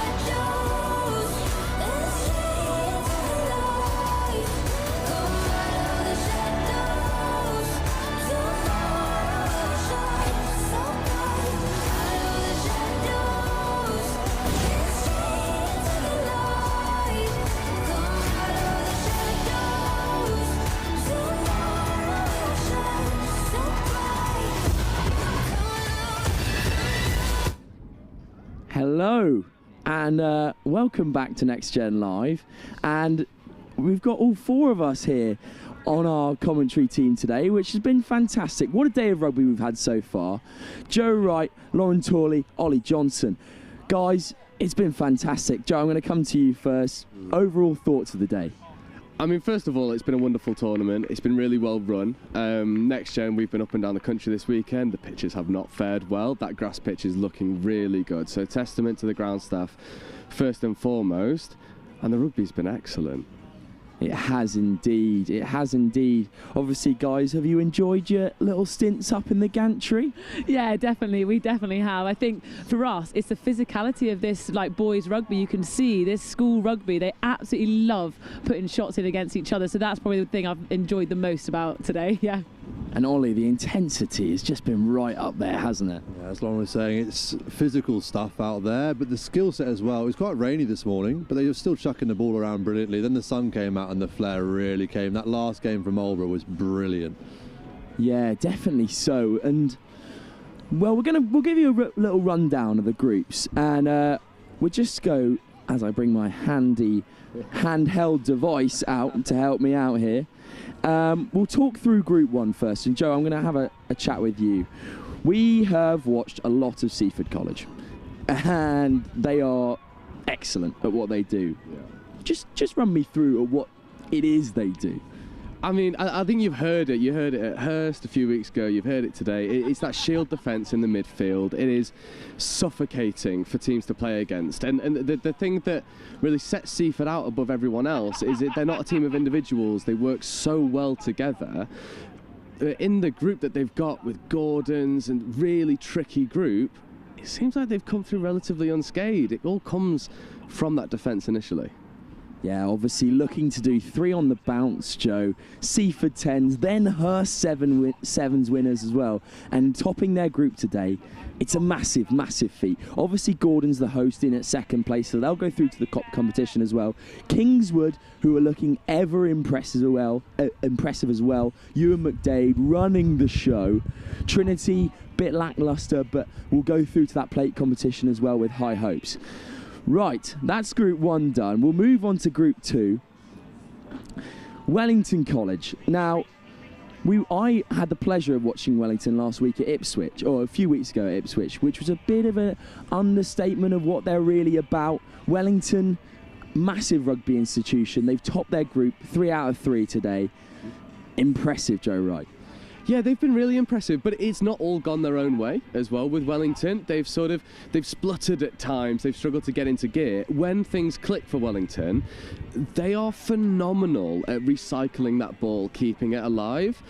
Some of their players that you might not normally see on the 7th circuit having a really big influence in this game. In the most recent live stream game of Wellington, Phoenix Dickinson. Is that a fact? I was about to say shout out to Phoenix Dickinson. Oh, mate, he's wonderful. And what's really nice is that Wellington side feels like it's full of players who want to play really jouet rugby.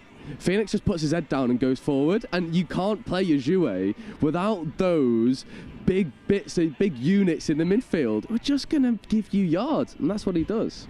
Definitely so. That group being topped by Wellington College, going 3 for 3. Second place, King's College Wimbledon from South London coming in second. Worth School in third, who have been ever impressive today, actually. And Finborough obviously missing their big man on the wing, Charlie Tamani, in that last place. Right, you two. Sorry, I've been neglecting you over there. We'll come to Group 3 now. You guys have watched a lot of this group. Milh have topped it. Yeah.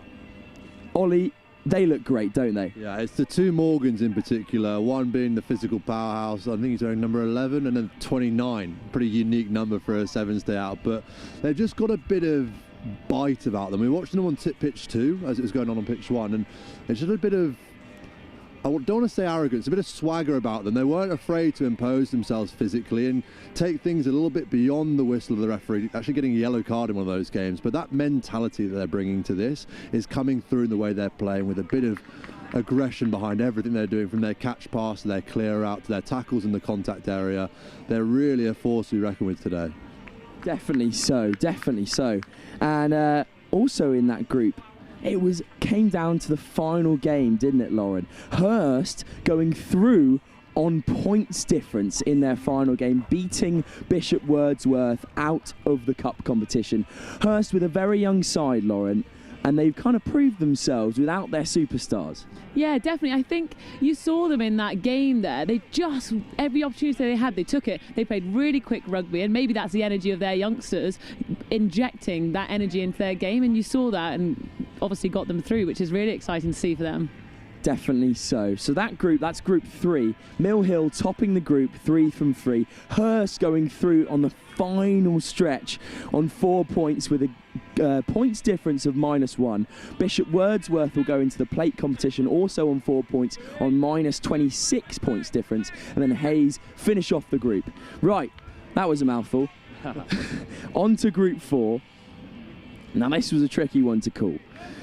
As we just saw, Marlborough College. Now, Lauren, talk to me about Marlborough College. They impressed you a lot in that last game, didn't they? Yeah, they played such an exciting game of rugby. You know, they looked after the ball, they recycled it. Their kickoffs were probably their point of difference. They did really good kickoff, pressure on, scored straight off the bounce. And when you have that momentum as a team, you just can't live with it. When you're trying to win that ball back and you can't get yourself into the game. And that's what Brighton College really struggled with in that last game there. Yeah, definitely so. Brighton just missing out on the cup competition thanks to Dulwich on the other pitch going through. Dulwich, they're a powerhouse of English schoolboy rugby. They had their heyday. They're sort of working it back into it now. Those big units, Josh Hippolyte and Josh Maguire, pulling the strings in midfield, Ollie. Yeah, it's not just pulling the strings with ball in hand, but defensively as well. We mentioned it I don't know how many times in one of their first games, the work rate for them to get back in defence, it's those zero talent actions, the things that don't require any skill but just passion and pride for the club. Probably hence why they're such a prestigious school. Like, they have such passion for their team, and those actions that they're putting in defence to get back behind the ball, saving conversions or tries in total, is what's helped them get through to this stage. Definitely so, and that's Group 4 for you. So Marlborough College will go through to the cup final on 7 points. Dulwich come in second on 4. Brighton College go in at third, and then Ipswich rounding off the group. A bit of a funny one for Ipswich, bit of a tough pill to swallow. Hey Joe. Yeah, it has been. Especially they were so impressive at the Hurstpierpoint Sevens. They really they stood out to us on commentary through their physicality. They were smashing every ruck possible. They were knocking teams off their own ball, missing a few of their stronger players. They've had a really tough day of it. Definitely so. And that's the wrap-up. That is what we're looking at the moment. So those teams coming in first and second place in their group, going through to the cup final, which kicks off in a few minutes' time. Catch it all on Next Gen Live with these 4 beautiful faces commentating.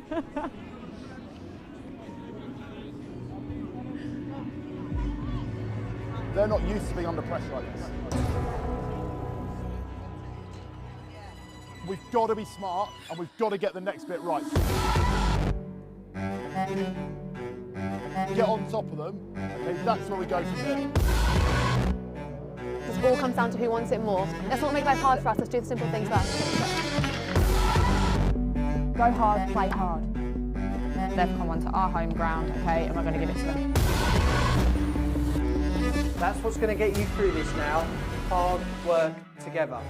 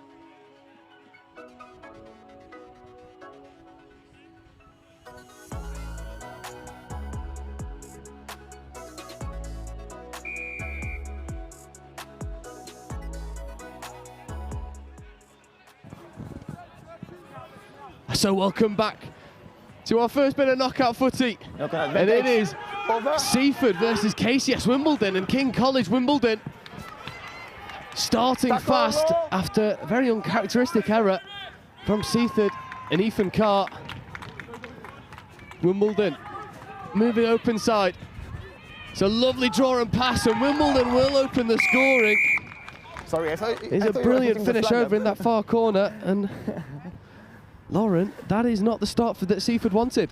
No, definitely. I mean, we just spoke about how clinical Seaford have been, but KCS here are just putting on loads and loads of pressure, and came out with a brilliant score there, and they just stretched it. You know, they went all the way from the far 5 to the other 5, and you just can't live with that as a defensive team. No, it was that combination of Mindberg and Louis Wood finishing on the outside edge, but it all comes from that Seaford error, trying to escape their own 22 as the wind picks up and blows a wondrous gust. Made 10. Wimbledon, unfortunately, errors on the kickoff, and Lauren, you'll know errors like that after you've just scored, it's a bit of a coach killer. It definitely is, and actually we've seen it a little bit today. I think because there is that wind, they are kicking the ball dead, and you just don't want that. Once you've got yourself into the game, you want to keep applying pressure. You don't just want to give an easy ball back here. Oh, it's a stunning bit of ingenuity, benefiting a little bit lucky in the end, but Seaford ghosting all the way through, replying almost immediately. It was a bit messy at times, but I believe it was Seaford's number 9, Oscar Wadman, who not only equalises but then takes the extra 2, taking it to 7-5 Seaford. And in their hopes for a hat-trick of Sevens titles, overcoming adversity is a big part of that, and Wadman, left or right, well, stamping his mark early on this quarter. Timing.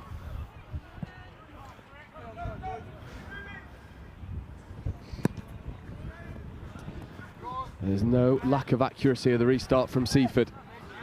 KCS Wimbledon looking to move to the outside edge, back over to Louis Wood, the try scorer. Lovely bit of footwork, scything through. Ethan Carr is trying to get him, but no one will catch him. And KCS Wimbledon, as quick as that, retake the lead.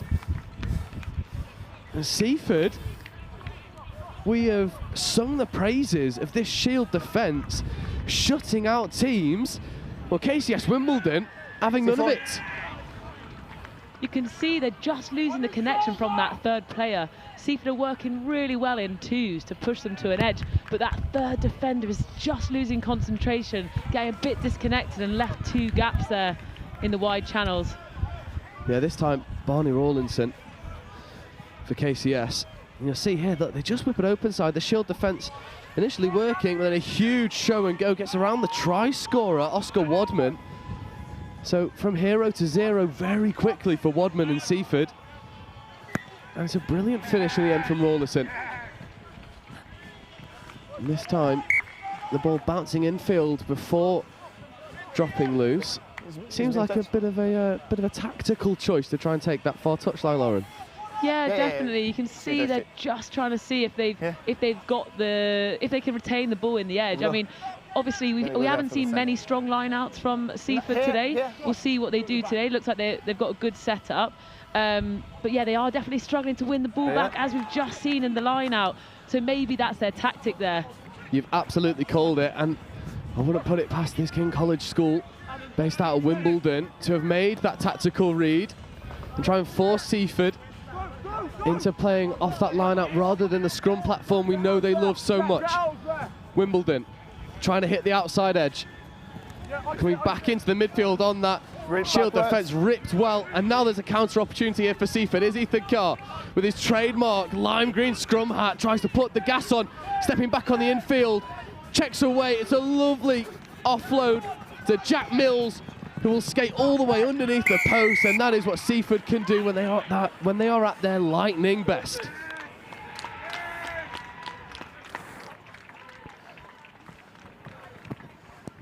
And Ethan Carr in that 14. It's the trademark scrum hat. Checking off to Jack Mills. That combination has worked all season in the Sevens competition. And it's a marker of a good team to always find their way back on top when they're not playing so well. Seaford are currently finding that. Yeah, that is just the absolutely lovely carry, back in his speed, stretching the defence. And this is an unbelievable offload, really well stuck. And that's what you need. You need to respond straight away in Sevens. You don't want to lose the momentum. Jack Mills is one of those maybe unsung heroes of this Seaford side. As KCS Wimbledon try and drive around the outside with Devise Craig.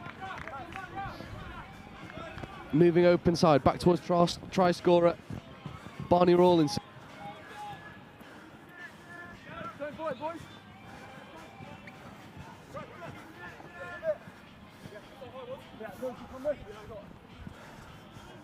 You can just see here the patience from the Seaford defence. I mean, they're not biting, they're not giving Wimbledon any reads in defence. At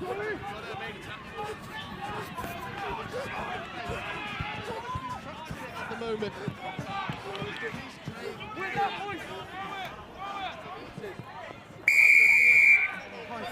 No, you're dropping 7.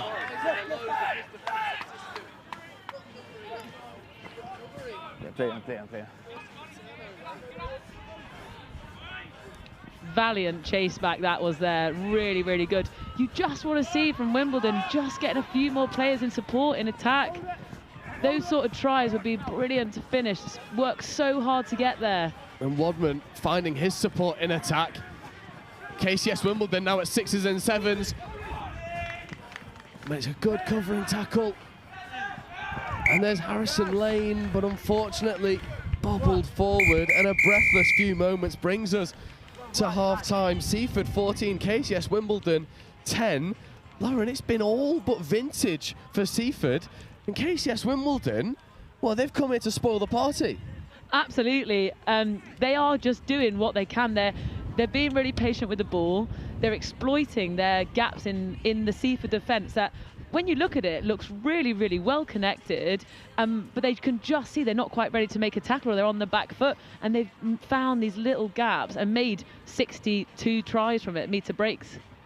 The one thing that I find really interesting going into this second half is we've not seen a team this season find the amount of line breaks against Seaford like KCS Wimbledon have, and that's not a reflection on KCS Wimbledon, on Seaford's defence falling a little bit. It's more of a reflection on the good work that KCS Wimbledon have done, and recognising that outside edge, that last defender shoots wide a little bit early. They're finding those gaps on his inside, and it sets up for what will be a thoroughly interesting second half, and it will be right with you in about 2 minutes' time.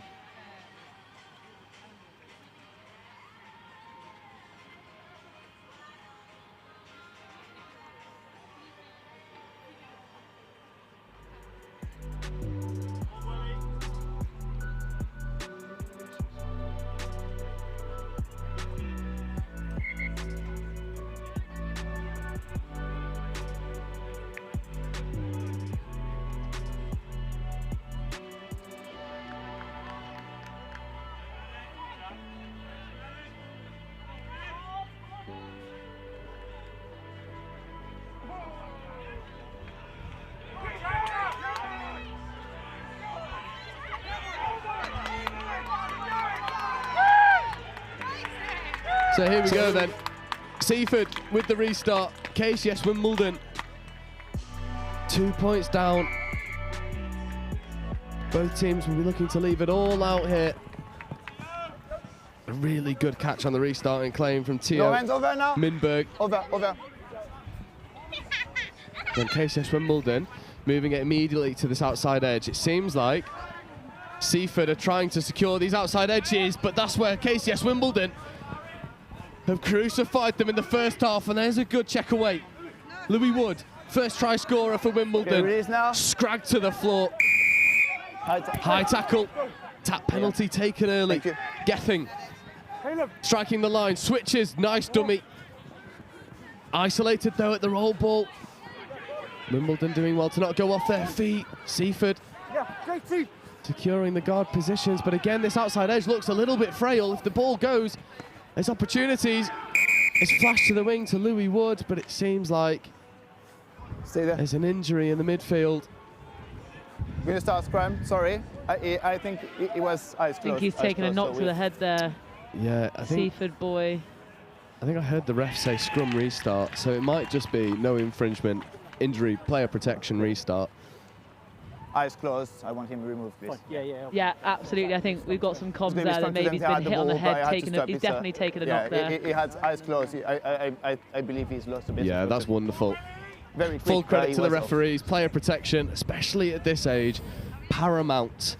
We love a good bit of legal violence, but player protection is paramount. But it was eyes closed. You hear that chat? Well, at least we've got it over the headphones. Eyes closed on the floor. Well done, ref. Okay. Wonderful officiating.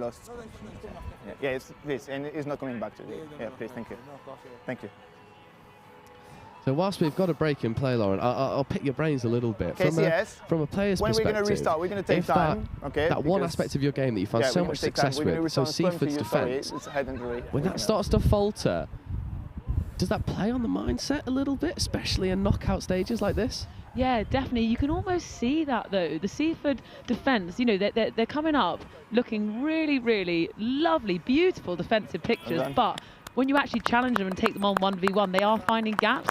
So definitely, I think, as a Seaford player, you have to start talking now. Make sure you know who you're on, and then you won't break down in defence. It looks like they're just losing connections in that part of their game. Do you think that's is it a communication problem?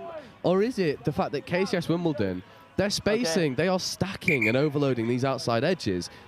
Is there one area to pinpoint where these frailties are coming from? No, definitely not. I think you're absolutely right. Like, Wimbledon are exploiting it, and you know they found the gaps which no one else has, as you rightly mentioned before. And for them, it's just about keep applying pressure to this team that have won so much recently.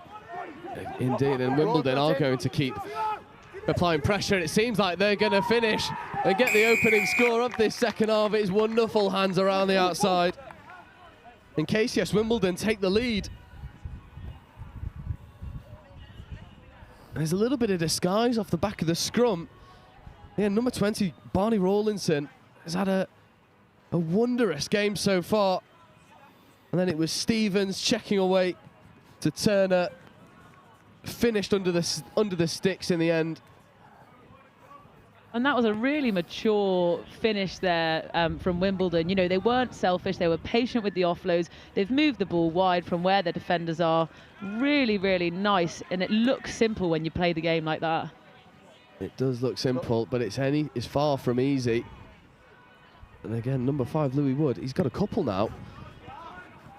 And Seaford find themselves behind once more. That win taking that restart deep into the 22. And Seaford with a 3-on-3, stepping away from a couple, recycling back into the midfield. That's wonderful work. 2-on-1 on the outside edge. Can Seaford execute? It's a lovely give and go. And now there's a foot race. Bouncing around the outside and no one will catch him. He airs away. And when you've got the wheels like Seaford have, you go and execute. And Lauren, it's nothing but a shootout right now. Absolutely. You could just see Wimbledon getting slightly fatigued in those far channels, losing the connection on the edge, and then they've managed to capitalise on that. And what a finish, the in and out footwork that we love to see from Seaford.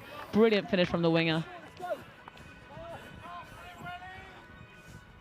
And it was Hurstpierpoint 7's MVP, Teddy Henry, who finishes the score, and you can see why he was given the reward. The wheels are on the outside, and Ollie mentioned it in the break when we did our little wrap.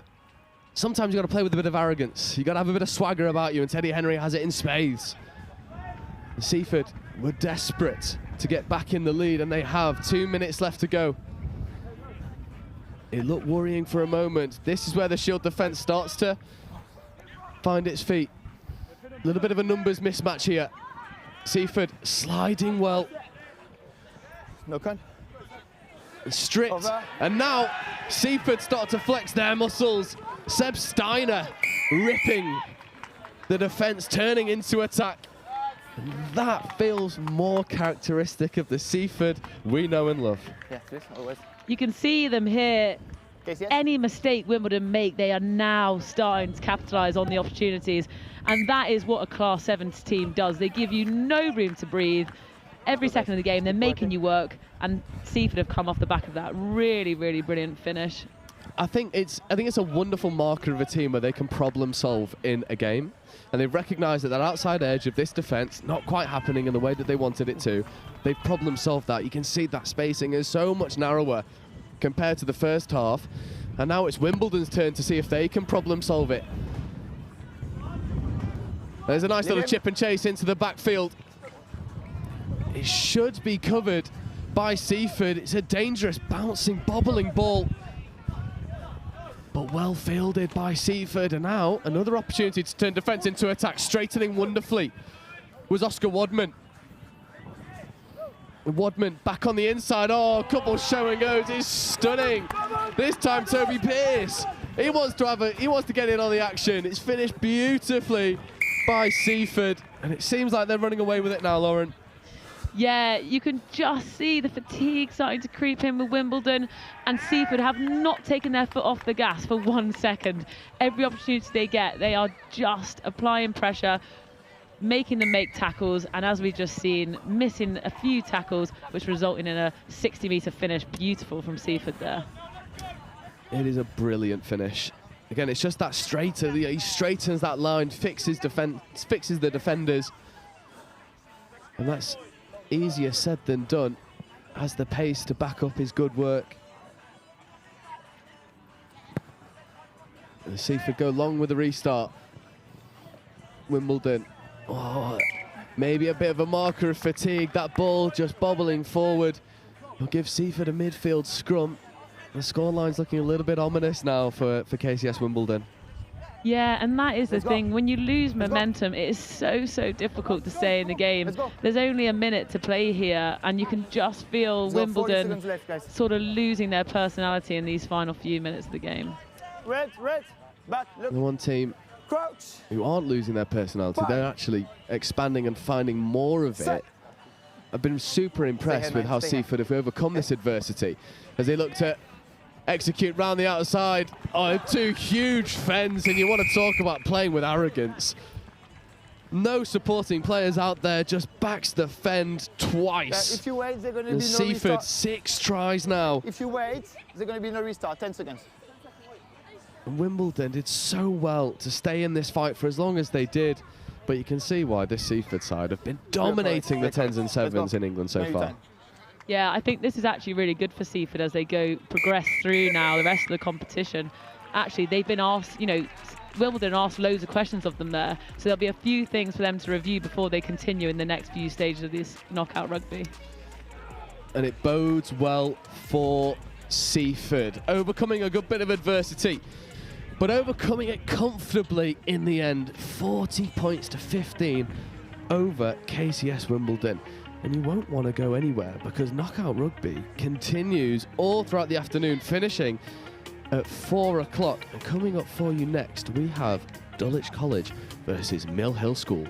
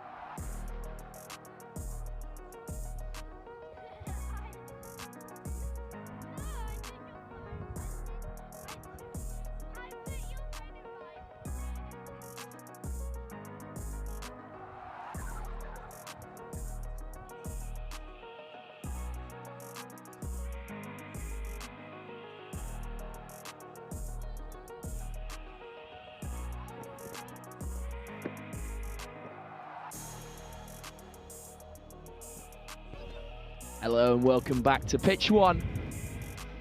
I'm Sam Bork, and up here in the gantry we have another thrilling quarter-final on the cards. Milh School take on Dulwich College. I'm joined by Joe Wright once again. Joe, you're a big fan of this Dulwich side, I remember.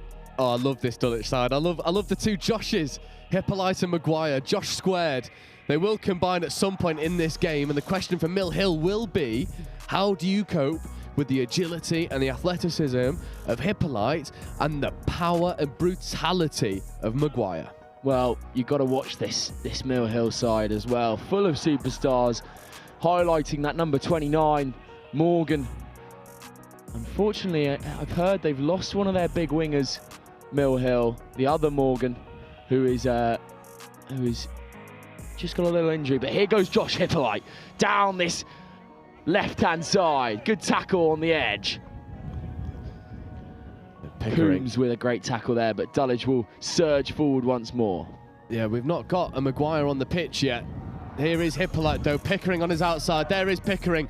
Little stab in behind, there's no one in the backfield, so Pickering is in a foot race. Well dealt with by the number 38.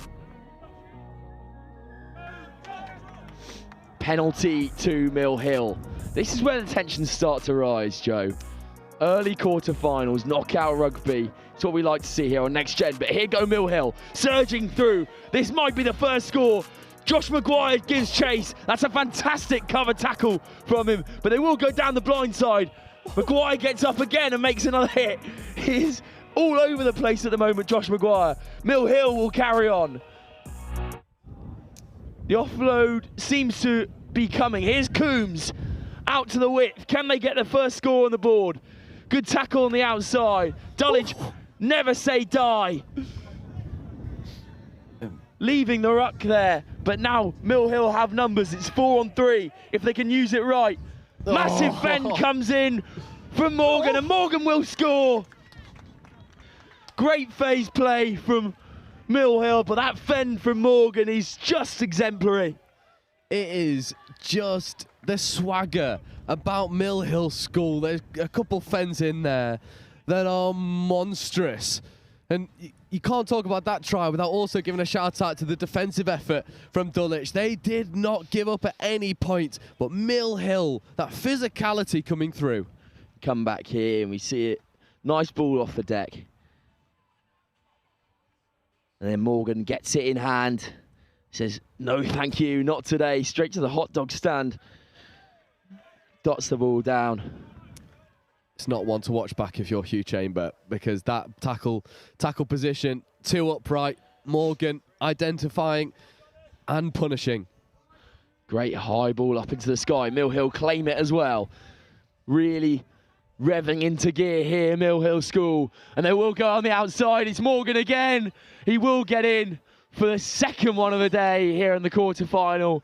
And right next to the post as well, so it gives him an opportunity to slot the field goal.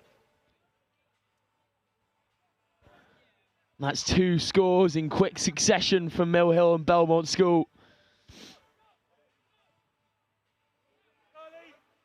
That's a missed kick, unfortunately, there. So only 5, but again, Morgan on the outside, it's really not where you want to see him. He actually feigns coming back inside there, which is ridiculously hard to do.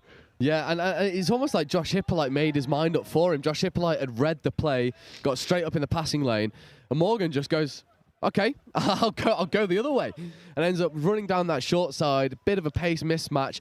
That guard player who would have been on that short side is still on the floor after making the tackle. So Milh go and execute, and it's early troubles for Dulwich College.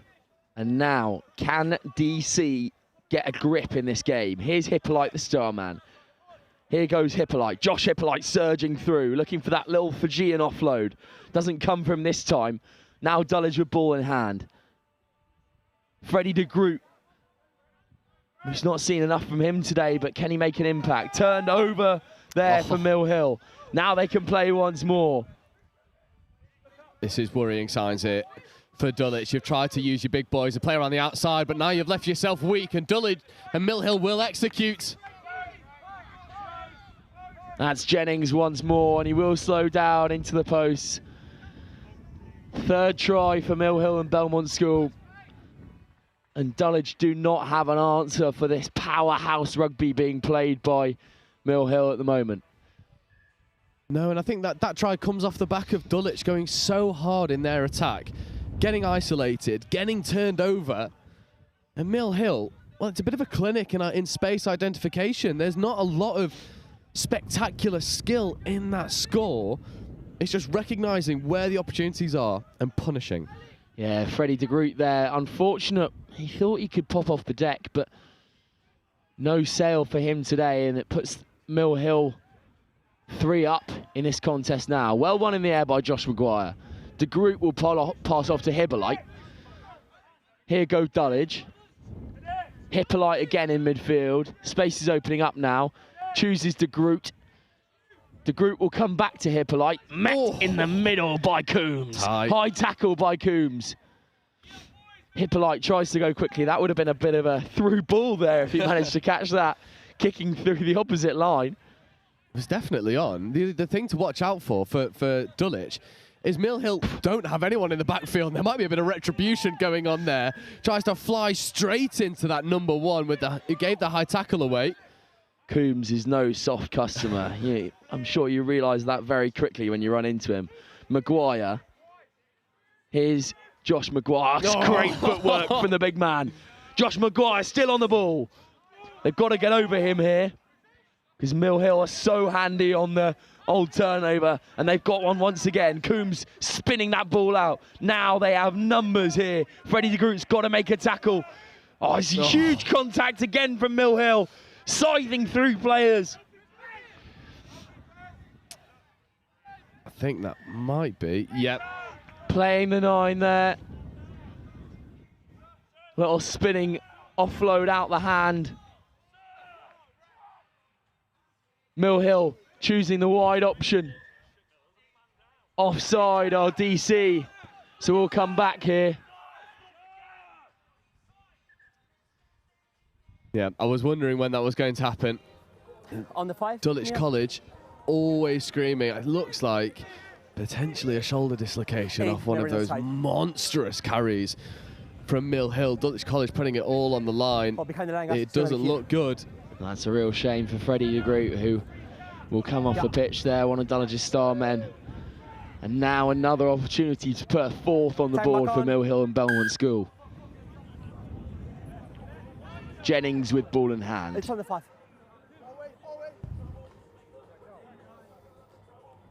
Here's Jennings, ships off.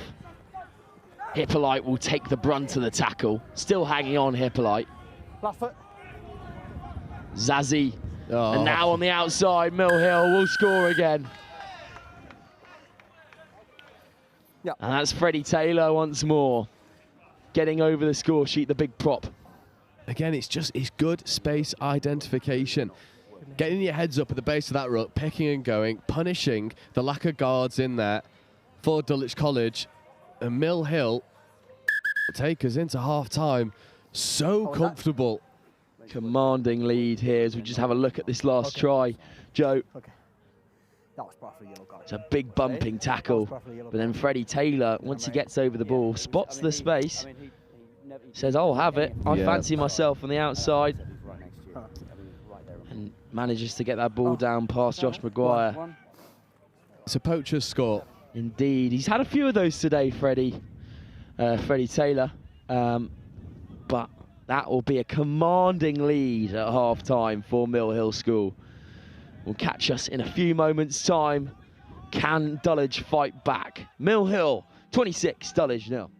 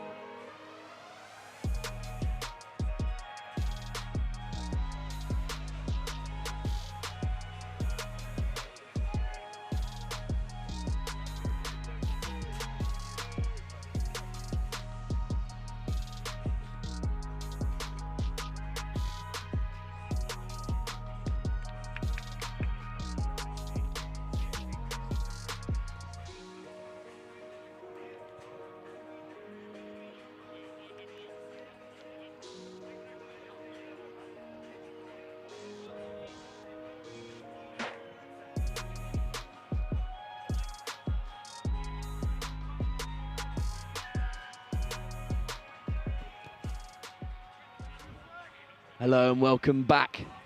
Milh in the driving seat in this quarter-final on pitch 1.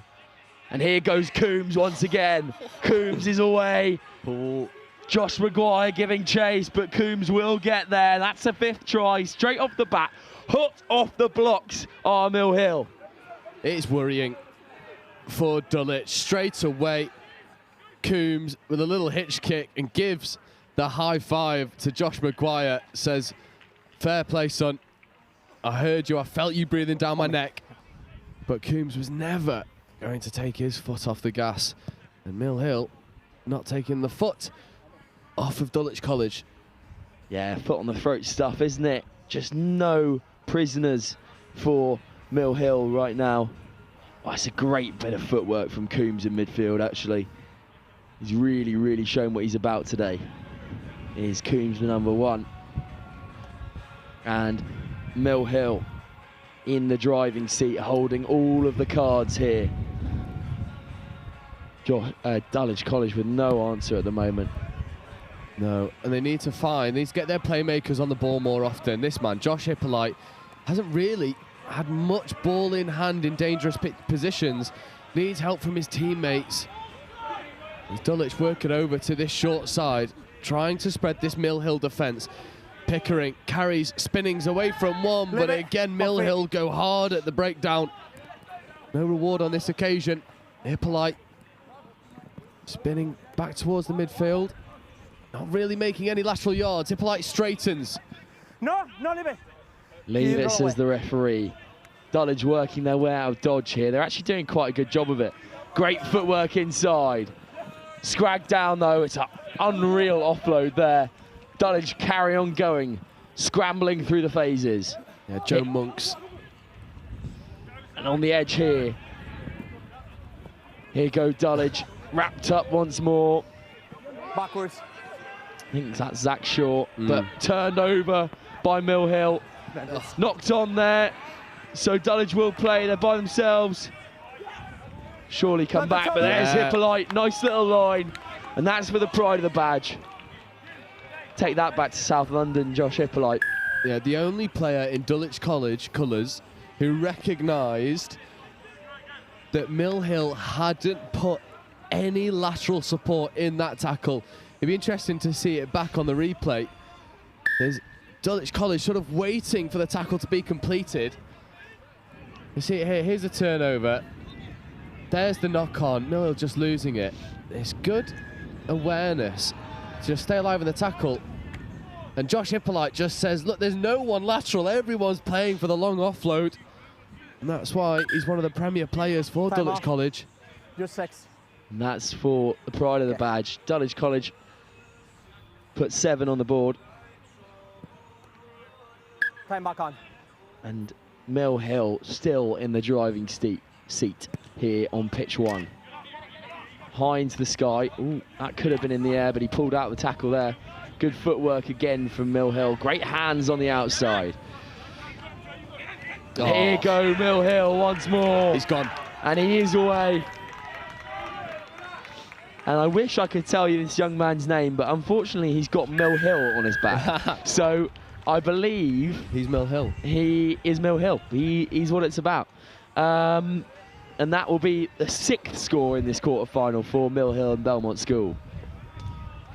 And again, it is just you beat your opposite number. In 7, sometimes that's all it's about. You get your one-on-ones, and then can you flex your muscles, impose your influence on the game? Well, number 38 did exactly that. Got his one-on-one, beat his opposite man. And sometimes it is as easy as that. Turned well out of the tackle there, away from all the danger. Here goes Hippolyte again. That will be try time, I'm pretty sure. I called that very early, didn't I, Joe? I mean, we've watched Josh Hippolyte enough to know if you give him a clear run in front of him, he'll just go and execute.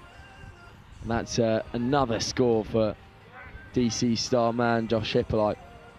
But unfortunately, I don't believe it will be enough today to send them through any further than the quarter-final stage.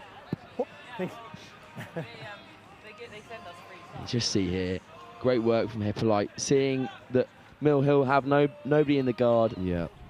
Quick little pick up and go. It's good work from the clear out, isn't it? He literally clears the lane for Hippolyte to pick and go. That's a really good boot, actually. Oh, the ref called that a little bit early, I think. Just a bit. Milh was away. Bye, guys. Can't do it. Yeah, Milh for Milh was going to score his 6th try for Milh. And here go Milh. Coming back inside, little reverse action. Taylor, great hands. And now, surging their way through this DC defence. It's got to be spun wide. They might go to the boot. It's a lovely rip. And here's Mr. Milh. Another one, a great bend, and he will be in for another try here.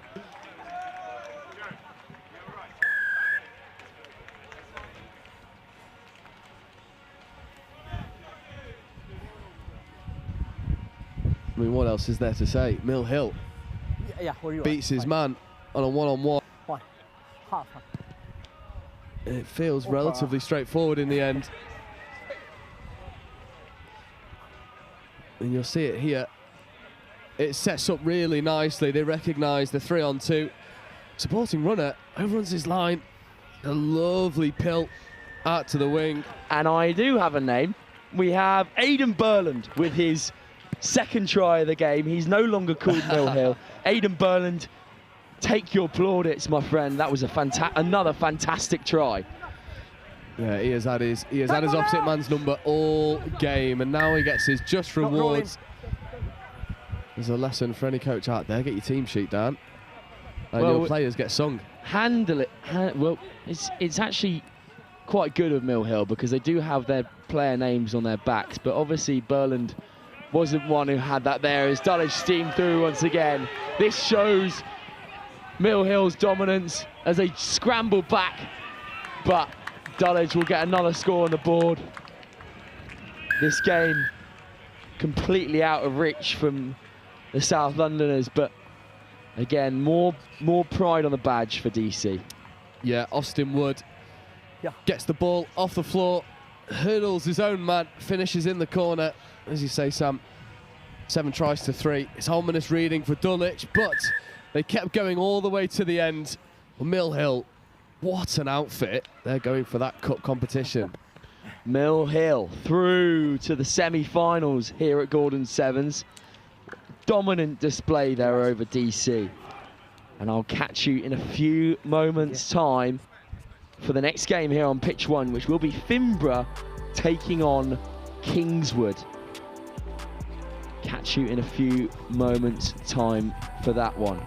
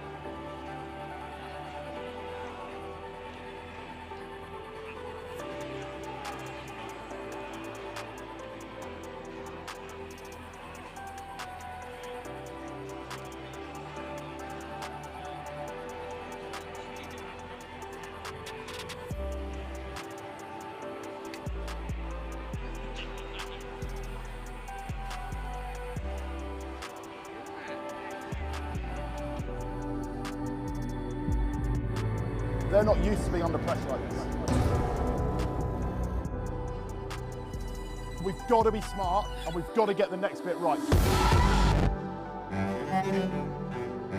Get on top of them, okay, that's where we go from there.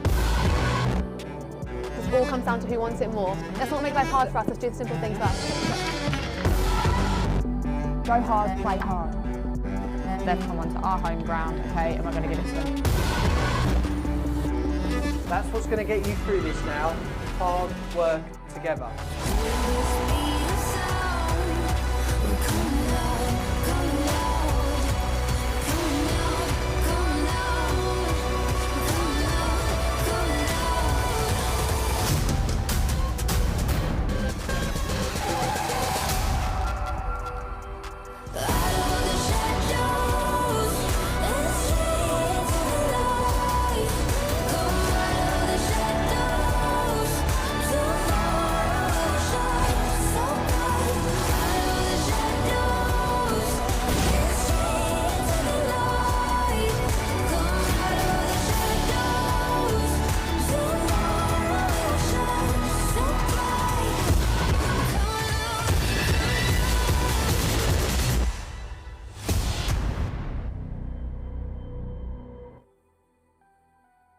Welcome back to pitch 1 here for this plate quarter-final. Kingswood from Bath taking on Finborough School, joined by Ollie Johnson and Lauren Torley once again. Guys, unfortunately, but here go Kingswood. That's Ewan McDade, who's Sevens captain. Lauren, we spoke a lot about Ewan McDade earlier. He's one of those, but I also had a chat with his coaches as well, actually. He's one of those players who is Sevens specialised. He's got the build for it. He's very jinky. He manages to work his way out of tackles. I mean, just look at the size of his quads, first of all. But he's one of those Sevens specialists where I spoke to his coaches and he said he plays hooker in 15s. You wouldn't have never guessed it, would you? No, and you can see him there, absolute mammoth carry. He gets tackled near 30 metres out and he drives his legs all the way to the try line. Unbelievable physicality and leg drive. You can't ask for more from your players to put you on the front foot when they carry like that. Well, captain's contribution on a Sevens part from Ewan McDade there. Definitely remember the name. Watch out for him in some probably elite Sevens comps later on when he leaves school. Here go Finborough though. Can they get in here? Good tackle from the Kingswood men, but Finborough will staunch down towards the line. And they go tit for tat here, Ollie. Just what the coaches would have wanted, a response straight away. Kingswood's first challenge in defence comes up. The good for Finborough, and they land the conversion too, so they take the lead. Great break to the outside, just scragged in the tackle, but it's the offload. It catches the Kingswood defence off guard, and they just can't quite get back fast enough. Fingertips on the back of the Finborough attacker. Numberless in this game, so I wish we could shout him out. But he dots it down under the poles, and they are 2 points up. Unfortunately, we don't have any numbers on shirts for Finborough School. Obviously missing their big man, Charlie Tamani, who's on academy duty for Northampton Saints. He's definitely one to watch out for in later Sevens tournaments. There's no stopping him usually. But this is make or break for Kingswood and for Finborough. Can they progress through this plate competition? Ewan McDade will feed, the Sevens captain. McDade feeds Perry.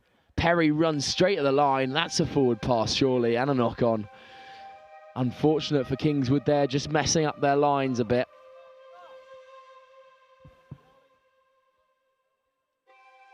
That's a sort of coach killer, isn't it, Lauren? Where you kind of just like, you have a move set up in your head, you both run the same line, and uh-oh, I've just made a forward pass.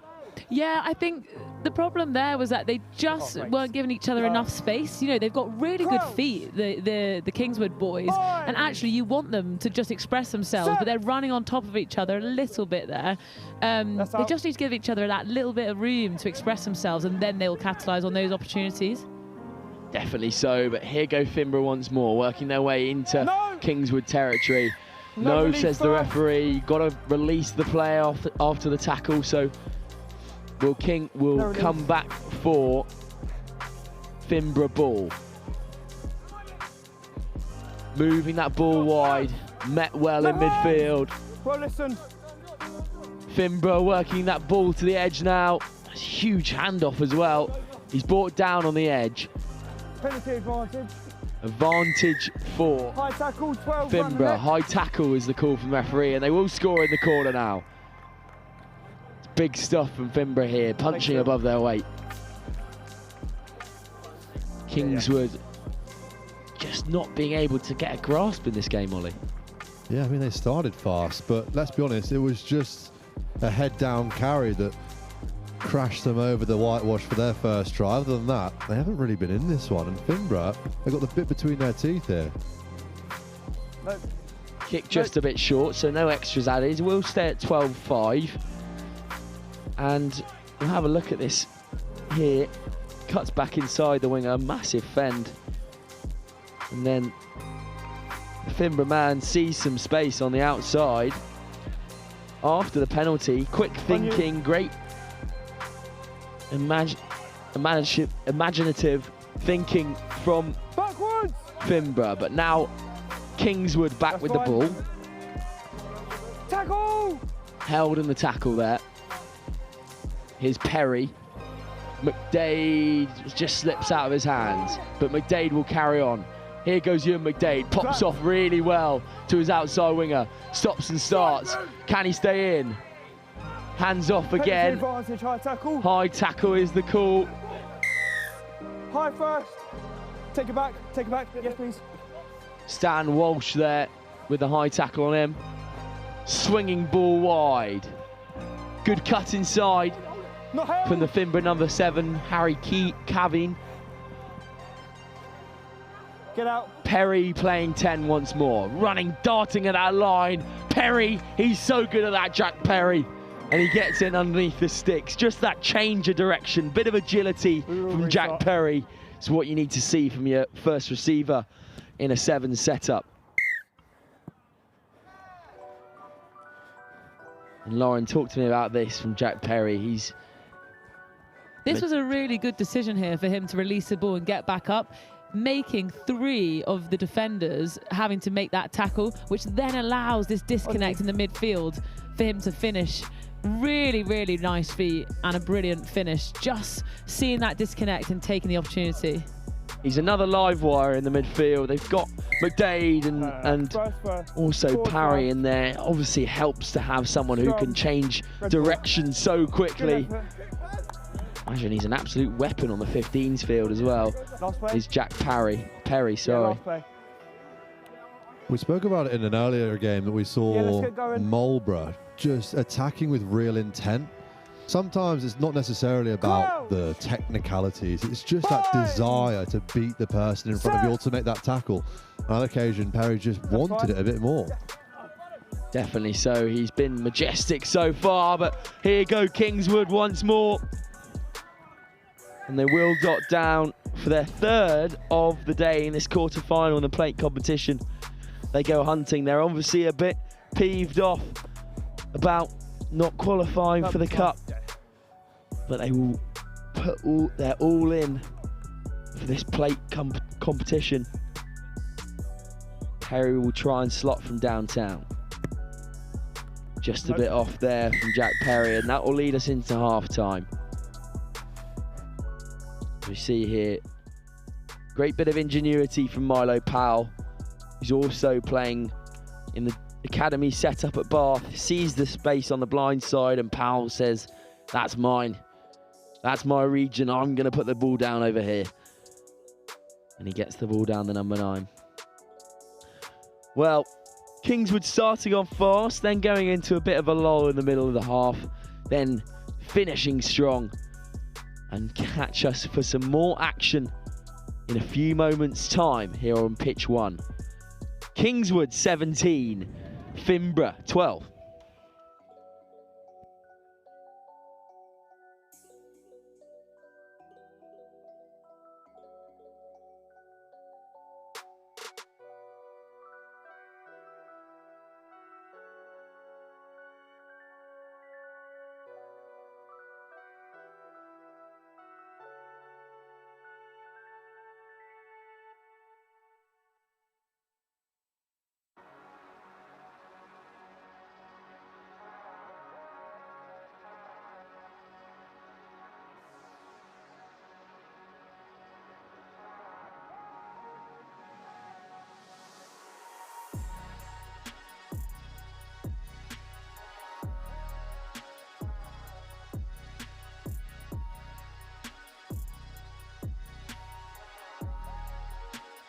Welcome back to pitch 1 here for this plate quarter-final. Kingswood donning from Bath, holding the cards against a very strong Finborough side. High into the sky from Jack Perry, contested well, just knocked forward unfortunately. Well, guys, while we're in a bit of a lull, I would like a prediction for a cup winner from both of you, please. I'll kick us off. I'll put my cards on the table. I'm loving the Gilmores, senior and junior, coaching the Marlborough side. We've just seen them work their way through their quarter-final, and they're looking pretty dominant. Yeah, I'm going to go different and just say Seaford, because in that last game, they played right till the very, very last second. And that is the difference between these Sevens teams. They're all class teams, but that team that can dig the deepest and go all the way till the end, I think we'll see them come out on top. That's two very differing opinions, and I'm going to give a third, and I'm going to go Wellington College. Because I thought they'd been fantastic so far, but here go Kingswood once more, who will definitely be in contention for the plate competition. And that star man, Jack Perry, dots it down once more. He's a live wire, isn't he, Ollie Johnson? Yeah, the feet on this bloke, not only kicking the ball well, I've just seen from the goal kick there and the restart, but just with ball in hand. He's fast on his feet, but just as we mentioned before, it's just that desire to go, you know what, there's a bit of space there, I'm going to back myself to take it. And that he does, and has the afterburners to finish off to. It's that sort of 1 to 100 going from first gear to fifth gear so quickly. It's so, I mean, Lauren, you'll know a lot about it, having played sevens at such a top level. It's so hard to defend against when someone can shift gears that quickly. Especially when they get in behind you. As soon as they make that little bit of dent, you're then going for these scrag tackles, you're reaching, and you're not able to get, impose yourself defensively. And when you can't do that in sevens, it's just so difficult to keep a hold of their attack. Definitely so. Here goes Ewan McDade. McDade with a nice offload, inside. Penalty advantage, high tackle. High tackle is the call from the referee, so we'll come back from the penalty advantage. McDade gets his hands on it. Thank you. Yeah, let's go. Here's Ewan McDade slowing the game down. Very sevens of the man, but here's the live wire, Jack Perry. And that will be, I believe, a hat-trick from the number 10. And wow, he's put on a show for us, hasn't he? Yeah, definitely. His feet are unbelievable. You can see him just as soon as he sees a defender that's slightly off balance, he takes them on 1v1, and he's finished that 3 times now. He definitely is really making it difficult for this Kingswood team. No. That's a no-go on the kick as well. So just see here the arrogance that Kingswood are playing with, and then all starts. The spark ignites from Jack Perry. And Kingswood in for another score underneath the sticks over the whitewash. Jack Perry, keep writing your name in those history books for Kingswood, mate. High into the sky.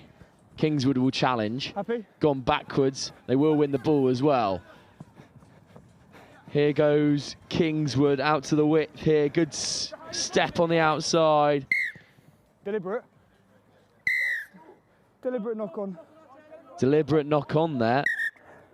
11. Okay. Yellow card. Okay. In this area, you have to be very careful. Deliberate knock on, it has to be. Yellow card for no number. Finborough. So that will be a yellow card, and Finborough will play with 6 for the last few minutes. Scrum called. Cyril, keep the time, yeah? So that's an interesting call, isn't it, Ollie? Taking the scrum off the set piece, possibly because after the yellow card, they've now have to put 3 in the scrum, which means you've only got 2 to attack. And with a lot of pace outside, you kind of back yourself if you're Kingswood, don't you? Yeah, it'd be interesting to see what happens here, because it is definitely a different call. You see it a lot in 15s, but we'll see what happens here. Here go Kingswood, nice little velvet hands. Do they have the gas on the outside? Great fend there, and he will get in for a score.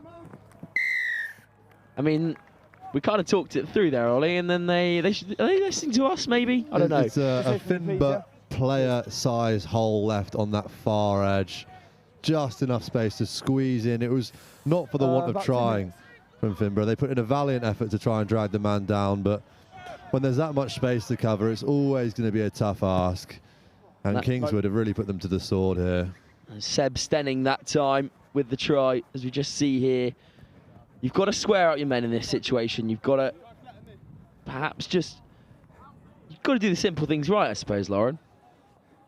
Yeah, and that is something that is of such value in sevens. You don't need to overcomplicate it. You have an overlap, just exploit it. And that's exactly what they did. They backed their hands and they've just really executed a brilliant try there.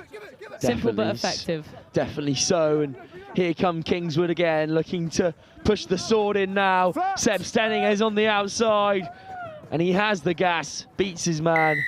That's another try for the boys from Bath. Yep. Cyril, get on for me, please. Your yellow can come back on now. Really racking up a scoreline here. Kingswood drilled by Rory McConaughey. They're going to know what they're doing on the sevens field. So we will restart. The way they're moving this ball around. Not only the tactical understanding of where to move the ball to, but just the clinicality of putting the ball out in front of the player, encouraging them to run onto it and inject some speed. And that's the key difference for them. It's the change in pace. We've seen a tap move where they're walking up and all of a sudden a burst of energy comes onto the ball and they find a bit of space. Here we go, moving the ball early. Oh, mate, I'm absolutely gassed. Taking defenders on, chucking it into the space in front of the man and just encouraging him into that outside channel. It's Seb Stenning who dots down for Kingswood to just stamp their authority all over this game. Definitely so, and that might be one of the last actions of the game as we roll into 14 minutes. Oh, just almost kept in there, but it's a really good kick again. And that will be full time. Kingswood Bath have shown utter dominance in this quarter-final, taking on a fairly battered and bruised Finborough school. But that will be full time. Kingswood through to the semi-final of the plate competition, who have just beaten Finborough school 39-12. Well done. Oh, don't leave me hanging, okay? Thanks.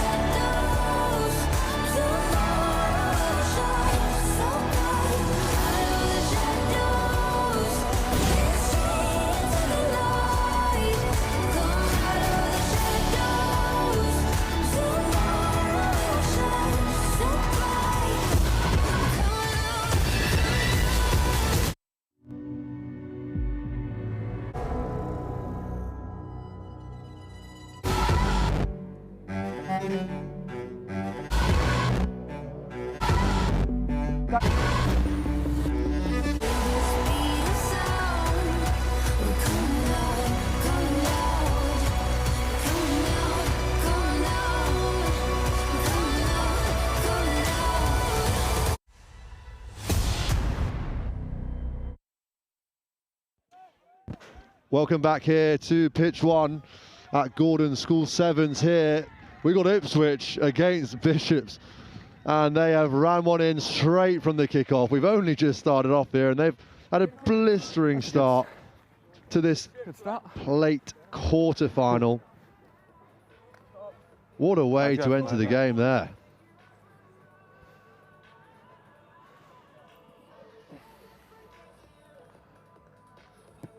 Well, thank you so much for joining us here on Pitch One, watching along on Next Gen Live. All the action here to come in the finals stages of the Gordon's School Sevens. It's been a good day. The weather's not been great in the morning, but the sun came out for a bit. It's dried up a bit.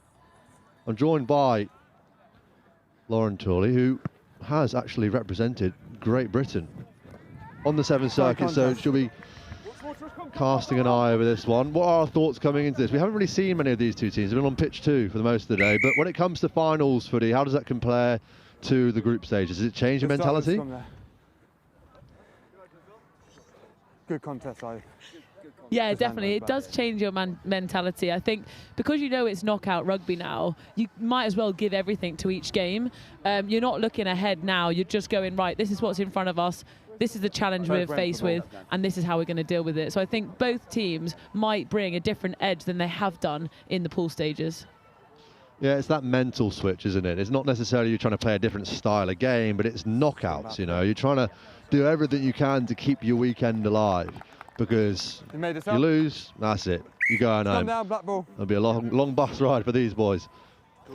So Ipswich came up the blocks firing and have regained possession of the ball. Crouch! Bind! Plenty of width being shown here by Alfie Tedbury, but squaring up through the middle. Backwards. Go Ipswich. Still backwards. Couple of drop balls, but both backwards. So great ball press there from Harry Carter. Keeps it alive and a good offload. Finds the deck though, just somehow holding on to the ball. Continuity is scarce right now as this ball keeps on finding turf. Thankfully we're playing on turf and not grass, so it's not going to get too wet as Bishops turn the Ipswich defence. They have to track back, and a great pass away from the contact, getting himself out of trouble there. Tedbury carries through the middle, good footwork, finds a bit of space, some cold shoulders turning back from Bishops, and Tedbury just keeps on cantering forwards, finds his support. Everyone's inside that outside post, so it's very narrow from Ipswich. And now the ball comes out, only 2 defenders here against 3, but no one engaging the line just yet. Now an isolated attacker, but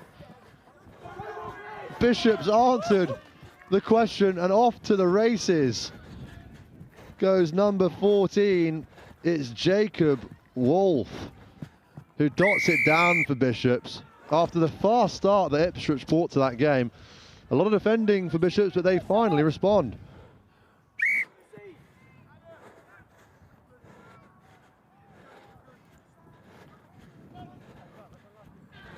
This was an exhausting passage of play. Ipswich had actually kept the ball alive really, really well. You spoke about their ball press. You know, they're presenting long, getting it away from the threat.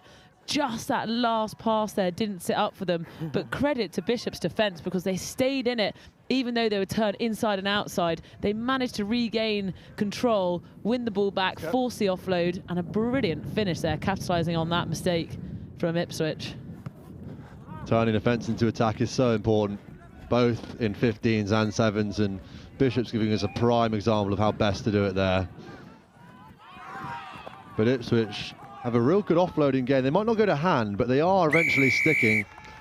And you can tell because they don't like hitting the breakdowns. That's why they've turned one over there, have Bishops. Offering the ball up in front of him, and that opens the space up. Straight ahead, goes through the line. Wilf Bates cops a little shove after he's dotted that one down. No. And referee hates to see it. Rugby values, sir. Goodness, that's a tough call, but you know what? He's keeping these lads in check. And You'll definitely learn your lesson. You know, playing with 6 men down in 7s is never easy. So yeah, we'll definitely be disappointed to lose a man to that little push there. yeah, not necessarily necessary. Do they restart with a tap here, or surely from the yellow card? Active foul play after the try was scored. Well, you were doing your referee course yesterday, weren't you, Loza? What's No, the crack I with think that? you just go straight into the kickoff because it didn't infringe the try or anything. I think they would just go to the kickoff. I'm sure Mr. Sir knows what he's talking about, and that's a bit of a coach killer from Bishops, because that's exactly the situation. You want to start punishing this Ipswich side, who are clearly coming back with a vengeance here, back to 6 men. Oh, Falcon to the head of the Bishops player, who follows up with a good tackle. Well released. You were held, you got back up. You were held. He was held in the tackle, didn't release the ball though, so referee really stamping his authority on this one. And Bishops are taking full advantage of it. Covering defence, gets back and makes a great tackle. Not giving up on it, but his teammates can't quite follow suit like the Bishops boys are, because they're giving Ipswich a slight taste of their own medicine in this offloading game. And now that Bishops have just got a little bit of possession, sorry, you can see they're really capitalising on it. In the very first part of the game, Ipswich had all the ball, and actually Bishops really struggled to contain them. But now it's swapped the possessions with Bishops, and they are definitely making the most of it.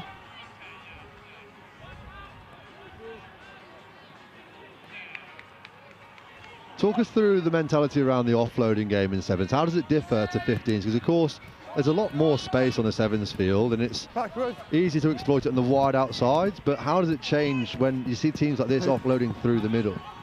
Yeah, so I think the reason that you definitely do it is to see if they are connected in defence, and you can see they're getting loads of joy because someone's just switched off. They might be 3 away from the ball, they've just switched off, they're not in. The support runners are doing really well for Bishops at the moment, and it is really hard when you're defending and you're outside, you can't quite see the ball, the offloads are coming in, it is difficult to stay engaged.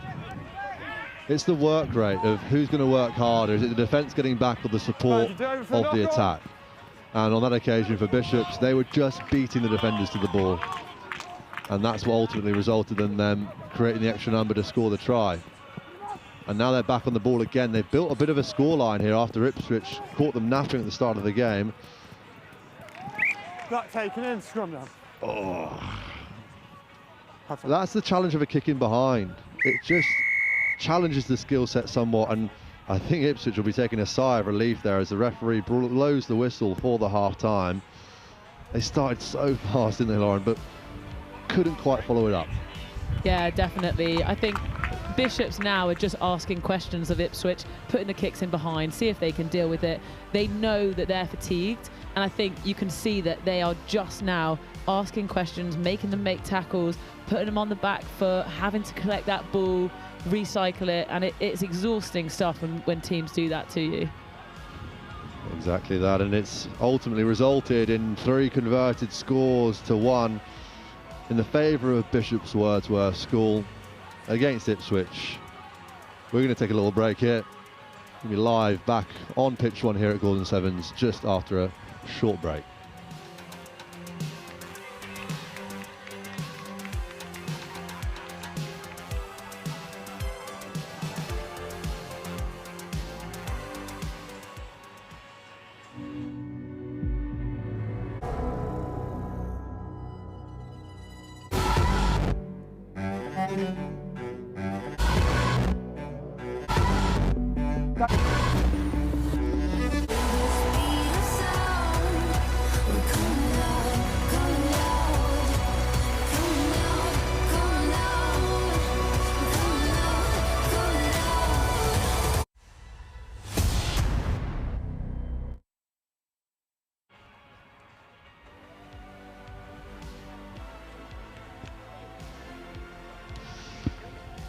Welcome back to pitch 1 here at Gordon School Sevens.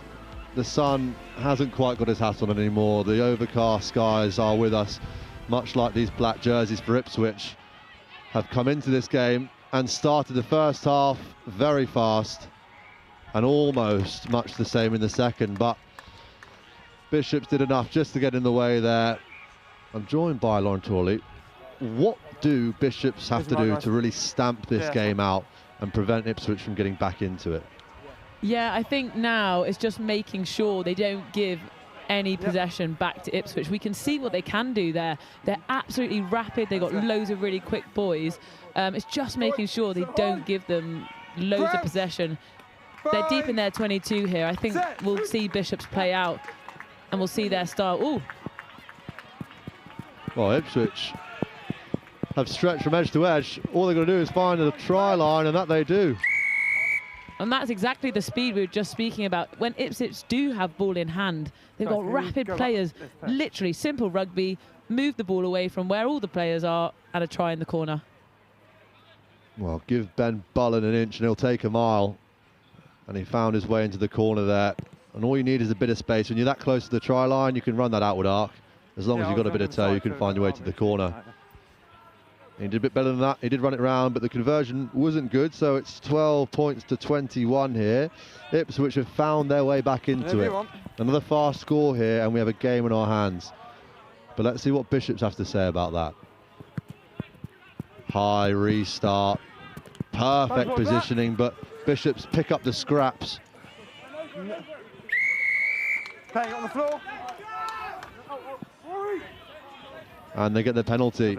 Just about taking the ball all the way to the line. Winning his team 10 metres, but slightly slow at the breakdown. Bounce pass. Goes backwards, much to the dismay of the Ipswich players.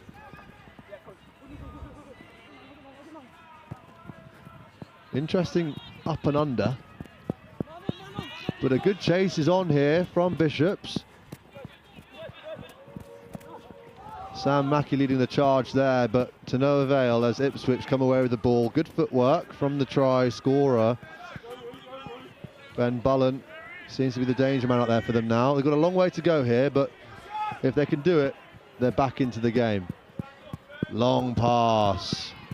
A wonder seed out to the wide channel, who just puts his head down and says, tackle that, mate. And that he does, but continuing on are Ipswich. Good catch pass skills here. Oh, the palm to the face of the Bishops player.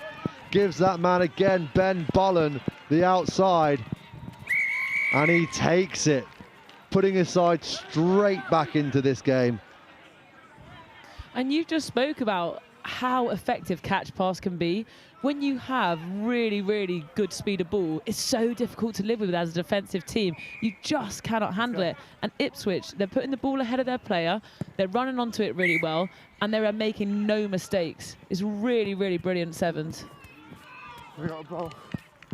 The ball's always going to beat the man. I'm sure I can chuck a pass faster than someone can run. So if you can put it out in front of the man and just keep on moving it into space, you're going to find some at least just a cold shoulder to put a palm out into. And that's exactly what Bullen did there. The only difference between these two sides now is one conversion. So one score game here. Who's going to have the first bite of the cherry? It's Ipswich. Tackle, release him. Who looked almost out of this game coming into the second half, but they found a way through. Oliver Wilding puts his team back into the lead. After their fast start, they fell asleep, but now they've caught Bishops napping. And you can see the point of difference here for Ipswich is their kickoff. They're getting that ball high, they've challenged it in the air, and they've won it back 3 times in a row now, and that has resulted in 3 tries. We've got Bishop's got some defensive efforts there, not quite getting their guards in place, slipping off tackles. That is just really, really well recycled from Ipswich, and a brilliant finish. They're off again, and Ipswich have somehow taken that ball out of the sky. An athletic gather on the charge, and now they have a chance to really kill this game for Bishops. Oh, first loose pass we've seen from them all day. McArdle throws the ball back inside, but Bishops pick it off and start their own counter. But an isolated breakdown. There's no lift on the ball, but the second man gets it, that's for sure. And they probably want to kill this game, but to the short side with an offside. Go Ipswich. And they crash over. And what has been almost a game of tennis here with the back and forth nature of it has Ipswich with their own 2-score lead now, Lauren. Yeah, and they just conceded a yellow there for not being back 10. Such a shame, because Bishops really, really were asking loads of questions of Ipswich at the beginning there. Now they're down to 6 men, only a minute to play. Really, really tough way to finish this quarterfinal. 45 seconds anyway. 45 seconds left on the clock. Ipswich just have to hold out here. Man the hatches, park the bus, and defend their place in the semi-finals. Another great restart. Another great take. just demonstrating the value of kickoffs in sevens as they gain possession again.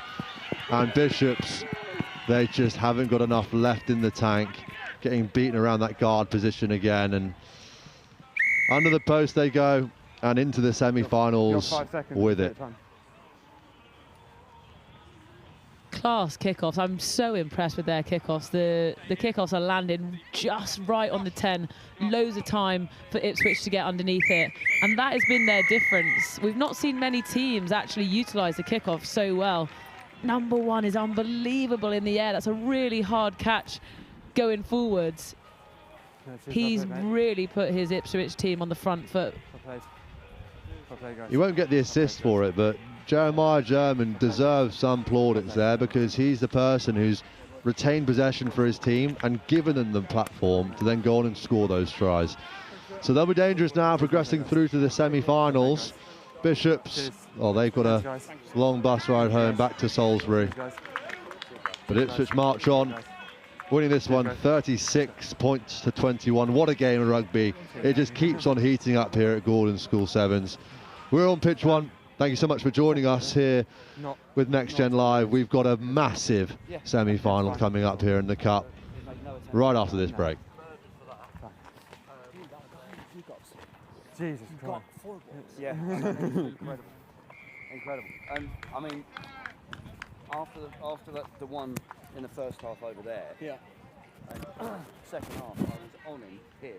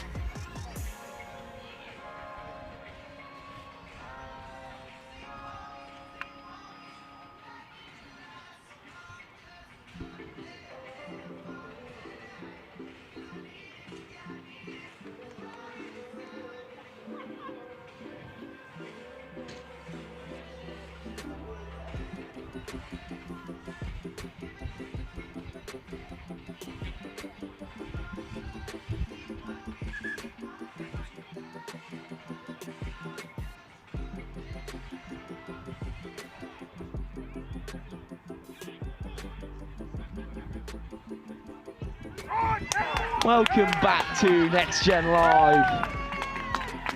This is going to be one for the books. Two of the favourites, Seaford College and Milh School taking each other on in the cup semi-final.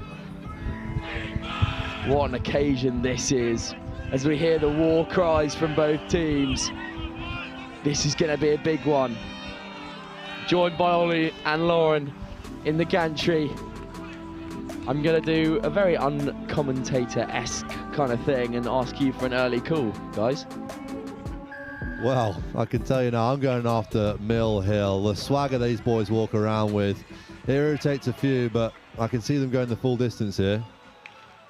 Yeah, I'm going to back Seaford like I did earlier. I just feel that they play till the very final minute of every game. And I don't think Milh have had to deal with that yet in this competition. Definitely so, and Seaford, coming off the back of 2 famous victories, will again be looking for another big scalp. What a drive that is. The maul was formed, but a successful turn back from Seaford. They have to get out of their own 22 now. A huge shot comes in from Milh. Seaford trying to keep the ball alive, being swarmed by the boys in brown and white at the moment. They need to get out of dodge. Well, that was a massive shot, wasn't it? Seaford again just going for the plough method, tanking it up through the middle, but such good handling on the outside. Here goes Teddy Henry, the MVP at Hurst 7, steps back inside. Now Seaford can break. So lethal on the counter, Seaford College. Counter ruck is good. Keep spinning it, do Seaford. Now Ethan Carr will chase. The speedster in the luminous scrum cap. Ethan Carr will score! What a start for Seaford College. Yeah, we were just discussing up here how flat Seaford looked, but you can see why. With the kick chase, Ethan Carr showing a clean pair of heels to get after that one. In that very, very luminous headgear. It's a way to pick him out, I have to say, and he does do a lot on the field. So thank you very much, Ethan Carr. But this is great play, isn't it, from Seaford, Lauren? Yeah, they've just kept hold of the ball. They did have a lot of pressure on them. They were deep in their 22. They backed their big carriers to get them out of trouble, retained the ball, really, really well-resourced rucks, and came out on top there. Jack Mills with the little boot through, and then that will be Ethan Carr's 7 points for the taking. Milh stunned into silence off the first. Now they can drive back at Seaford. The shield defence is collapsing here as they run through. Milh, I just want to chase back, but he's said no thank you today. What a fend that is. Again, it's Morgan, the number 29, who has been ever impressive today, scoring a lot of tries. And that is score on the board. These two going tit for tat at the start. We mentioned it after the group stage had finished. Both the Morgans, on this occasion it was number 29, who just sees how overcommitted that Seaford player has become. You can see him turning both his hips and his shoulders towards the sideline, showing him a real clean space back on the inside, and it's hard to turn and cover that much space. That's where hopefully you'd see the inside defender picking up that gap. But on that occasion, again, just caught off guard were Seaford. Not done. And Milh not 10 there, so it will be Seaford ball.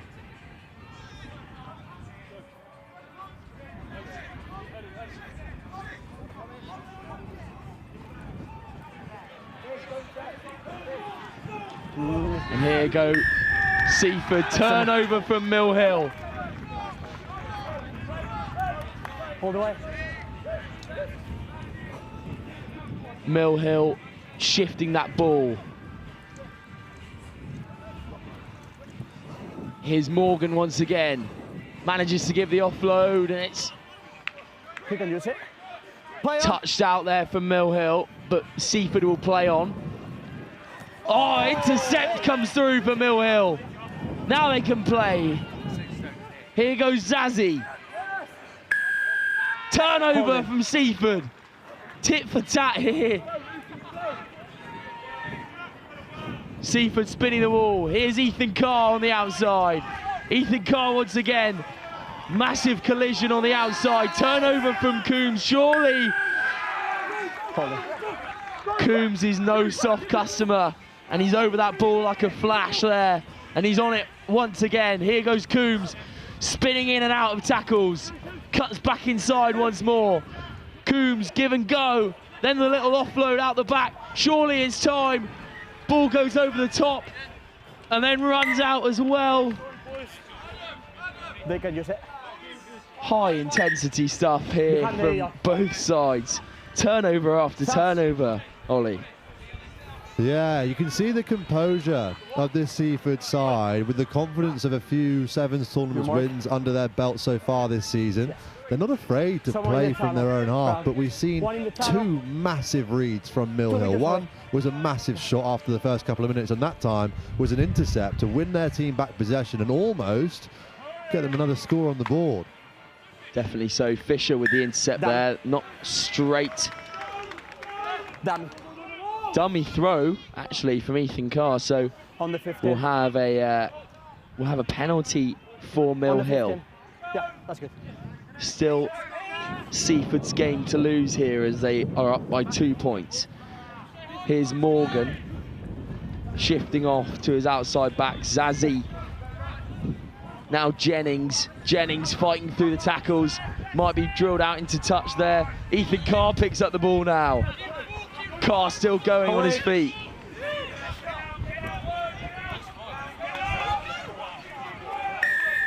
Offside. Offside on Milh. 19, never onside. So now Seaford will have another crack at it.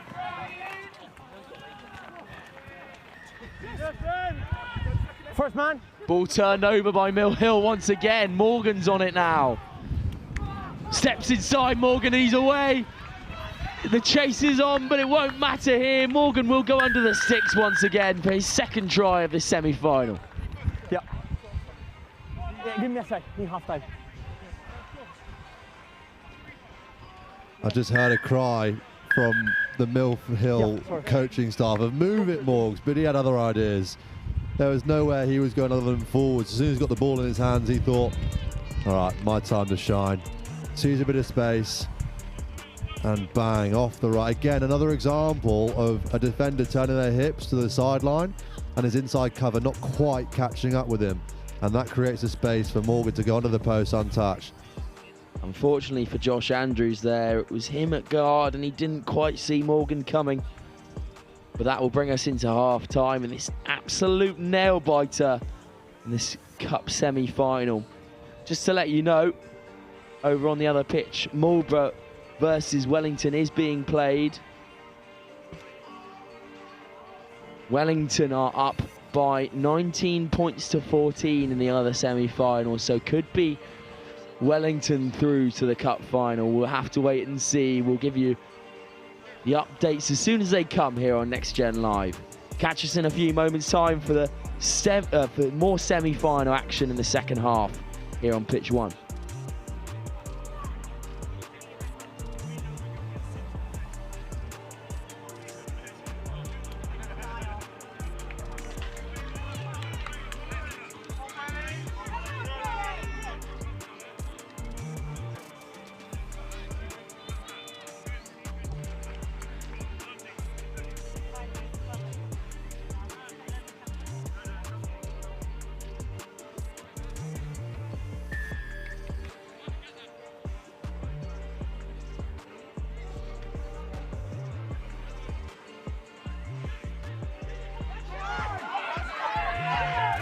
Welcome back to Next Gen Live here on Pitch 1. The kickoff comes from Seaford, Milh, who are up by 12 points to 7 thanks to this man Morgan, the number 29. Bounces off one. Can he give the offload? Now they're away. Is he going to be caught? That's a fantastic tackle on the outside. First man. And a turnover as well for Seaford.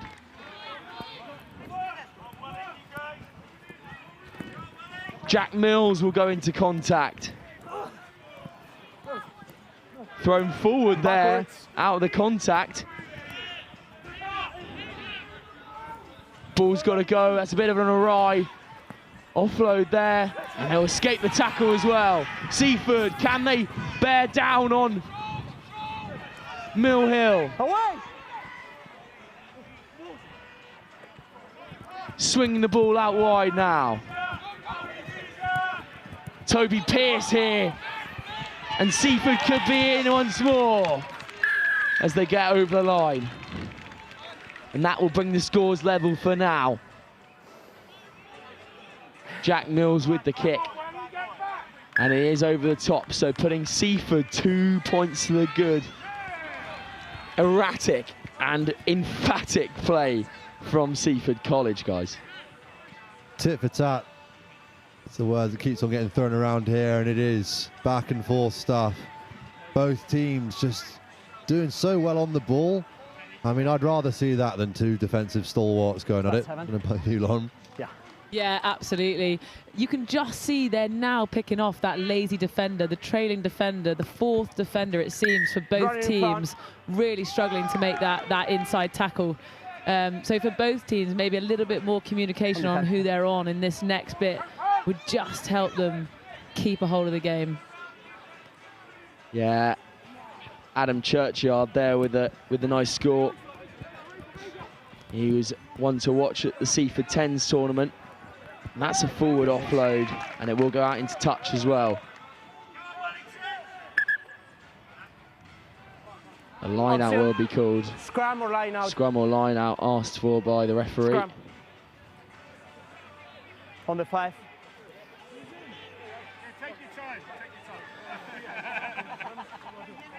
On the 5. Yeah, thank you. And Ethan Carr will go in at hooker here. Coach! A lot of whisperings and mutterings. Churchyard will stand at first receiver with many pacier winger outside him. Here's Churchyard. Churchyard taking it to the line, bumping carry. Unfortunately runs straight into Morgan there, which is not something you want to do. Huge carry again on the width. Churchyard slows the ball down. Little show and go from Churchyard, gets brought down. Not held, says the referee. Little no-look pass there.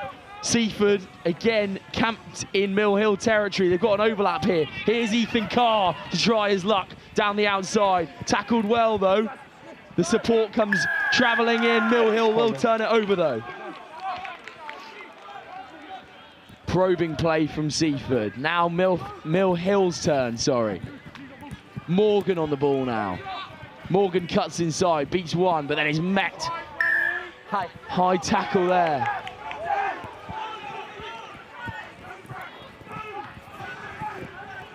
And the Milh coaching staff are going absolutely wild down on the bottom. Got to give it Coombs. Coombs might go all the way. Milh School. What a response from them. And they will go up in this very, very cagey affair. What rugby. The offloading out in front of each man, just keeping the play alive, but then realising that they hadn't set a ruck, so there's no offside line. But the composure, just have a look up, spot what was going on out there, beating the footwork. What great footwork. Just a great sevens try. And Coombs, again, writing his name in for this player of the tournament. Possibly seems him and his number 29, Morgan, definitely in the conversation here. But time back on. We've got 2 minutes now. That's a great kick, but gathered well by Seaford. Penalty to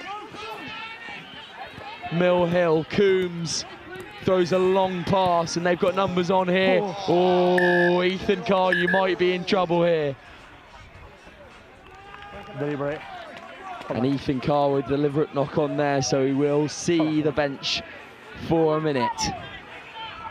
Now Milh with the one-man advantage.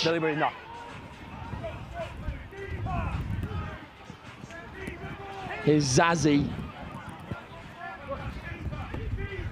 Coombs. Depth is being screamed from the touchline. Zazie again on the outside. Comes back to Morgan. Morgan with a nice bit of footwork, tripped up by his own man there. Morgan says no thank you. Turned over by Seaford. Penalty to Seaford. But you can't do that.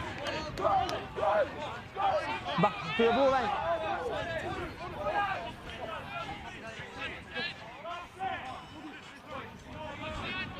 That's Oscar Woodman there, combining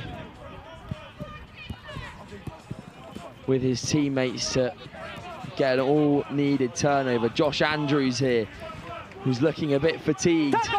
Got to get over it. Some depth is desperately needed from Seaford.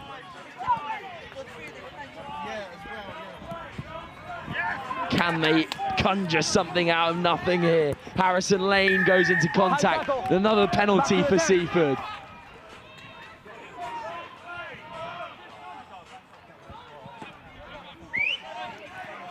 Needs some depth to Seaford. Josh Andrews now. The big number 8 finds a bit of space in contact. Harrison Lane decides to go by himself. Here's Teddy Henry. Henry could go here. Teddy Henry could be away. Oh my! What a try from the winger. And he's gone off the field. Oh my! Spare a moment for Teddy Henry. He's being chased into the try zone and he steps out there. What drama. First of all, take a bow, Teddy Henry, because that is excellent work. But he just goes one too far as he's being chased in. And he steps out just before he manages to put the ball down. So the three-peat is no longer on for Seaford College. They have been knocked out by the boys in brown and white, Milh School. Milh will be in the final, and we're just waiting on confirmation of who they're going to play. It looks like it might be Wellington College, who lead by 5 points, and they will kick the ball out. Wellington will take on Milh in the cup final. Wow. I mean, I'm out of breath after that. I don't know about the boys down there, Ollie. Yeah, I'm sure we're all pretty out of breath by this point. Commiserations. Oh, dearie me, Seaford just, from hero to hated. Like, he's just done everything he needed to do other than dot the ball down. And my Milh, of course, made a brilliant pick early doors there. Unfortunately, Lauren, how's that? Absolutely gutty. I was diving here in. I dived for him for that try, but he just tried to get the extra miles, make the kick easier, and actually ended up being a no score. Absolutely gutted for Seaford, but brilliant back and forth. Such exciting rugby from both those teams. Milh will continue into the cup final, knocking out the boys who have been the hot topic so far on the 7 circuit, Seaford College. Milh will progress 19-14 against Seaford College. We'll catch you in a few moments' time for the plate final, and it will be brought to you by Ollie and Lauren. See you in a moment, guys.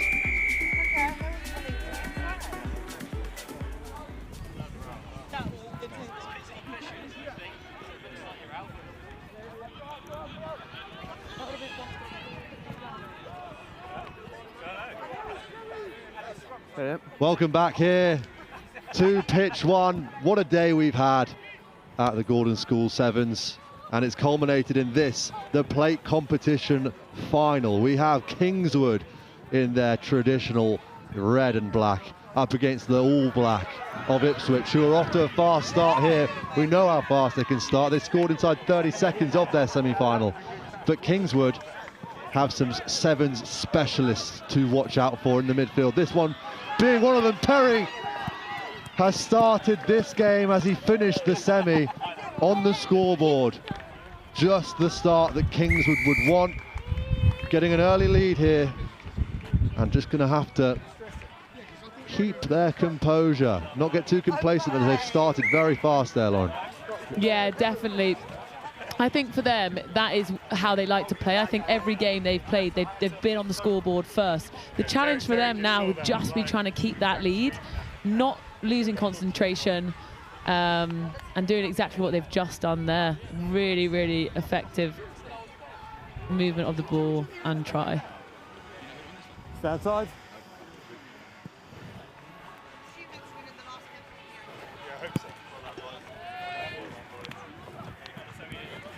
That is a beautiful take in the air from Ipswich, really trusting their pod work. We've not seen many pods be too successful today, but that was absolutely brilliant strength shown from those boys. Ipswich now with a chance to move the ball around a bit more, testing this far extremity of the field. Those edge two defenders just getting hands on the man, not quite bringing him to ground. Ipswich, they love an offload. They don't always go to hand, but they pick up the scraps and have found themselves 5 metres out. Moving the ball through midfield. Good catch pass here, challenging that defence up front. Hopefully just trying to create some space out wide. And that they do, scoring the first try of this semi-final for Ipswich. They'll be happy with that. That's a good 7 score. Yeah, brilliant. We can see how their quick boys get them into the game, stretching the defence and making a really, really brilliant composed try on the far edge. The other thing is Ipswich breakdown work. They seal the ruck really fast, meaning that Kings cannot get into their ruck and win the ball back. And that's exactly what they've done here. Sealed the ruck really, really, really well. Move the ball, simple, stretch the defence, and finish in the corner.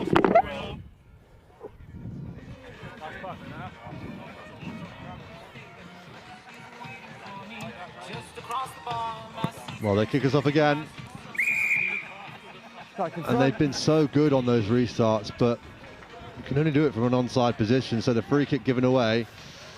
And off go Kingswood. Long pass thrown to the penultimate attacker, who just puts his head down. Stan Walsh with a strong carry to the short side. Finds Stenning, who's found touch. No. It's the last thing you want. That guy never misses a tackle. Line. Line's middle. Line's middle. Such a shame that Kings are just not letting themselves get through the phases. You'd love to just see them keep that ball in hand there and see what they could do on the far side, rather than just trying a little bit too hard, trying to get off the first phase, trying to kick off the first phase isn't always the best way. And that's exactly what we've seen from them. We mentioned earlier about the difference between finals footy and playing in the group stages, where the only thing that's really different is your mentality approaching the game, and potentially there some early match jitters getting involved and deviating from that system that has arguably got them to this stage. Yeah, definitely. You see them trying to do the extra thing, trying to do the miracle kick try. And actually, it's about trusting your process that got you here. And you can see that it's not quite worked for them there. Ipswich getting the ball back. And off they go, playing from deep here.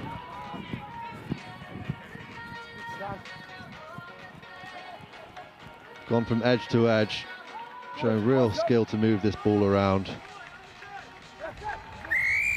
Play the 9.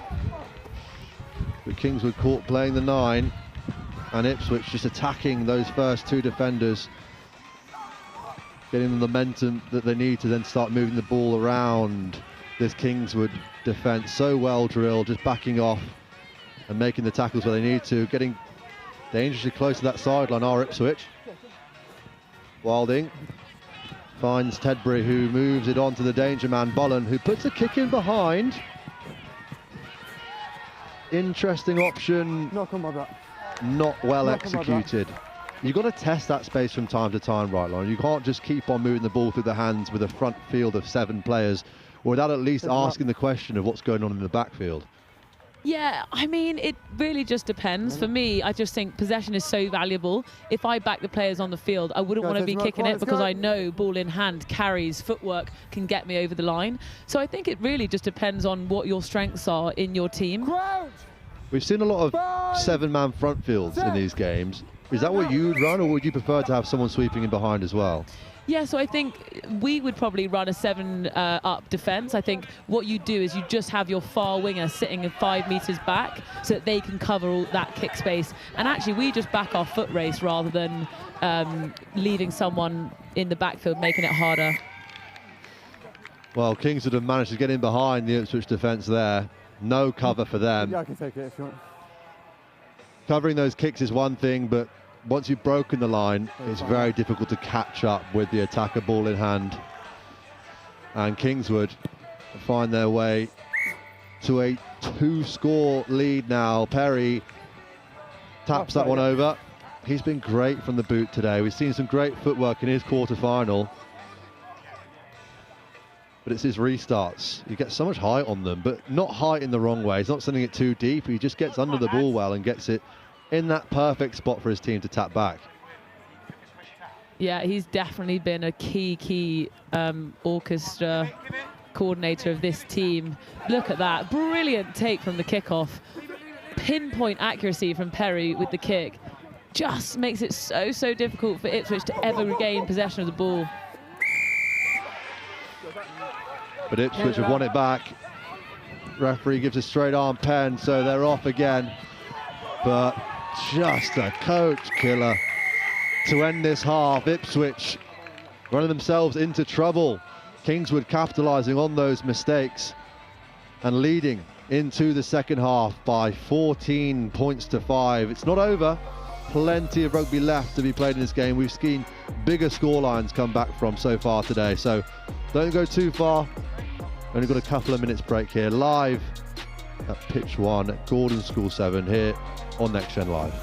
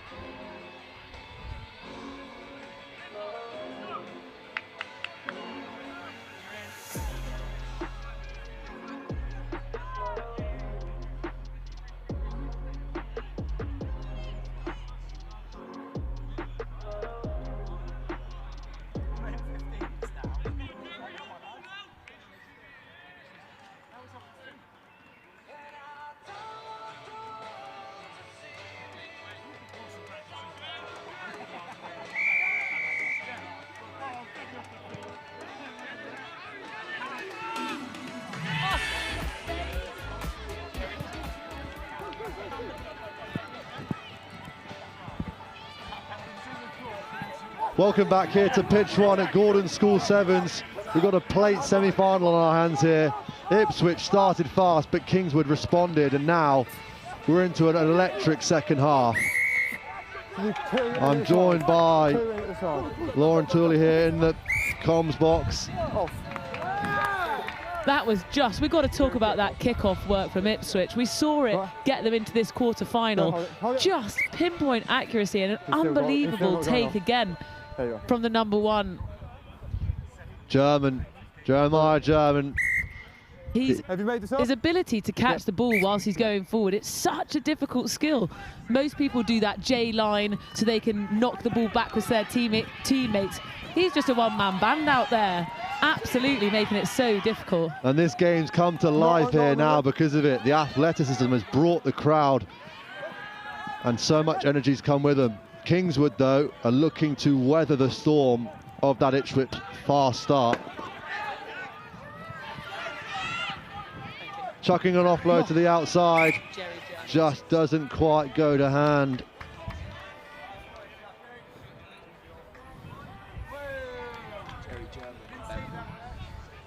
Yeah, that's fine.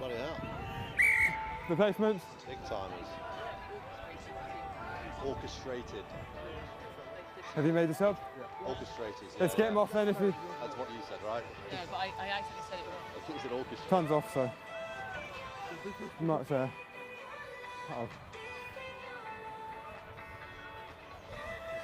Wait for him to go off. Come on. Time's back on here. It's a set-piece scrum on the left-hand side to Ipswich. And Kingswood put the pressure on, but Ipswich just come out with the ball. Finding just a hair of space on that outside, but it's quickly shut down by this Kingswood defence. Oh dear, that's just what Kingswood wanted, to bring themselves to life in this defence. They're looking around a little bit, looking for some answers. Let's go. Well, what are they going to do in this game to close it out? I think we saw them be so effective in the first half. They made really physical carries. They kept asking questions of the Ipswich defence. But the problem is they just haven't had the ball. Every single time Ipswich have kicked off, they've won it back. So actually, Kingswood just haven't been able to get into the game in the second half because... Interesting setup here on the scrum. We've got 3 behind. They're obviously going to pick a side. With Ipswich down to what, still down with a card. This is unbelievable sevens strategy. Right from the Rory McConaughey playbook, that one. And they find themselves inches out because of it. Cancel that, they're over.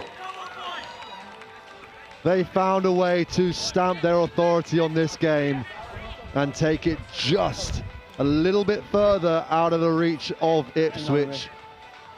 They've got a fingertip on that final of the plate competition. Guys, come on. Interesting move to run around from the back there.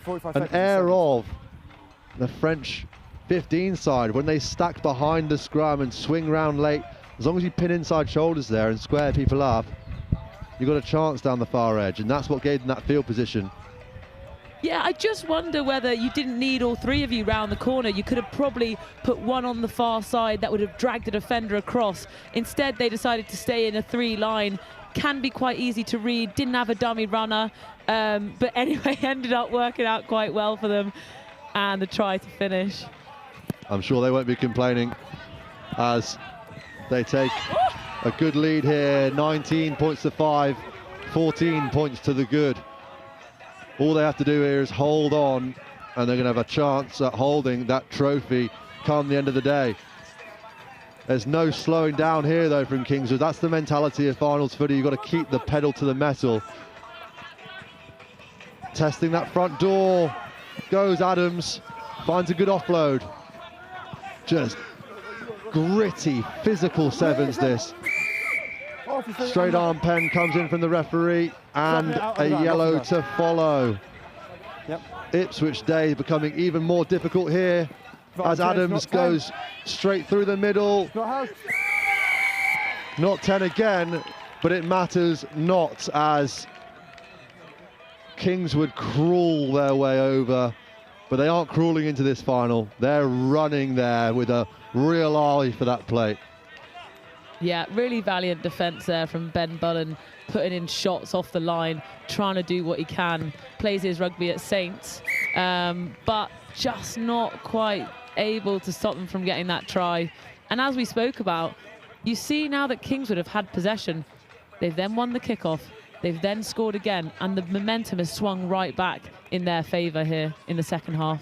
Take your timing, guys. You said it in the first half, Lauren. You have to have the ball and build pressure, apply pressure consistently. It's so much harder to defend than attack. And all Kingswood had to do is just hold on to the ball, and that they've done, and that they've scored. But Ipswich won't go down without a fight.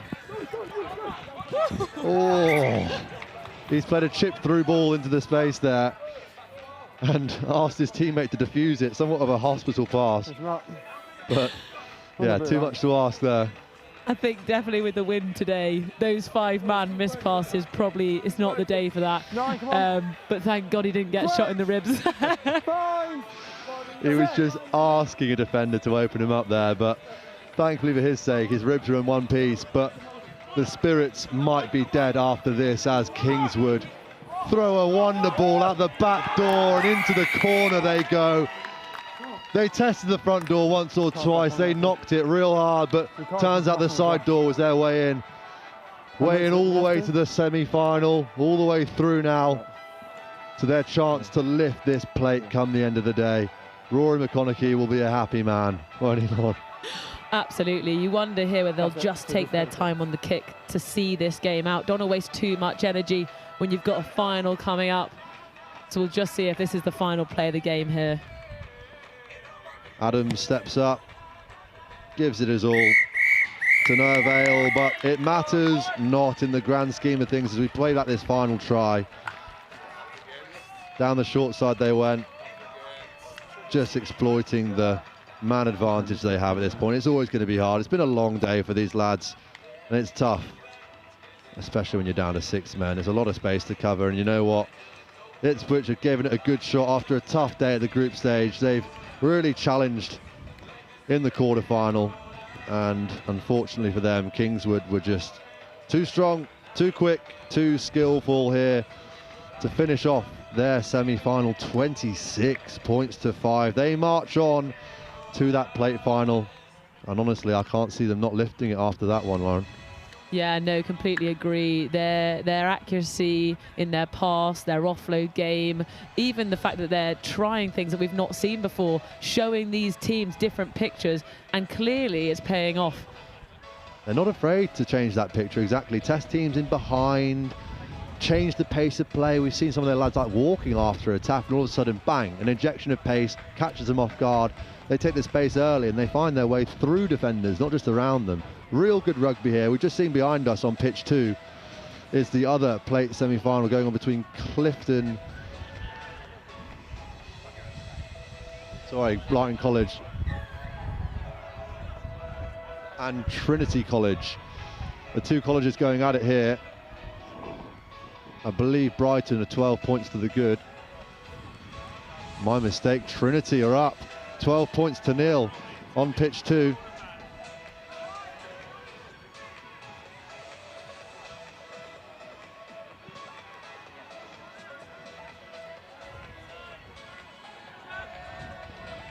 Well, it'll definitely be Kingswood. They are one half of our plate final. We're still yet to see who they'll be placing against in the final, but so far it looks like Trinity, although Brighton are definitely challenging that statement so far. They've just crossed for their first try of the game, but the clock is not in their favour.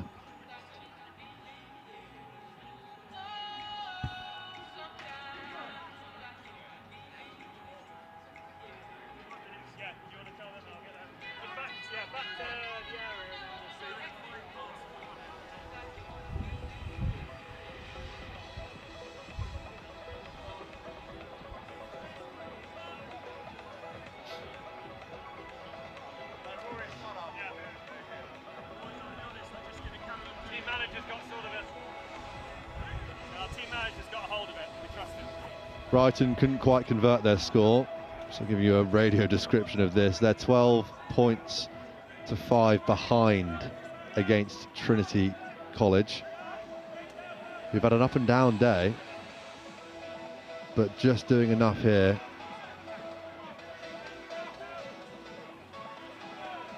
Brighton's defence, although they've leaked a couple of points in that first half, clearly looks pretty well drilled here. They're cutting off the passing lanes of Trinity quite well.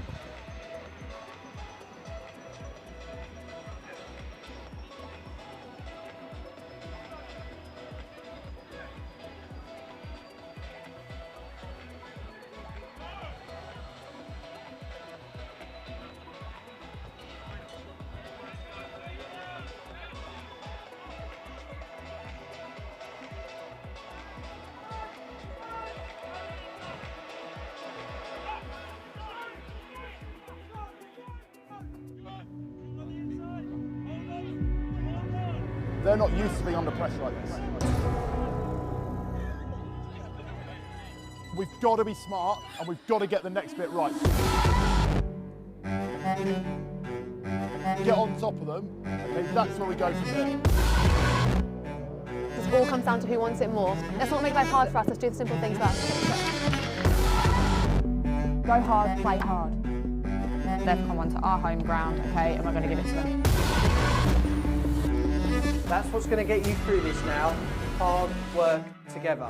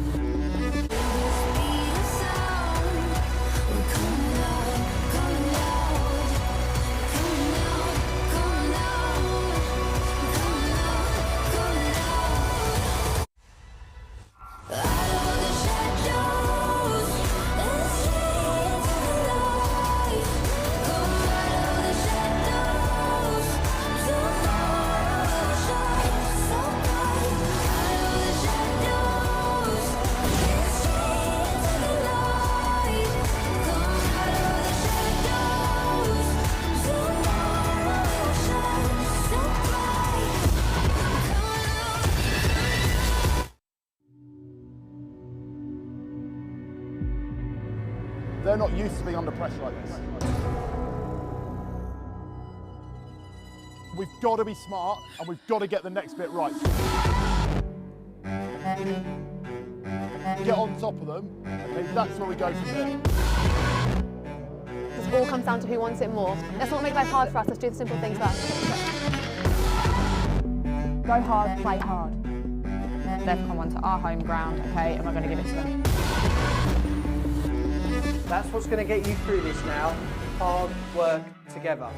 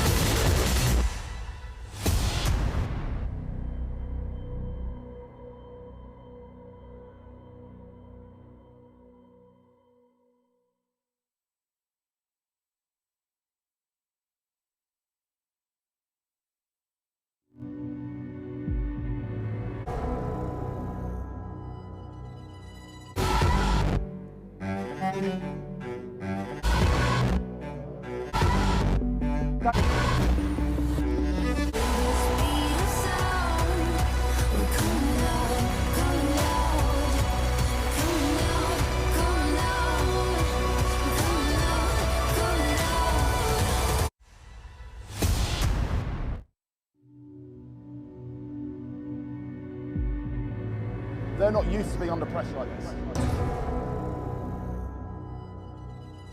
We've got to be smart and we've got to get the next bit right. Get on top of them, okay, that's where we go from here. This all comes down to who wants it more. Let's not make life hard for us, let's do the simple things first.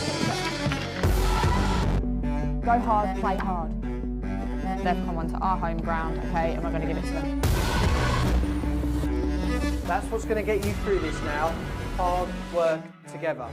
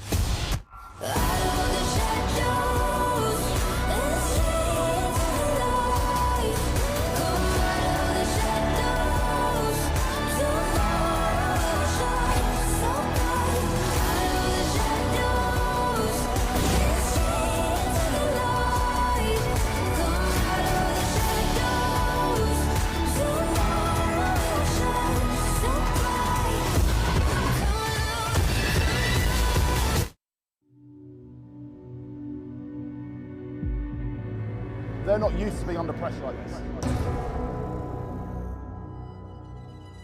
We've got to be smart and we've got to get the next bit right. Get on top of them, okay, that's where we go from here. This all comes down to who wants it more. Let's not make life hard for us, let's do the simple things first. Go hard, play hard. They've come onto our home ground, okay, and we're going to give it to them. That's what's going to get you through this now. Hard work together.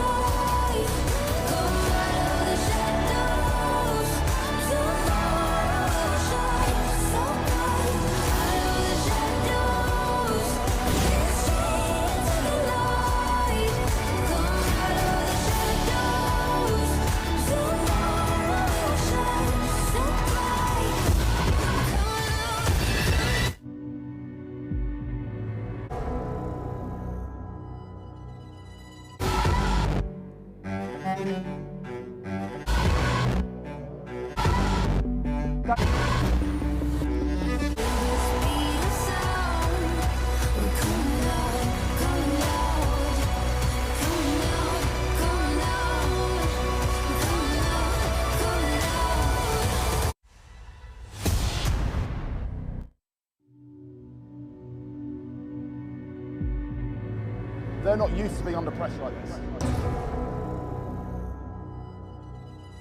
We've got to be smart and we've got to get the next bit right. Get on top of them, okay, that's where we go from there. This all comes down to who wants it more. Let's not make life hard for us, let's do the simple things first. Go hard, play hard. They've come onto our home ground, okay, and we're going to give it to them.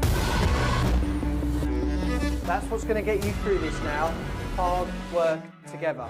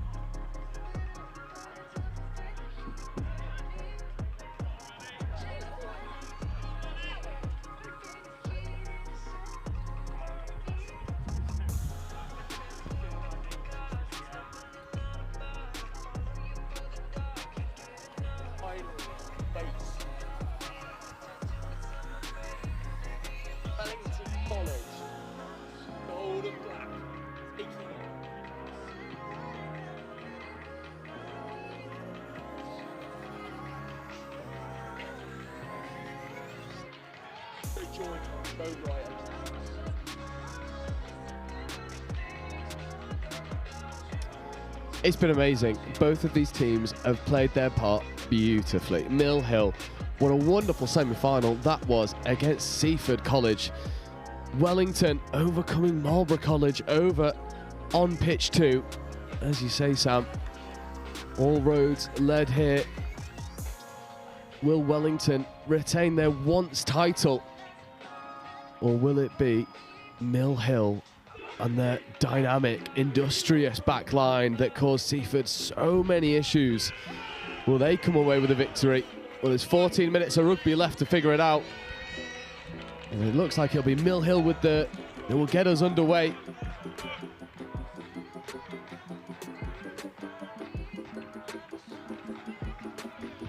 Wellington College in the famous gold and black will receive this kickoff from Milh.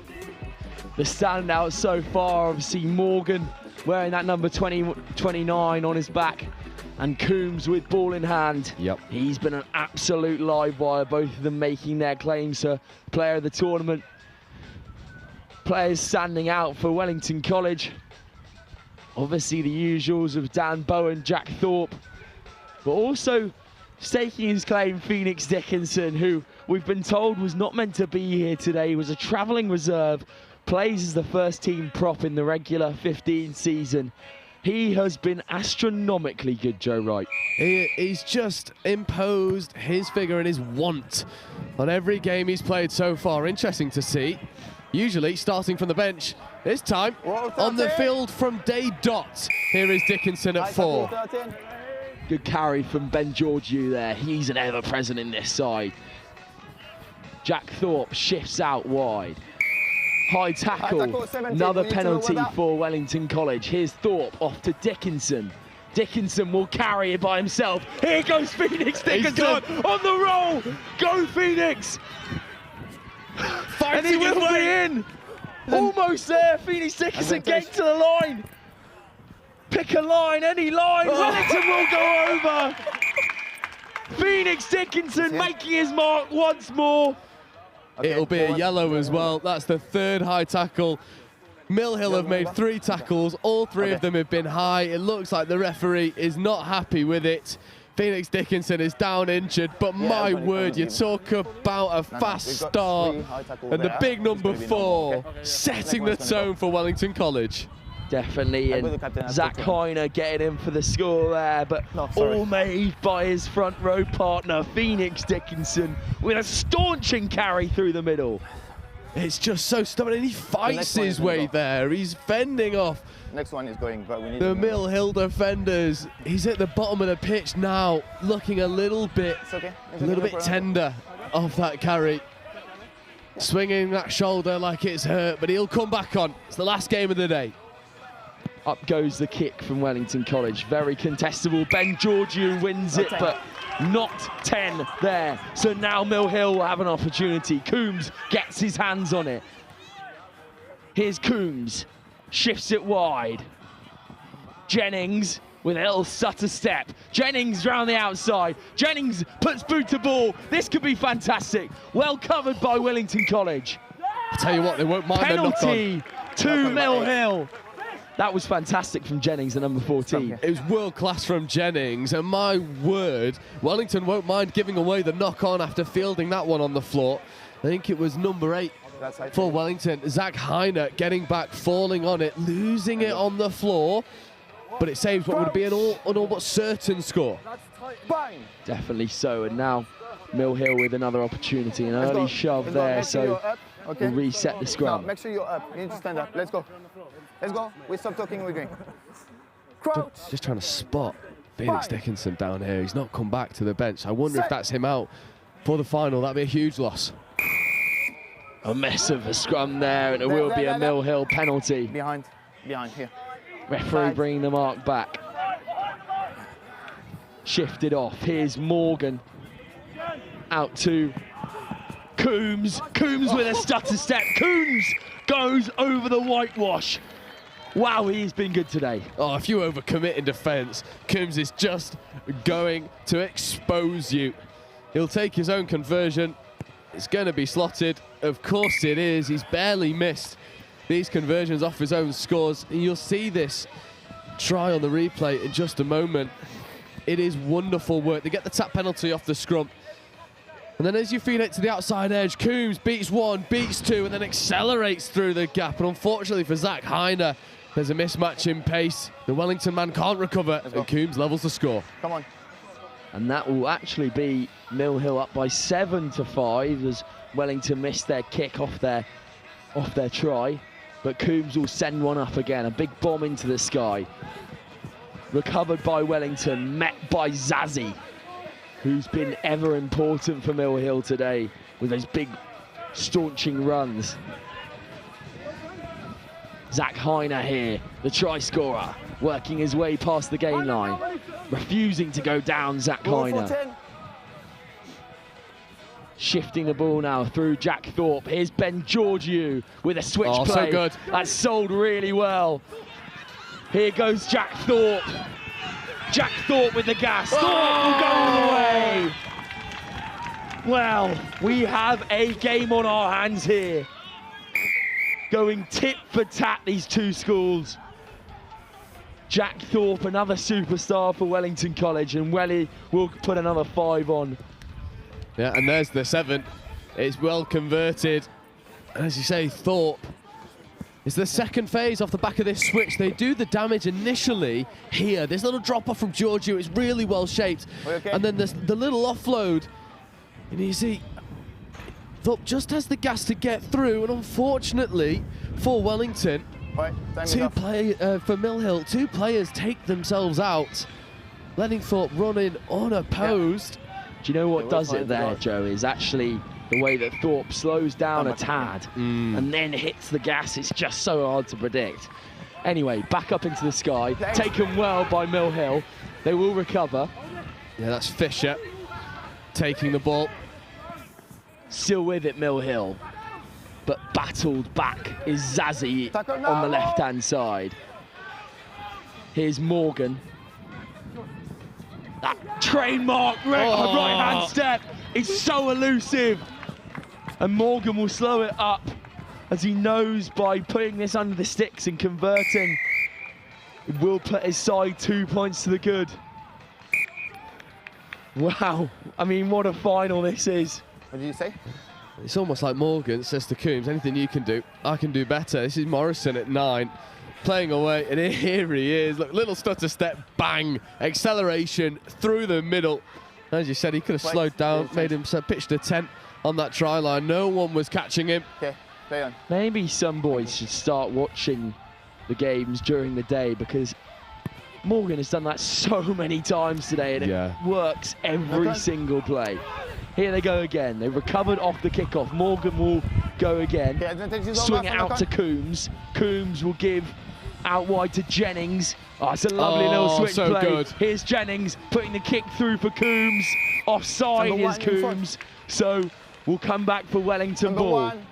What an amazing outside edge play that was. The double switch, little stab kick through, unfortunately for Coombs. Just gets his timing slightly off on that kick chase, but it's warning signs for Wellington. Indeed it is, and here go Wellington once again. The gas will come through. This is humongous if they can make it the whole way. Oh, he's done him. He's done him, the little shadow step. I think that's the ever-present Dan Bowen. Yeah, I agree. Who was so fantastic a couple of weeks ago at Ipswich Sevens, and he's done it again. Just opening up those long strides. Just gets him through the contact. And Dan Bowen will put a third on the board for Wellington College. And that will be half-time, Joe. Yeah, take a breath. I mean, folks at home, I don't know if you're enjoying this as much as we are up in the gantry, but this is two schools at the top of their game going absolutely at each other as we see Dan Bowen's try here. It's so good, the way he can just accelerate. It's that last little dummy of the ball to fix the outside defender, to back the pace that he has to get through. Does such a good job at just exposing those frailties on the outside edge of the Mill Hill School. Wellington in the ascendancy. And there we are. Wellington College 19, Mill Hill School at 14. Half time. Catch us in a few moments for the second half of this cup final here at Gordon Sevens.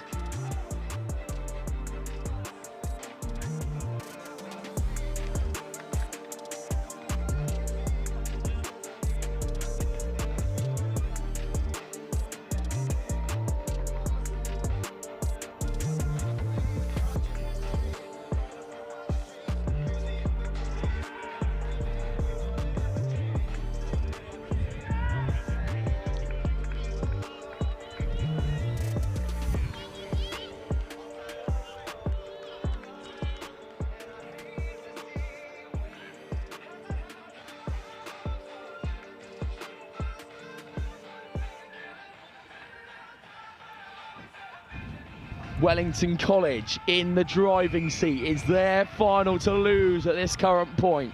19 points to 14 here in this final. Mill Hill will have the ball off the bat. Given out to Fred Taylor.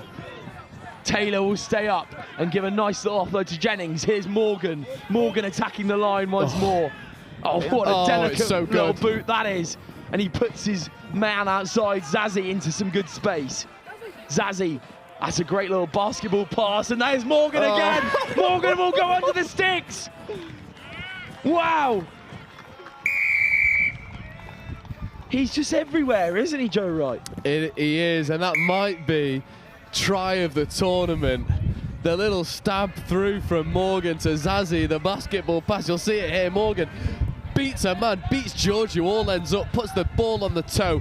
Zazie stepping back on the inside, straightens, takes two men with him, basketball pass over the top, and then Morgan look at the way he reads that as well. The ball is in the air for such a long time off Zazie, and Morgan knows exactly what he is going to do.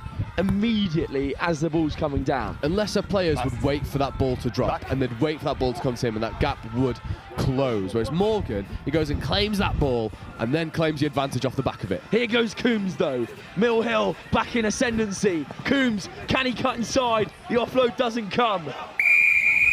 Penalty for Milh. You're on the floor. Coombs will take it. Shifting to Jennings now. Here's Morgan. Morgan swinging that ball out wide. Zazie. Here's Morgan again. Stepping wide. Back inside. Morgan will go over the whitewash. Morgan to Zazie. Squared. He's done it twice. That little 1-2. This combinations are causing all sorts of issues. And Wellington are deeping into their box of tricks, bringing back on Phoenix Dickinson. They need a bit of his physicality and running. And Morgan cannons it off the upright. So Wellington still within 7. This isn't out of touch yet. Can Welly bring it back? But this is a fantastic try once again. Morgan just running the show as he has all day. Zazie, great little fend and a nice little no-look offload as well. And then Morgan does what Morgan does best. Gets underneath those posts. But no converted kick means 7 points will put Wellington College back by what? level. Dropped back by Milh, who have the ball once again. Here's Morgan, gives off to Jennings, who gives to Coombs. Oh, sorry, now here's Jennings on the outside. Jennings could go all the way here. Stopped well by Wellington. It looks like they're completely under the cosh at the moment. That's gone forward. Gone forward there by Jennings, so Wellington will have a bit of respite. And this is a crazy, crazy game so far. And Wellington can't defend these outside edges at the moment. It's causing all sorts of problems for them. Overcommitting to trying to shut down that play early. Milh just use the hands that they've got, find it on the outside. This time it was Jennings who gets down there within 2 meters of the try line. Ball bobbles forward. I think the sideline ref is just having a chat to the on-pitch ref. We can hear a conversation of some sorts. We're just going to check. I've got my AR calling for a check. We're just going to check it, okay? They're just checking something. We're checking. It might be nothing. It might be a head. It's just a check. No. On the floor. You're good? Yeah, it's just in case to check. Yeah. And Zazie is okay there. So now Wellington will have to work their way out of dodge. 9 there. Can they do it? Dan Bowen waits at first receiver. Ben Georgiou one outside him. Surely you look to set something before you go, or you just trust the speed of Dan Bowen. That's a great outside line, but read well by Coombs. That's a slightly risky offload. He's pushed out of the pitch there. Taken back.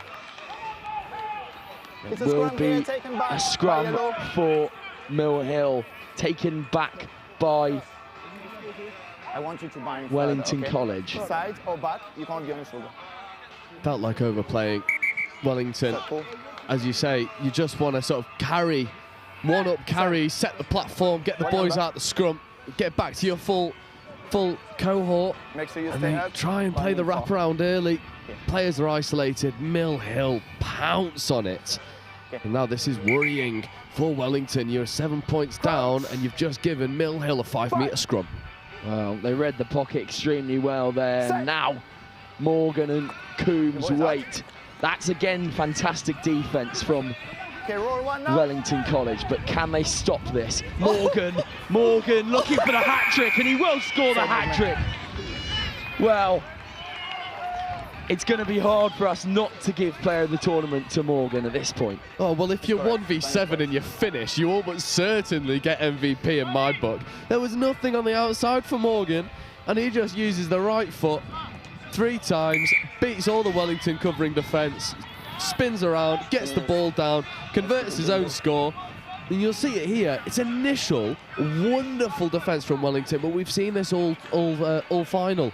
Doing the first bit really well, not backing it up with those effort plays. And Morgan picks, there's 1, there's 2, there's 3, spins, gets the ball down. It is Morgan's world. Wellington are just living in it. And they will go deep from Coombs.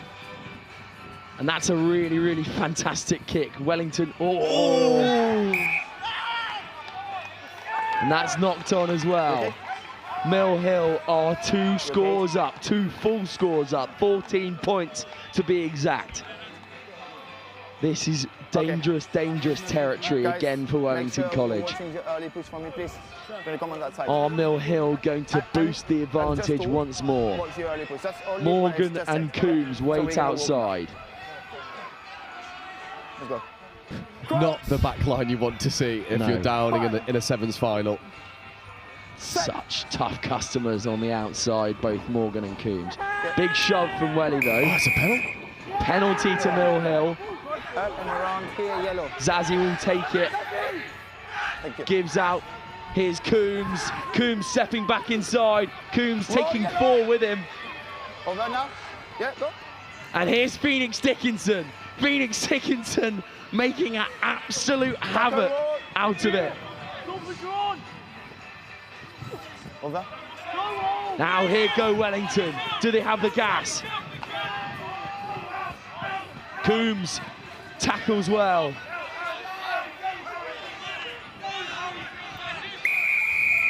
.629 offside. 6:29 offside.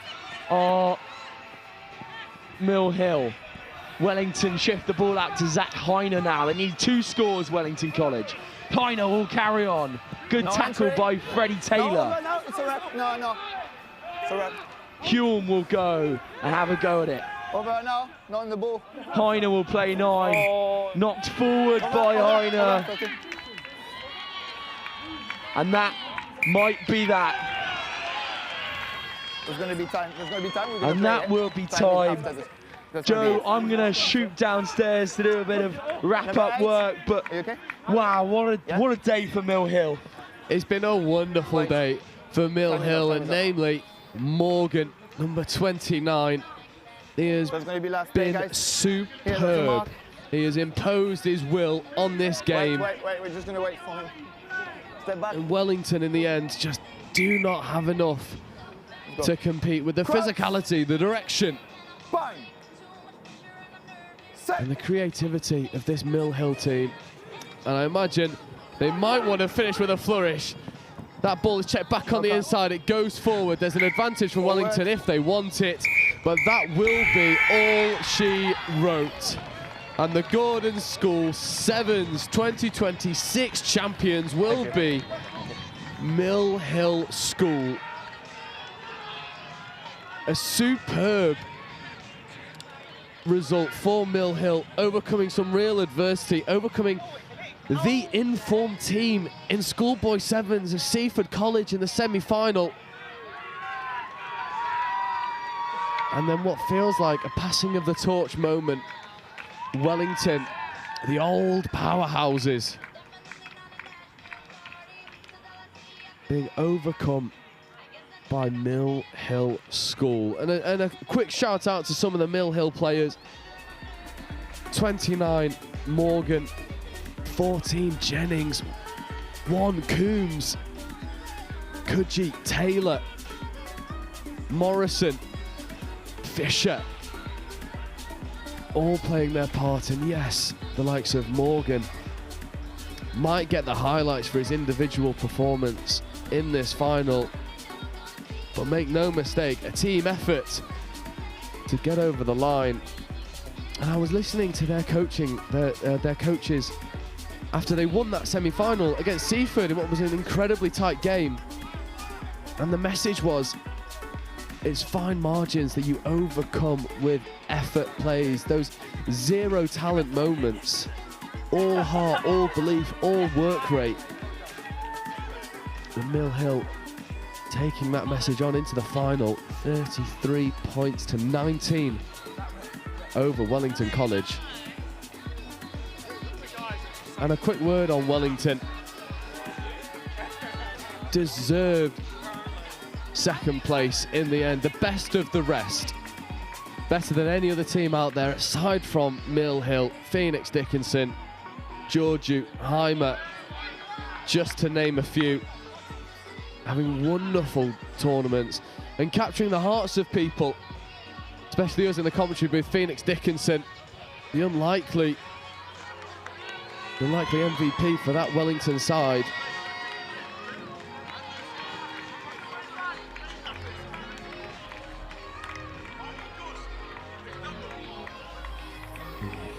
Milh will make their way over and claim their trophy in just a moment. And Wellington will have to settle for second place this time. A better performance than they managed last year at the Gordon Sevens.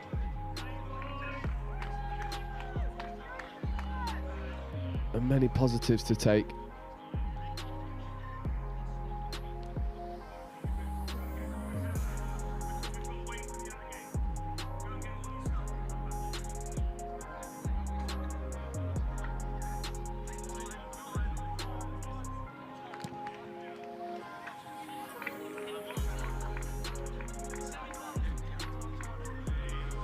Well, what a fantastic day here at Gordon Sevens.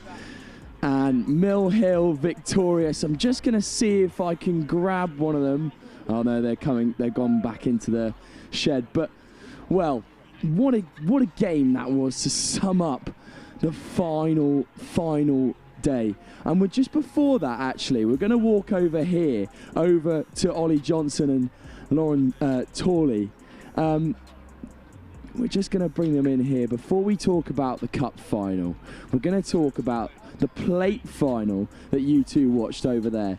Tell me some bits. I missed the whole thing because I was obviously concentrated over here. Talk me through it, guys. I think three key words here. Fred Perry and Kingswood. He was putting on a masterclass all afternoon. We've seen it in the semi, we've seen it in the quarter, but the same again today. I think he scored at least 2 tries, finished 17-7 to Kingswood. A great result for them over Trinity, who put up a good fight, came back into it, some big lads there, but I think they might have spent themselves in that semi-final. That's exactly what we said, wasn't it, Lauren?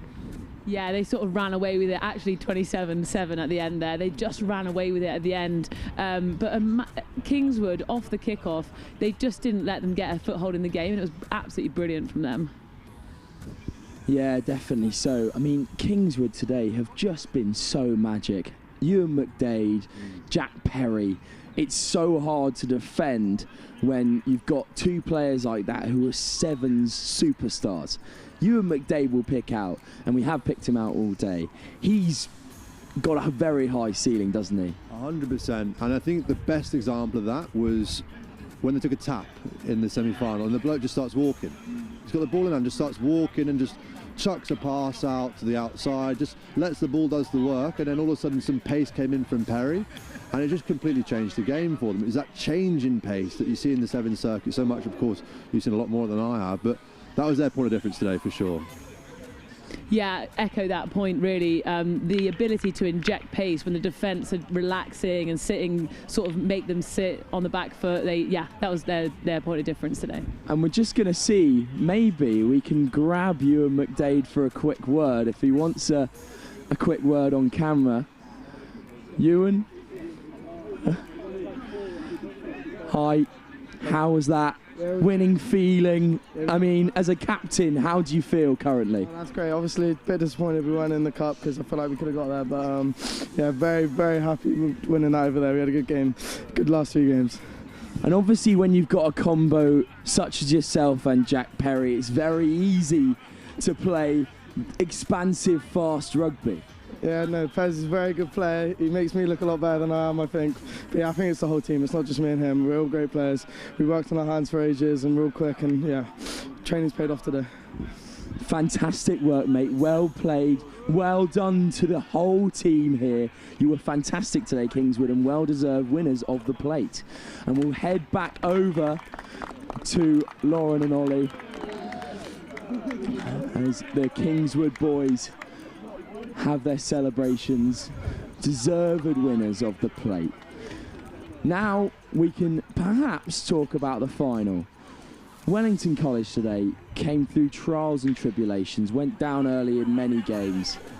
They didn't give up. In that final, they fought so hard against this Milh side, but Milh, they are just physically so good. Yeah, I think Wellington were trying to play that perfect game. They love the sevens season. They love playing that idealistic sense of sevens. And I think Milh just came with a sense of, we're going to go about this the dirty way. We're going to be real physical. We're going to make it happen and be gritty in that result. And that's what ultimately has led to them winning this tournament today.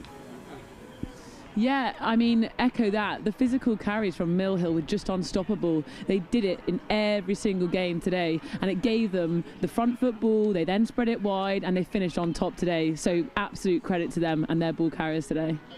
Definitely so. Milh, one of the newbies on the circuit, beating out a historic rugby institution in Wellington College. I mean, we could go and have a walk. Actually, we're going to go and have a walk, and we're going to go find our MVP of the tournament, who's going to be Charlie Morgan. If we see if we can find him, if he wants to have a word.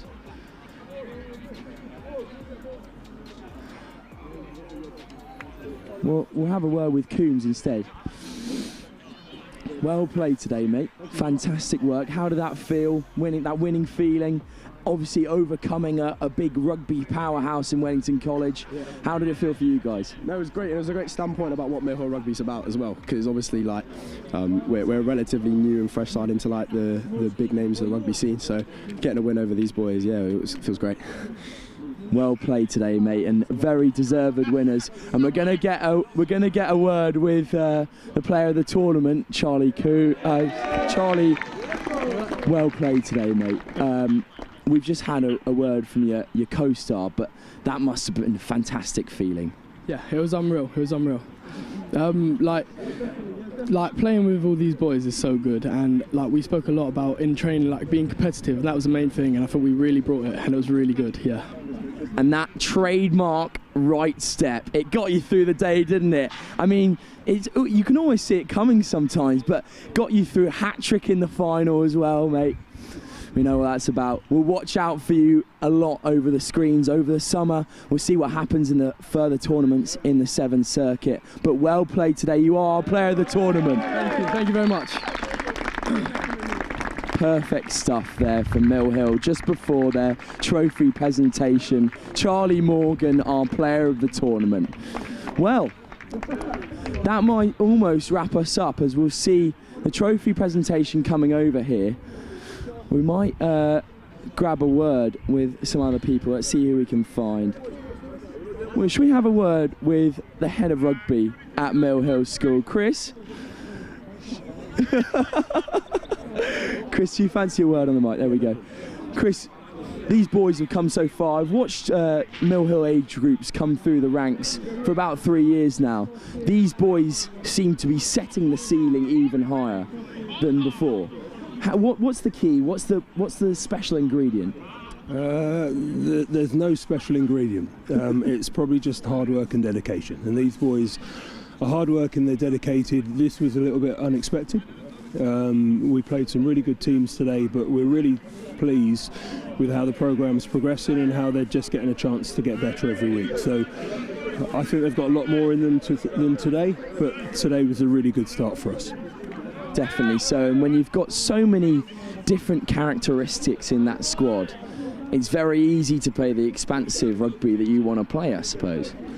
You've got some really talented kids with really good skill sets, so that obviously helps, and today they showed that they're competitive and they could be tough, and that's what you need to play sevens. So obviously beating out a very historic institution in Wellington College. Milh deserved winners today. And thank you very much, Chris. Well done today. Go and enjoy the celebrations. As we'll just pan over to the celebrations over here.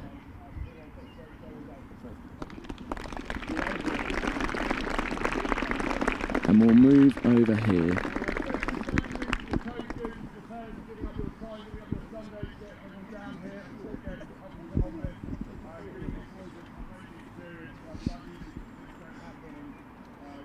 Quick word from Sam, who is the head of rugby over at Gordon School.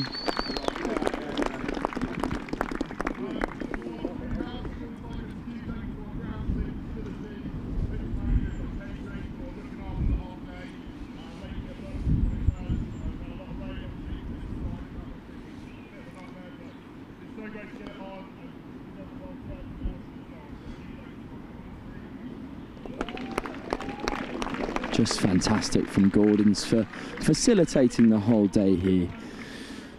Very thankful for them.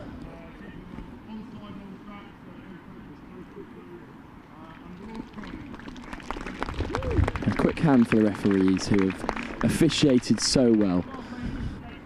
And I'm just joined by Joe Wright, and Joe, we'll have a little whisper while the celebrations are going on.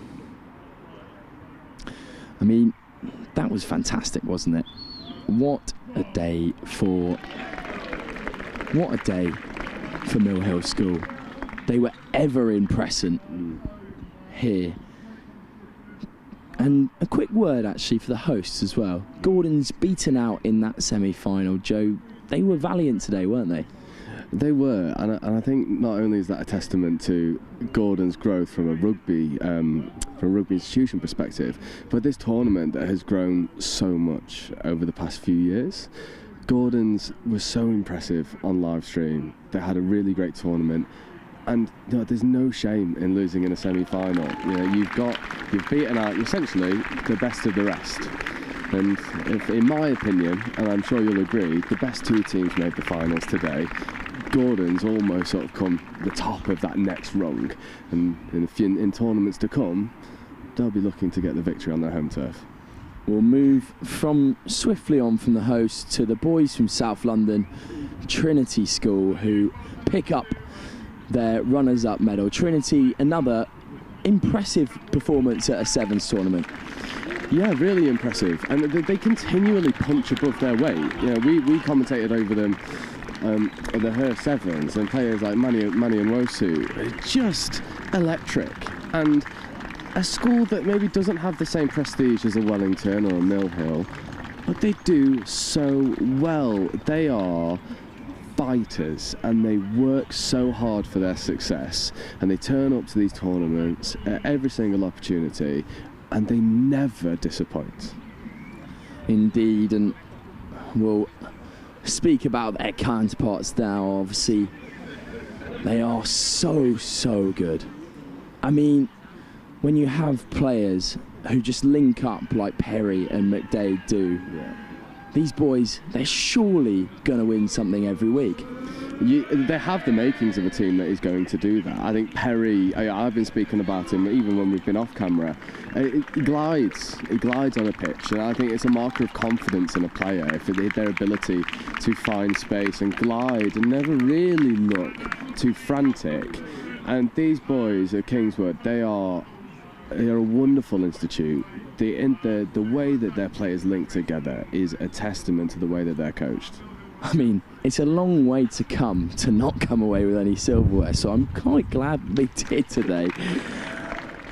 But we'll move on from them, and the valiant runners-up, Wellington College, who have fought back in every single game they've played this today. I mean, standout performances, we've got to talk about him. Felix Dickinson, I mean, we were close to giving him player of the tournament even though they lost. Unfortunately, Charlie Morgan did score a hat-trick in the final. But Felix Dickinson today, talk me through the whole team, Joe Wright. I mean, that Wellington team, there are magic men in that team. And then there's the bulldozer that's Felix Dickinson, and he ties that team together. You can't have 7 people on a pitch all trying to run the flashy switches. You've got to have someone who's willing to just keep knocking the door down, and that was Felix Dickinson. You put him in and amongst some really explosive players like Georgiou, who had a wonderful tournament, and it's a recipe for success. And what was really nice for me to see is you compare the Wellington performance this year to the Wellington performance last year at Gordon's. It seems like they're finding their best form again. Definitely so. And whilst we were talking about that, Joe, Milh Hill have gone up and collected their winners' medals. Wow. I mean, so Coombs, Morgan, Jennings, and the trophy lift. Thoroughly deserved from these boys, and a thorough thoroughly deserved player of the tournament as well for Charlie Morgan, who obviously scored a hat-trick in the final. We had a word with him. He was almost lost for words. As I said to Chris as well, I've spent a long time watching a lot of these Milh sides, and they keep pushing that ceiling up every year until they become one of the giants in schoolboy rugby. Yeah, this feels like a big stepping stone to Milh fulfilling the potential that they've always had. They've always been in and amongst these conversations, and they've always been really impressive, but they maybe can't quite tie together those performances. But what we saw today is a team that is able to tie together those performances and beat one of the most prestigious schools. Definitely so, and we will wrap up here on a very blustery day, but what a deserved win. Hello everyone. We bring all four of us back into the shot. Guys, have you enjoyed yourself, first of all? Yeah? Yeah, very much so, yeah. When the sun came out, it was great, and when the sun wasn't here, we had some great running rugby. Bearing in mind the conditions, the physicality, the skill level, it was sublime. Yeah, definitely so. And Lauren, obviously having played sevens at such a high level for GB and also playing for Quins at this current point as well. Anyone who you think could go, anyone who maybe in this Milh side has got those little characteristics, mental or physical, that you think is really pushing on? Yeah, what was the name of the 29? Charlie Morgan. Yeah, Charlie Morgan's been so impressive all day. He's got the footwork, he's got the composure, and also he's got the execution, and those are the things you need to go all the way. So definitely for me, he was absolute standout for that team. Luckily enough, we gave him player of the tournament then. Brilliant stuff. Joe, were they deserved winners, do you think? Oh, without a doubt, without a doubt. I think the only team that maybe could have gone ahead was Seaford. That semi-final was, I mean, you could not ask for more from a broadcaster's perspective. It had spectacular tries, it had botched tries, it had huge hits, and it had a dramatic finish. It was wonderful. I think as soon as Milh won that game, in my opinion, it was their final to lose, and they just went and executed when they needed to. Yeah, definitely so. I mean, Milh today were physically dominant, mentally dominant. That win over Seaford was just astronomical. And again, deserved winners. Milh pushing that ceiling ever higher and making sure that they become one of the big names in schoolboy rugby. But that'll be it for us, folks. And guys, thank you again. It's been an absolute pleasure commentating with you. But that will be it for us here on Next Gen Live. Make sure to catch us. We've got loads more coming over the next few weeks. But thank you so much for tuning in. I've been Sam Bork, and we'll see you very soon.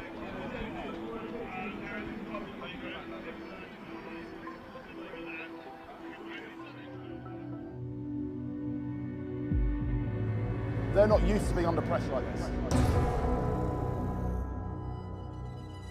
We've got to be smart, and we've got to get the next bit right. Get on top of them, okay, that's where we go from there. This all comes down to who wants it more. Let's not make life hard for us, let's do the simple things first. Go hard, play hard. They've come onto our home ground, okay, and we're going to give it to them. That's what's going to get you through this now. Hard work together.